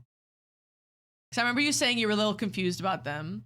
If you don't know what it means, okay. I won't judge that one then. Top tier, I think, is pretty good. I don't judge the top tier. These are okay. Can be written badly. Yeah. Not sure about that. Age gap. Someone mixed by amnesia. Playboy. Lost virginity. Insta love. Congrats, Nick. You're not being banned this time. I think this is fair. I think that's a fair list. Dilly. Ooh, Dilly loves a friends to lovers, but one of the friends is bad and one of the friends is good. No Nick ban Sag. Whoa. Whoa.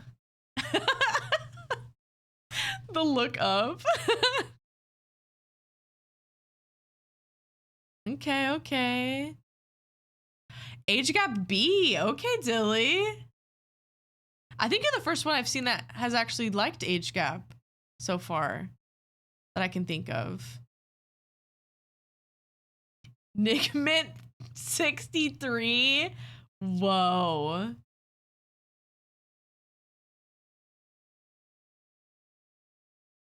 F. Amnesia, angst, hate sex. Dilly isn't like mutual pining. Whoa.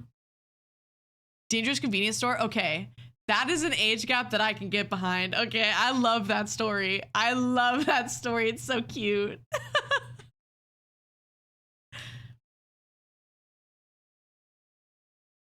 That one's really, isn't it a show now? Or are they releasing this show? Or they just announced it? I can't remember. I think it might be out already. I meant to watch it, but I didn't get around to it. Hi, Cooper. Welcome in. Mutual pining to me is kind of boring. Whoa. And secret relationship down here. Oh. Yeah, idiots in love is like, if I'm gonna go read a story and I see the tag idiots in love, I'm sad. I'm fucking sad. Okay. And Gel's next. Okay, okay.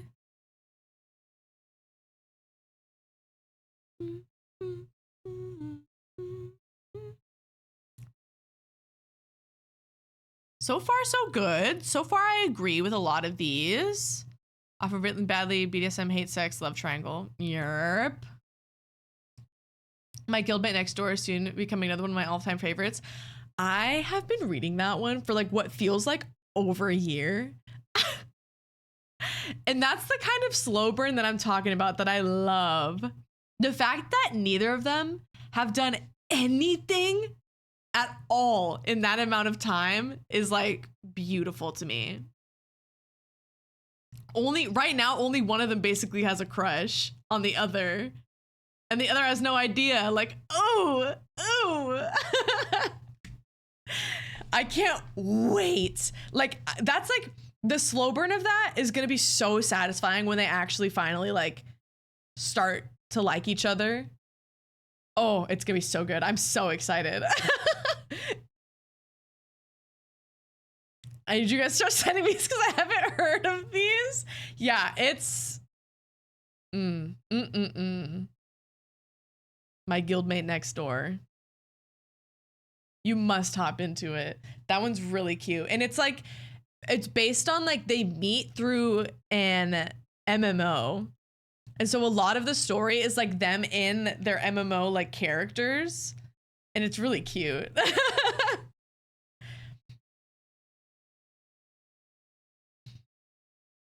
Yeah, it's getting good. It's getting so good.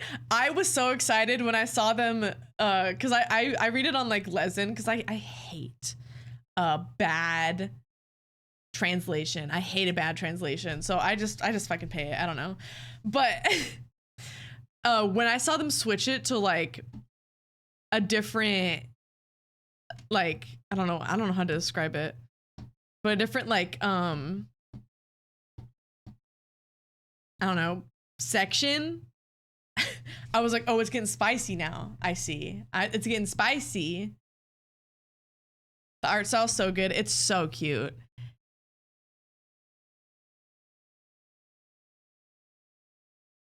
If you have money, by the way. Yup.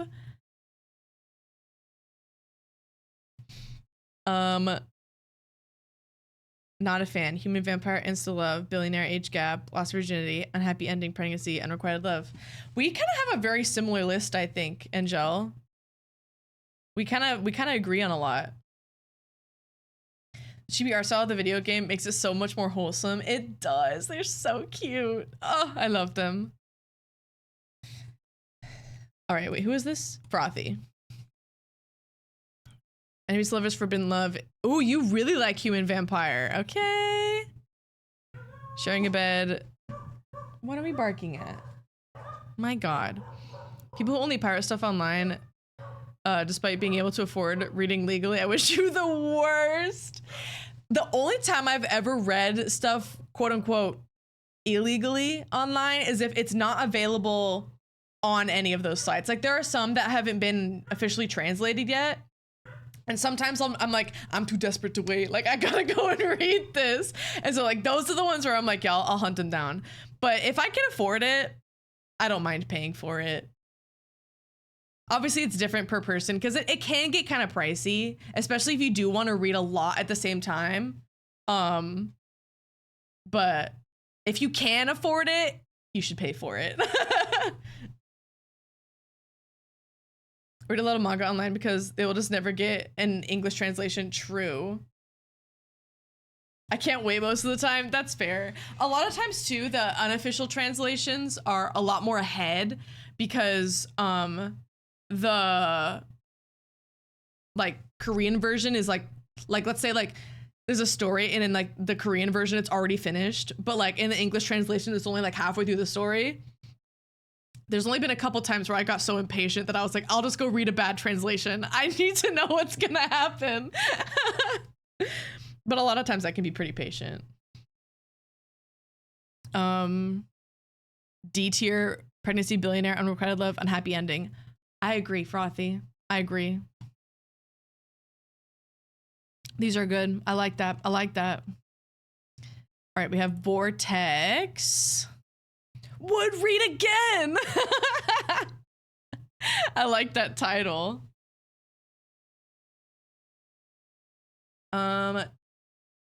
Drunken hookup, so it makes a bet. You have a lot in your S tier. Okay. I see it. Yeah, another vampire enjoyer. Frothy, you're not alone. Deaf reading. Huddling for warmth is all right. Yeah, no, only men or lesbian. Lost virginity, bad boy, good girl, hurt comfort. Okay. I understand it. I see the appeal. Hashtag team. We have Eden here. Enemies to lovers, of course. Eden is very vocal about their love for enemies to lovers. Forbidden love, mutual pining, banter, partners in crime. Okay, we're the opponents. Eden does not like billionaires, though. Me too. Age gap, arranged marriage, drunken hookup. Fake relationship. Oh, I love fake relationship. Porn without plot, mistaken identity, loss of virginity, BDSM. That makes sense. That makes sense for you. Eat the rich. Exactly. Okay. Those were fun. Let's do one more. I think let's do snack foods. Cause I don't know how much longer I can survive. Okay. I'm gonna rename all these because it just makes more sense in my mind. Sorry, guys. People getting paid to eat out the rich is a very different story. So true. So true, Dilly. Anyways, here's the snack foods one. If you would like to do it with me. This one will be buying every time. This is gonna be love her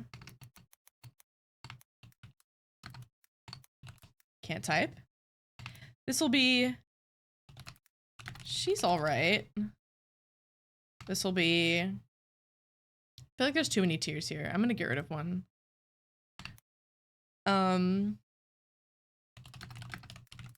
Not my favorite, but would eat if there.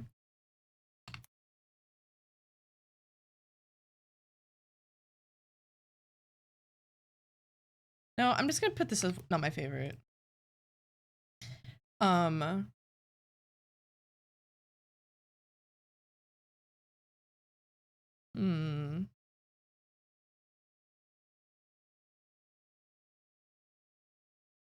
I think I'll just move this down here to never had. I think I don't need more tiers than that. Let's change that color. Never had. Okay. My odds for this show with this one. I'll reshare my results. Yeah, if you could, I'd appreciate that. Okay.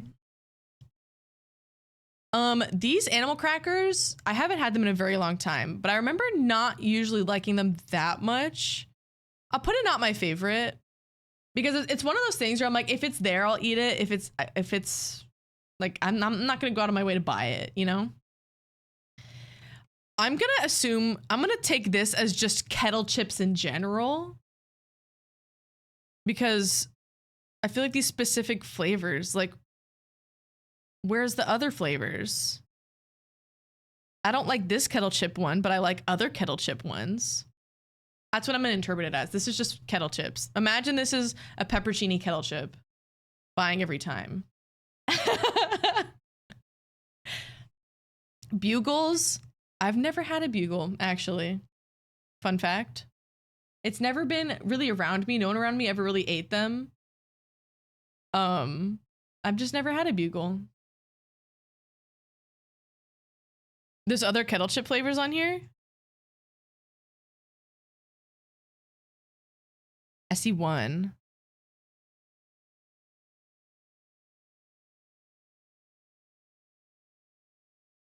I only see one other. Maybe this is just barbecue chips in general. I don't know, man. If it's barbecue chips, I'm gonna move her down to she's all right. I don't mind a barbecue chip, but she's not my favorite. More kettle chips on this list. What the hell? Chex Mix. Cheddar Chex Mix. I don't think I've ever had cheddar Chex Mix that I can think of. I don't know what the hell a combos is. A cheese ball. I'm gonna put a cheese ball and love her. I remember loving cheese balls as a kid. And I would get so upset when my parents didn't buy them. I was like, where are my cheese balls? I haven't had one in a long time, but I remember liking them a lot. And if I came across her again, I would probably get it. The cheddar Chex Mix is gross. It sounds weird. I don't know. Cheetos. She's my forever girl. Cheetos has always been my favorite. I love Cheetos. I think I'm just a big like cheesy snack person. I'm a big fan of a cheesy chip or something like that. Cheez-It, again, she's going up and buying every time. I buy Cheez-Its pretty frequently. I have to actually stop myself from buying Cheez-Its too much because I'll just sit and eat them. Like, you know, when you have like a bag of chips and you're just eating them because they're in front of you, that's me with Cheez-Its. Oh, I can't stop. We listen and we don't judge. Okay. I'm listening and I would never judge.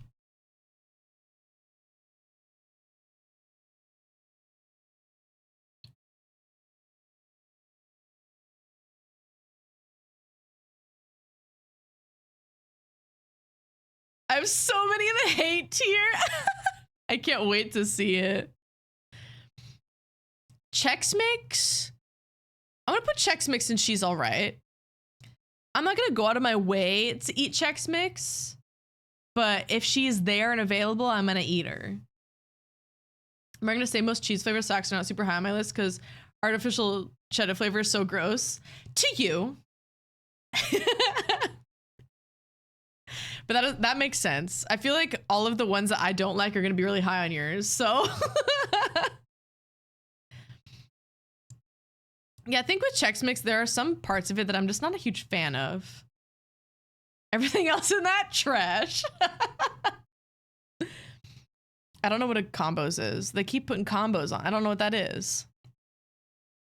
Cool Ranch Doritos. Ooh. I think I'm gonna put her in She's All Right. I think when it comes to Doritos, I would prefer a regular nacho Dorito as opposed to the Cool Ranch ones. Corn nuts, trash can. Fuck a corn nut. I'm not a fan of a corn nut. The smell of a corn nut, I don't know why, but it makes me like feel sick. It's so specific, but like I don't like a corn nut. In Europe, those are called Cool American. Really? That is so funny. I don't know what's American about that. Very older than me, but don't know what combos are is wild to me. I've literally never seen this, like ever in my life. Maybe they don't sell them on the West Coast. I don't know. I've like, even in stores, like I've never seen what a combo is. Cosmic Brownie, I fear she's top tier. Cosmic Brownies. I used to have Cosmic Brownies all the time as a kid. They were like, every time my mom packed my lunch, she would include like a little like dessert thing in it at the end. And whenever it was Cosmic Brownies, I was like, today's gonna be a good day. Like, we just think Americans are so cool, right, Katie? Cool American. Sun chips, sour cream, and onion, I'm assuming is what that is.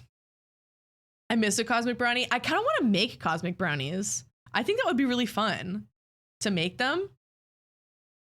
You never had a Cosmic Brownie? Really? Oh, they're too good. I think sour cream and onion, I'm going to put in She's All Right. I used to really like sour cream and onion as a kid. Not really so much anymore. It's another one of those things where I'm like, if it's there, I'm going to eat it, but I'm not going to buy it myself. I had a granola mom. Oh, that makes sense. I wonder if there's a vegan dupe recipe. Probably. I guarantee there is one. Most recipes now, there's at least like one vegan dupe for them on the internet nowadays. Cosmic Brownies were one of those snacks where I had to force myself to eat because it was chocolate. Oh, my heart. I love you just need to walk and won't be hungry. Oh. No offense to your mom, Eden, but I hate people like that, especially when they do it to their kids. I just think it's so unfair. Like, that's a child. Let them eat their Cosmic Brownie. Like, come on. She's dead anyway. Twins. Oh, yeah. I remember talking about that one time. Twins. Rip Teresa. Please. That is so... Now you need to try Cosmic Brownie just to spite her, I think. Fritos, she's not my favorite. I don't really like Fritos. And every time you know, when you were a kid and people would buy those like giant variety packs of chips, almost every time the Fritos are always the ones that are left over at the end, because not a lot of people like Fritos, and I'm one of those people that does not like Fritos. It's always a horse named Teresa. Eat over her ashes. Please. A Welch's fruit snack. I'm buying her every time. I love fruit snacks. That's another thing that I don't buy for myself, like hardly ever, because I know I'm gonna eat like 3 packs at a time. I love fruit snacks. My therapist will like this. It's healing. I'm so proud of you for eating a Cosmic Brownie. Funyuns. I'm going to put Funyuns in not my favorite. I used to really like them as a kid. But they don't really hit as good as they used to. Maybe they changed the recipe, or maybe I just like developed something else. The Welch's ones have gelatin in them. Yeah. but I used to fuck up a Welch's. Like that was like when I was living where I used to live. I bought Welch's all the fucking time because it's such an easy snack. Like a fruit snack is so easy because it's just a little baggie and you just pick it up and go and eat it. It's like, Linny, I have bad news. Yeah, I buy is it Annie's that has the like little bunny fruit snacks? I buy those sometimes. But again, I don't buy fruit snacks for myself much anymore because I'm just going to keep eating bags of them. Love Annie's fruit snacks. They're really good. Goldfish, top tier. That's another thing where if there's a goldfish bag near me, I'm going to start eating it.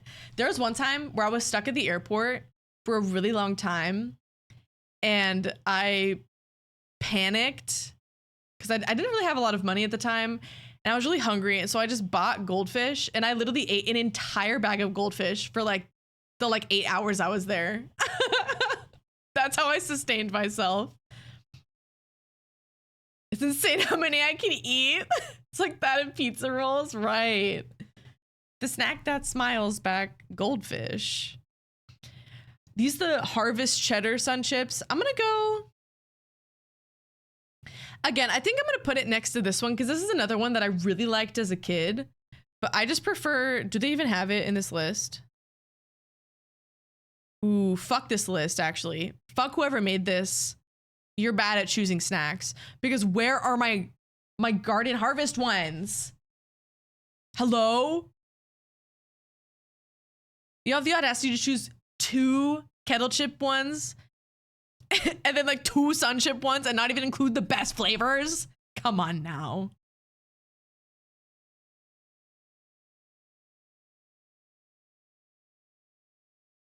Where's Black Forest? What do you mean? Is that a flavor?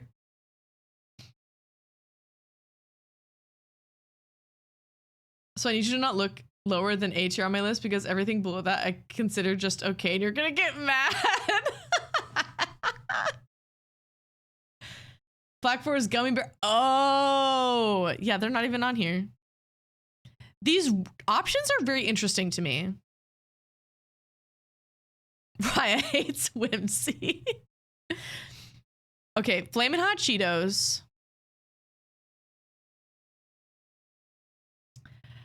You guys are all gonna judge me for this.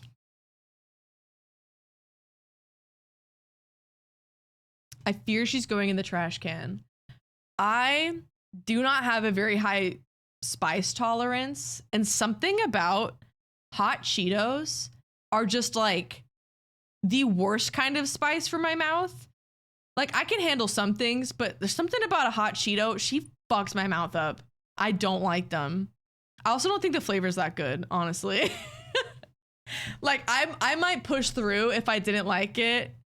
Like if it was too spicy, if the flavor was good, but I think the flavor's kind of ass. Their name starts with an R and ends with an A, then yeah. Hates autistic people, so sick. My Latina-ness, right.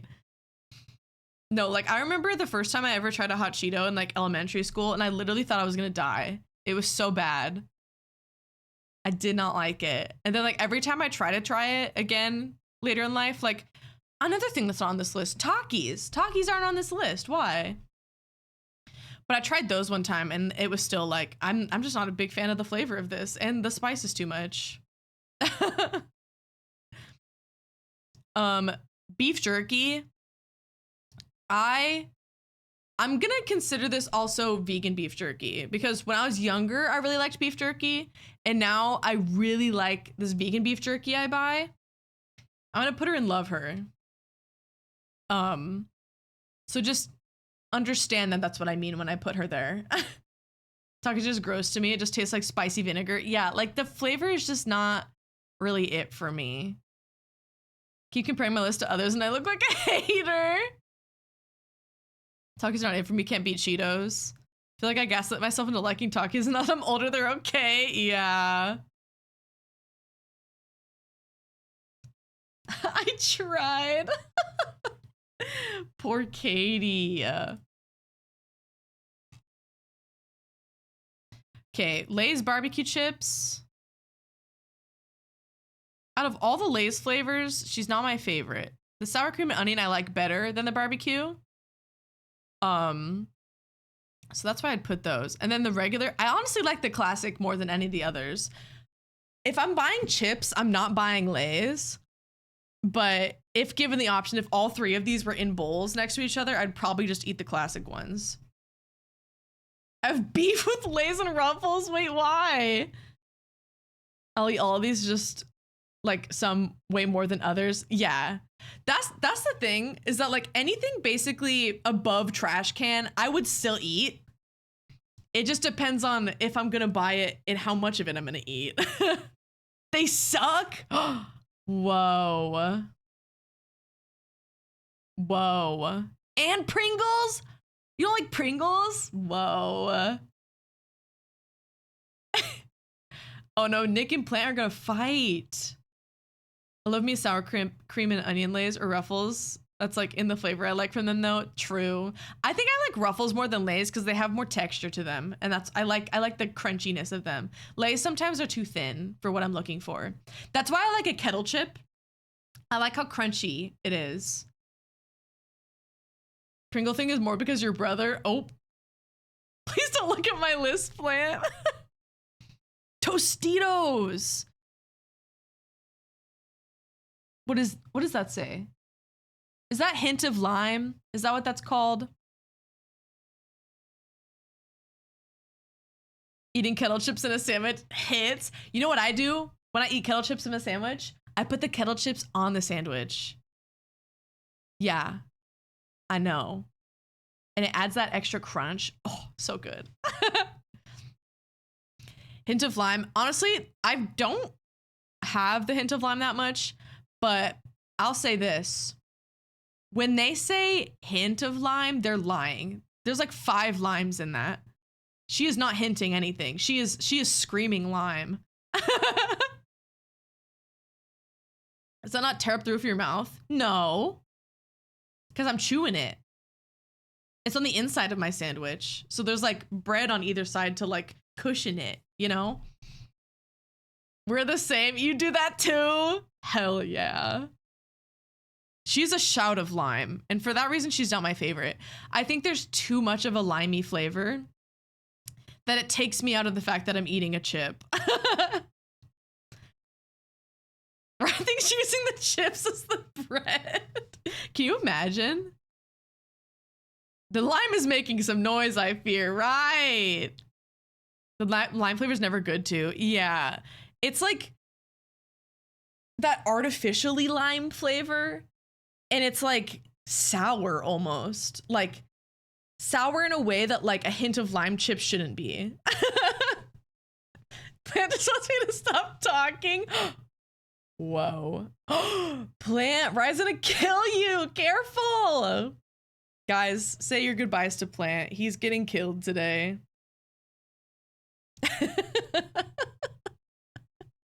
Plant is getting banned in Raya's channel as we speak. Actually, at this point, don't look at my list, Lenny. It was nice knowing you, Plant. Nutty bars. I haven't had one of these since I was a child, but I would imagine I'd probably like it. I'll put her in It's Alright. Because, I mean, it doesn't look like something I would dislike. Nacho Doritos, love her. I haven't had Doritos in a while, and a couple weeks ago, I was like, let me just buy a bag of Doritos and eat her. Oh, it was so good. I was like, I forgot how good Doritos are.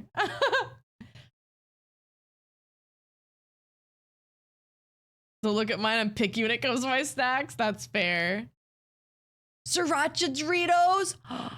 I've always wanted to try, is it like sweet chili lime or something? Doritos, but I can never find them. They're literally never in any stores near me. I think the animal cracker hate on this list is a little appalling. I just don't, if I'm eating animal cracker, these ones are kind of like not my favorite. Those are so good. I want to try them. Used to fuck up nutty bars. I only put it in She's Alright because I haven't had it in years, so I don't even remember what it tastes like. Not too much for me, but I prefer the Cool Ranch over the nacho cheese. Okay. Yeah, I think I prefer nacho cheese over Cool Ranch. Crisps are typically a texture and taste nightmare for me. Oh, really? Interesting. I don't like Doritos. Sag. Cool Ranch Hot Cheetos flavor. That's a thing? Whoa. Do not. Lance's tier list is this gonna be every single snack in like the top 2 tiers. I just know it. I just know it. Pringles. I think I'm gonna put Pringles in a She's Alright.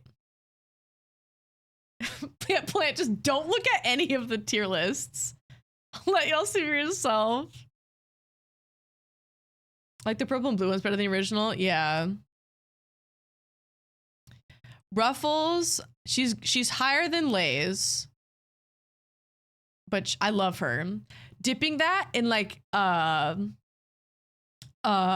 what's it called? Like an onion dip.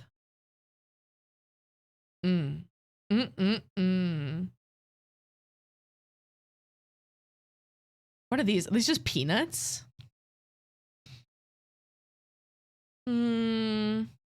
I feel bad putting this in trash can, but like if I don't think I want to eat.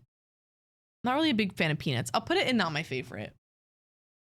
The onion dip Ruffles has it so good. Literally, it's so tasty.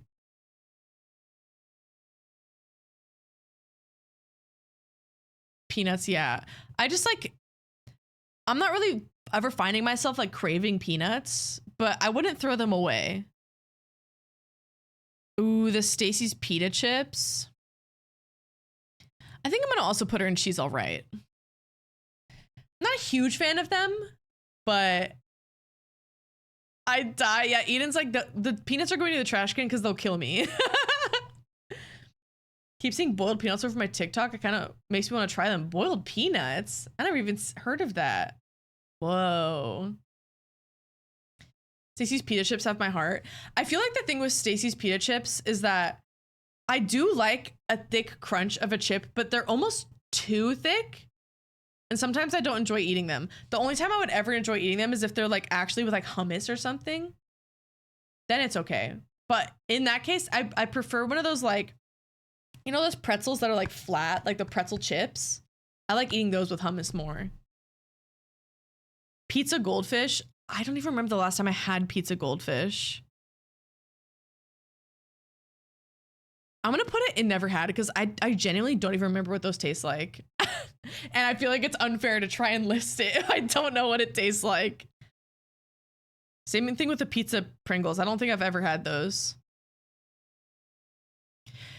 Some of you are gonna hate me for this next one, but I don't fuck with bagged popcorn. I don't like them. She's not really it for me, I fear. She's not really it. Give me a jar of hummus and I will demolish a Stacy's party pack in one sitting. Period. Plant agrees. Pretzels, love her. Love pretzels. Cheeto Puffs, A tier or S tier, honestly. I love anything Cheeto, except for I guess hot Cheetos, but cheesy Cheetos, Cheeto Puffs. Not too much on smart food.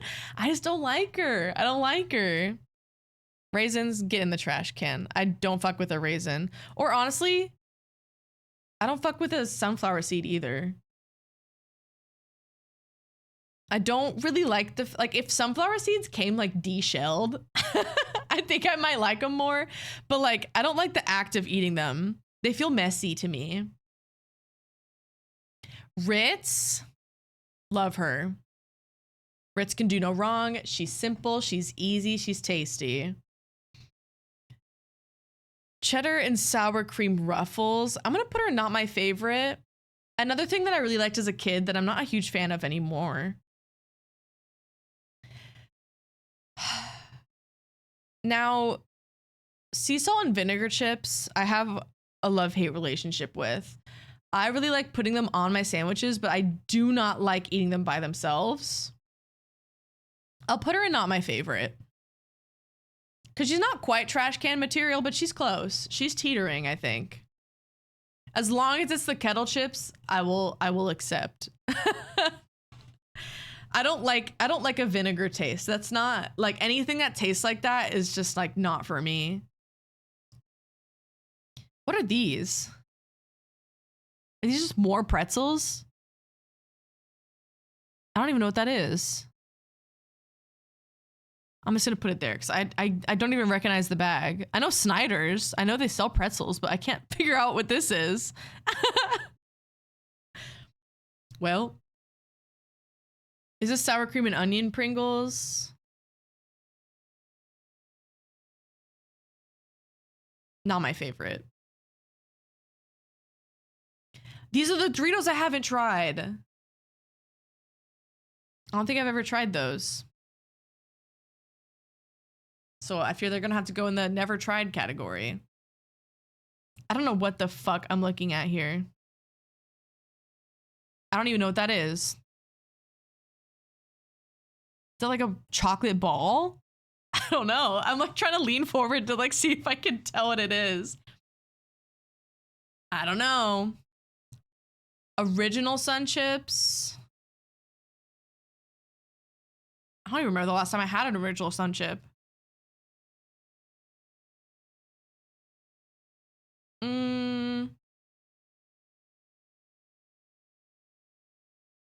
She's all right. Tostitos, normal Tostitos. She's going in the she's all right category. Triscuits, not my favorite. From what I remember, again, I haven't had them in a while, but from what I remember, I don't really like them. Star Crunch, I don't know if I've ever even heard of that. Interesting. Wheat Thins, love her. Love Wheat Thins. Flavor blasted goldfish, not really my favorite. They're a little bit much, I think. And there's my tier list. It's pretty even, honestly. It's pretty evenly spread. Let me take a screenshot. Every time I try to download it, it like yells at me and does something weird. So I'm just not gonna attempt downloading it. We'll upload her there. I love the flavor blasted ones. Okay. Once again, I do apologize. I can't wait to look at these. Okay. Let's change to Discord. Well, just at the top. Yup. I used to love them. All right. This is Raya's list. Whoa. These animal crackers. Pringles, Bugles, pretzels, Ritz, salt and vinegar. Okay. I've never had these Doritos. I've never had an option, like a chance to try them, but hey.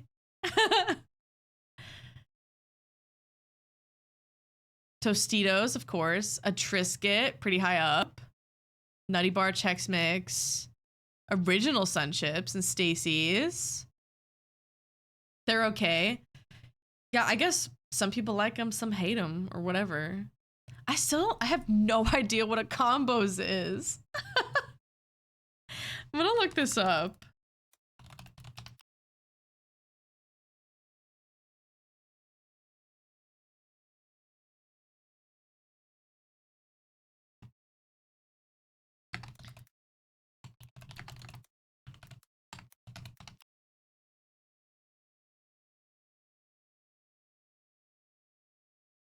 Like, they're literally just like, I've never seen these chips in my life. That's so funny. Pretzel with goodness isn't a filling of cheese or other varieties. Okay. They sound good. But yeah, I would have never guessed.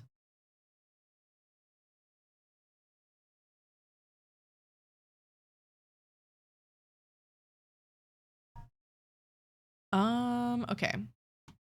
D tier. Ooh. Right, it's not like raisins.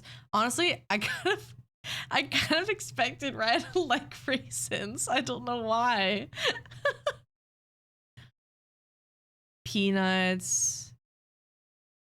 Does not like beef jerky.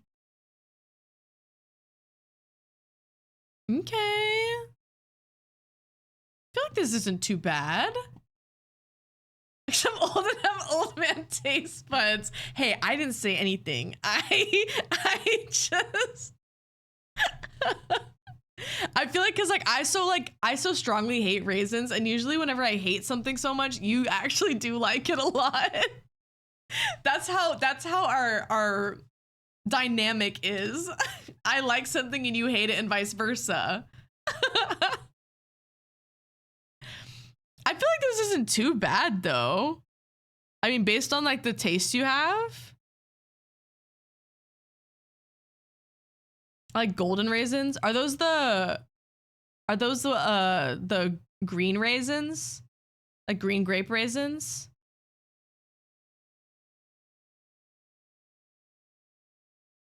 All right. Katie. They are? Okay. Ooh, I guessed right. Katie. This is also fair because again, this is a lot of these are US snacks, so this makes sense. I like how we have nothing in your S tier. A tier Pringles. B tier we got some Sun Chips, Doritos. F tier cheese balls. Whoa. D tier Ritz. My heart. I love Ritz. My favorite is eating a Ritz cracker, salt down on my tongue. So good. Oh, Katie, my Ritz. Heartbreak. The caught emote, please. Okay, we got Vortex next. Biggie energy. Okay. Corn nuts. We found the oldie in here. I forgot to look where corn nuts was on Raya's. Oh, they're in C. Okay. I'm trying to keep an eye out for where corn nuts is on everyone's lists. I like them so you can have more. I'm doing it for the community. Right. Not too much on corn nuts. All right, Lance.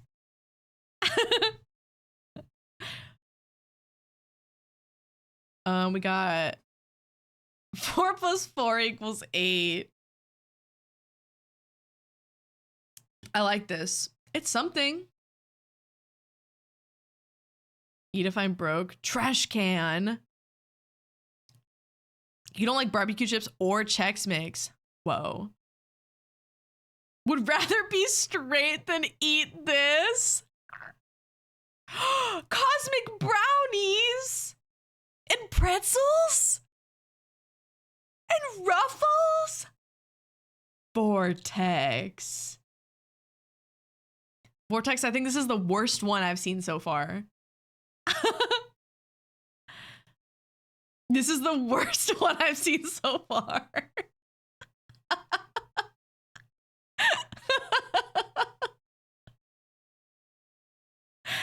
Caught.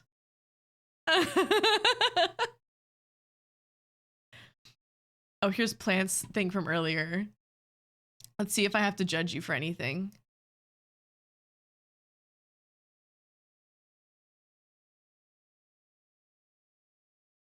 Honestly, I think this is fair. This is pretty fair. No judgment yet. Cosmic brownies were before Vortex's time. Right, exactly. I'm not getting shot yet. All right, Eden. Buying every time. Barbecue chips, Cheetos, Goldfish, of course. Love her. She's all right. So far, so good. I'm not hating any choices quite yet. Oh, my Cheeto Puffs in the trash can. My Cheeto Puffs. Get them out of there. Catch me digging in Eden's trash can looking for the Cheeto Puffs. Somebody save them. I just pop up. I'm like a little raccoon digging around. Cheesy poops in hand, right? Okay, we got, was this Dilly? Yeah, Dilly. Okay. Dilly really likes a scream of lime Tostitos.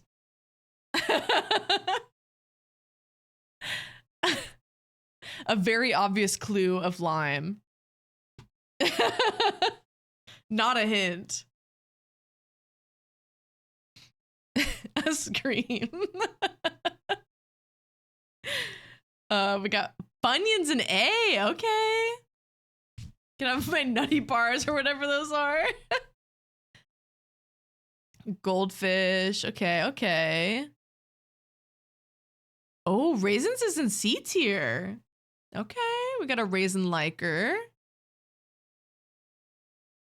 Okay, F last resort.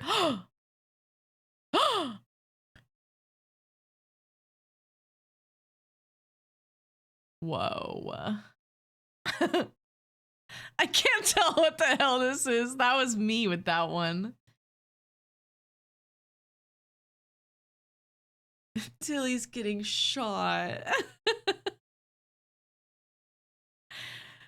No, here's how I'm judging how bad it is. You had 1, 2, 3. You had 3 shocking answers from me. Dilly has 2. You're both being frowned upon, but it's okay. You know, more for me or whatever. Last resort. All right, now we got honey now. Nothing in S tier. Excellent. Got some, okay. Not bad, not bad. So. No, it's nice. I like that. A lot in trash can. Oh, wow.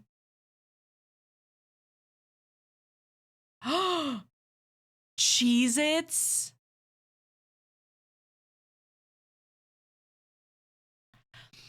Honey might be the winner so far on the most gagged I've been while reading these. Honey does not like snacks. Oh, wow.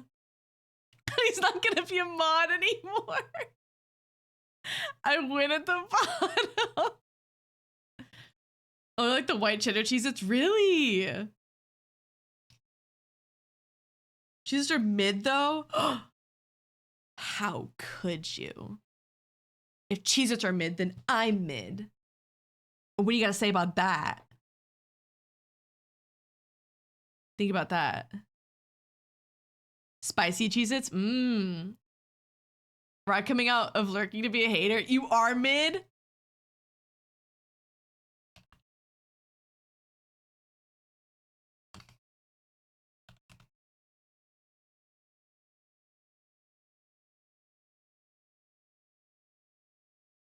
That's fucking rude.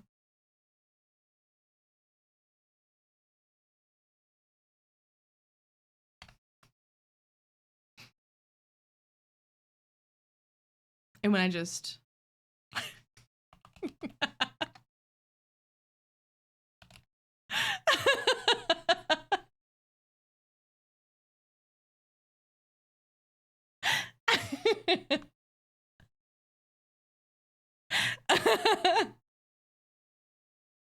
the fuck? calling me mid in my own stream. How dare you? That's my parent. You made me. 600 seconds is like the basic timeout button, and I'm gonna be so honest, I don't even know how to do custom times, so I just clicked it and then immediately untimed out them.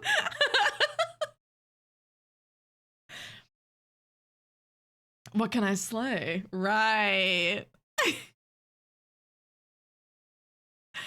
Oh my god. All right, we got shiny. Got shiny next. I just realized it's kind of getting cut off at the top a little bit.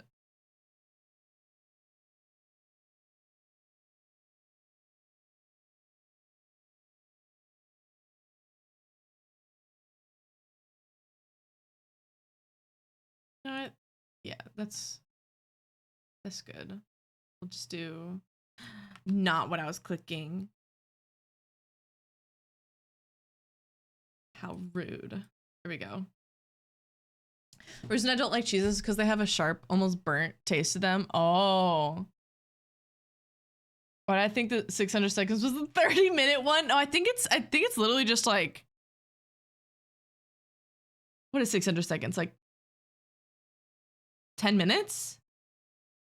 I think. Am I doing the math right? Yeah. I didn't do trash because it wouldn't have been fair. I do like some scream of lime fried with them in the tomato Tostito sauce. Scream of lime.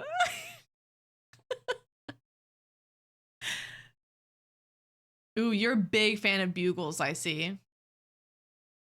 Cheeto Puffs, love. Okay. Yeah, you don't seem very picky on your snacks, which is, I wish I was like that, honestly. Oh, my Welch's. I miss her. Okay, this isn't bad. I'm a slut for tortilla chips, a slut. I know, Dilly. They were in your S tier, both of them. They're pretty. What do you like to dip your tortilla chips in, Dilly?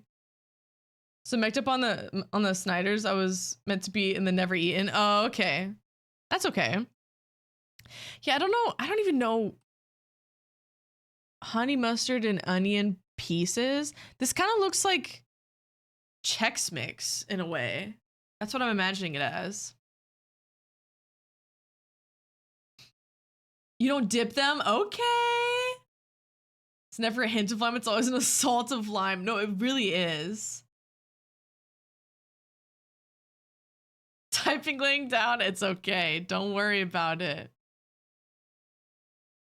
That's not bad though. Not a bad list. As I get older, I realize I taste a lot of things differently than other people, and I wonder if that's why I don't like a lot of stuff people do like, because things always seem to taste different to me than other people. It could be, and I'm not even trying to like be funny or mean about this, it could be the autism. Like genuinely. I know that does have an effect on people's like tastes and stuff. Usually it can be like a little bit more like strict about it because things taste a little different, you know? Because I think you were saying that like smell affects you more too. Like things smell like very like strongly to you, and that probably is an indicator of like why. I'm in VC with Eden, they said it was autism too. Like genuinely, like actually, autistic people are usually very like picky with their food because of like their scent and taste, because they can be really sensitive to it. Yup. Practically repeating Eden word for word. Yup. All right, we got Nick next. Yeah, and you had Arfid, so that's also a big indicator too. Ooh, Nick loves a scream of lime. Big fan of a scream of lime.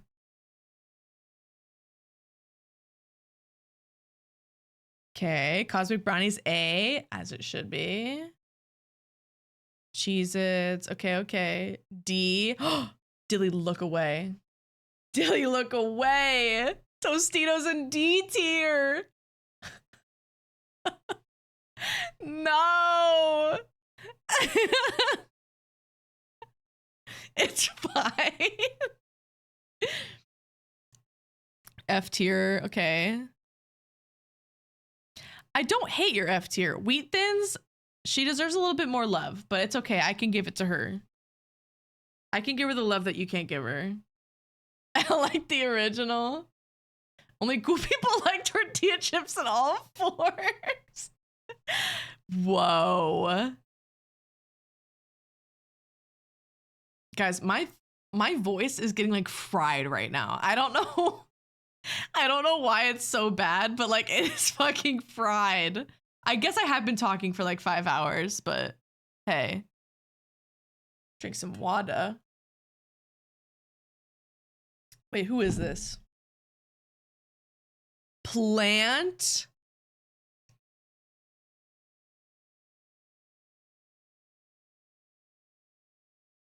The animal crackers in S tier, only them in S tier. Oh, that's why you were so upset with me. That's why you were so upset with me. Maybe you're the 5-year-old, right? Vortex, be careful now, right? A tier, I'm okay with the A tier.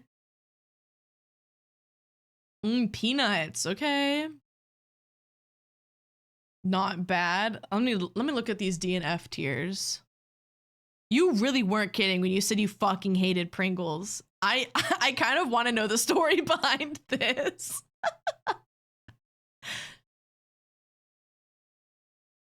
Not you agreeing with me about tortilla chips and having them in C? Speak on it, Dilly. Ooh, clock it. I thought that was something else than peanuts. What did you think it was?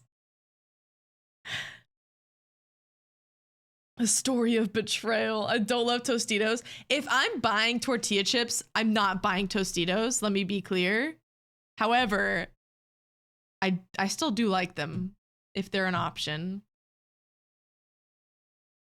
What's happening? You know what I just realized? I don't know where Honey is. I'll look for her after stream. It's fine. She's somewhere in the house, hiding from me. This is, yeah, you don't remember why you hate Pringles, but you just remember that you hate them. Oh my god. All right. The other goldfish are pretty because I don't remember them and don't trust them. Honey's in chat, right? Yeah, Honey's actually my dog and she's my mod. Thought you meant Honey is your mod? No, my child. My baby.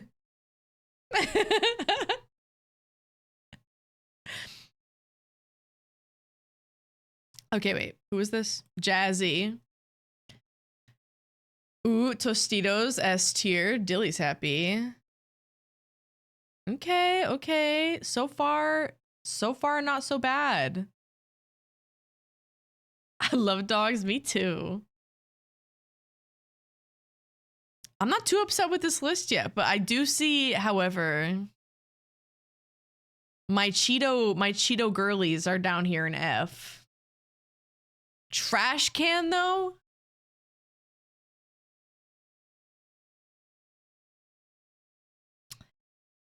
Wow.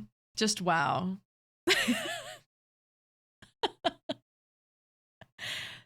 All of the Sun Chips in trash can is heartbreaking to me. Wow. Not the cool American, right? I hate them. No! So sad. All right, next we got Galaxy. So far, not too bad. Debatable, okay. I like the C and then like classic. That's good. It's clever. Scream of Lime. Brother is raisins. I like how this one, instead of like, it never had these, it's what? Who hurt you to put jerky that low? Jerky's in a turkey jerky. I liked beef jerky before, but there's this vegan brand that I'm like obsessed with. I literally can't buy it for myself because I just eat it so much. The what category is personally my favorite of all of this. Jerky is smoky and a weird texture. Yeah. Are you vegan too? I'm vegetarian, but in order to eat jerky, I just eat the vegan jerky because I can't have normal jerky. Jerky is disgusting. Whoa. Pescatarian, but I still eat chicken and jerky. Oh my god, I can't talk. Chicken and turkey. My god. Having a stroke. My god. Oh, you guys want to be smartasses? Let's look at Lance's then. Only 2 things in the ew category. Look at that. Would you look at that? In the cart immediately. Okay. A lot of things in the eh. Interesting. Plant and Riot are gonna throw hands with you about this animal cracker treatment. Your greed sickens me.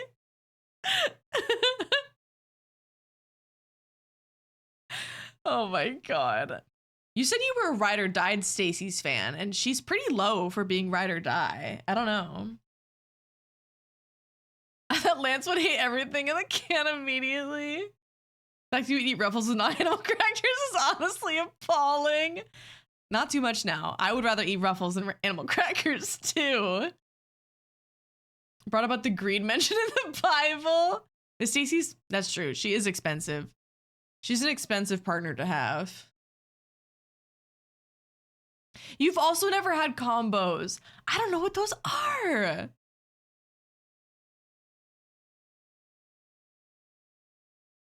Like animal crackers that aren't super sweet. Exactly. I just think they have a taste that I don't really enjoy. It's like I don't even know how to describe it, but it's like a sweeter shortbread cookie. I'm not a huge fan. Not a huge fan. Oh my god, my eyes are so dry. I have a light like blaring into my face. And that's it. One last look at mine. My perfect tier list.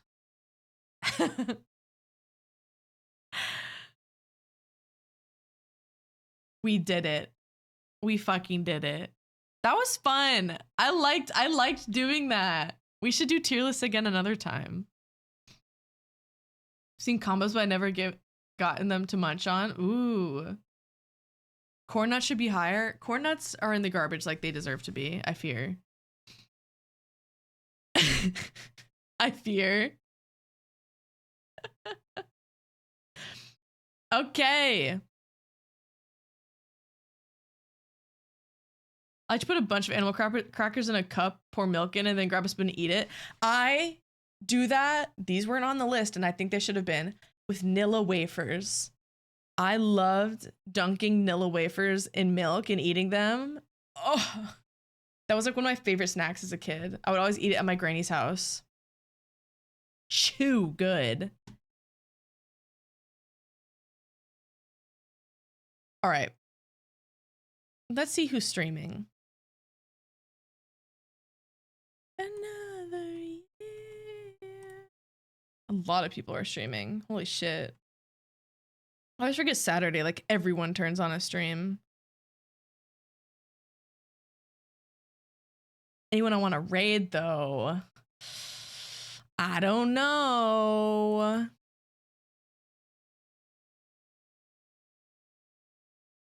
I used to be a nil away for Fiend. Must be for doing the graham crackers. Graham crackers are so good. That's another snack. Like, I remember living in an ingredient household and just going into the closets and like grabbing boxes of graham crackers to eat as a snack. Thanks for being here, guys.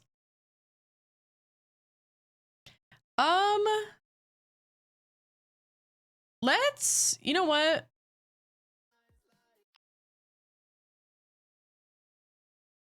Let's raid someone new today. Actually, I don't think it's technically new because I believe we raided into him before. But let's raid into Croc.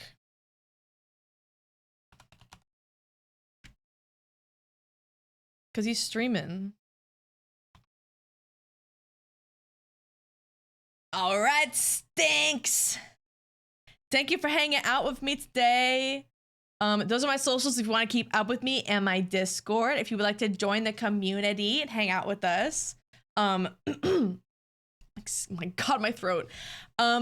Next week we have quite a few more incentives I have to get through. So like Lego building and like getting my Crocs and stuff.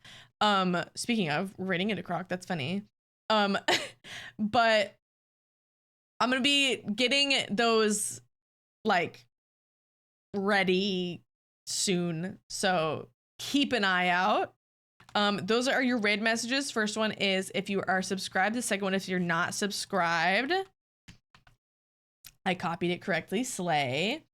And yeah, I will be back tomorrow with, we're gonna be finishing up the frog drawings and then play a little bit of Sims because it's been a while. It's not gonna be any sort of challenge. I think I'm just gonna casually play so we can like yap while I play. So yeah, I'll see you guys tomorrow. I hope you have a good rest of your Saturdays. I love you guys very much. Thanks for hanging. And I will see you guys next time. Bye-bye. Bye.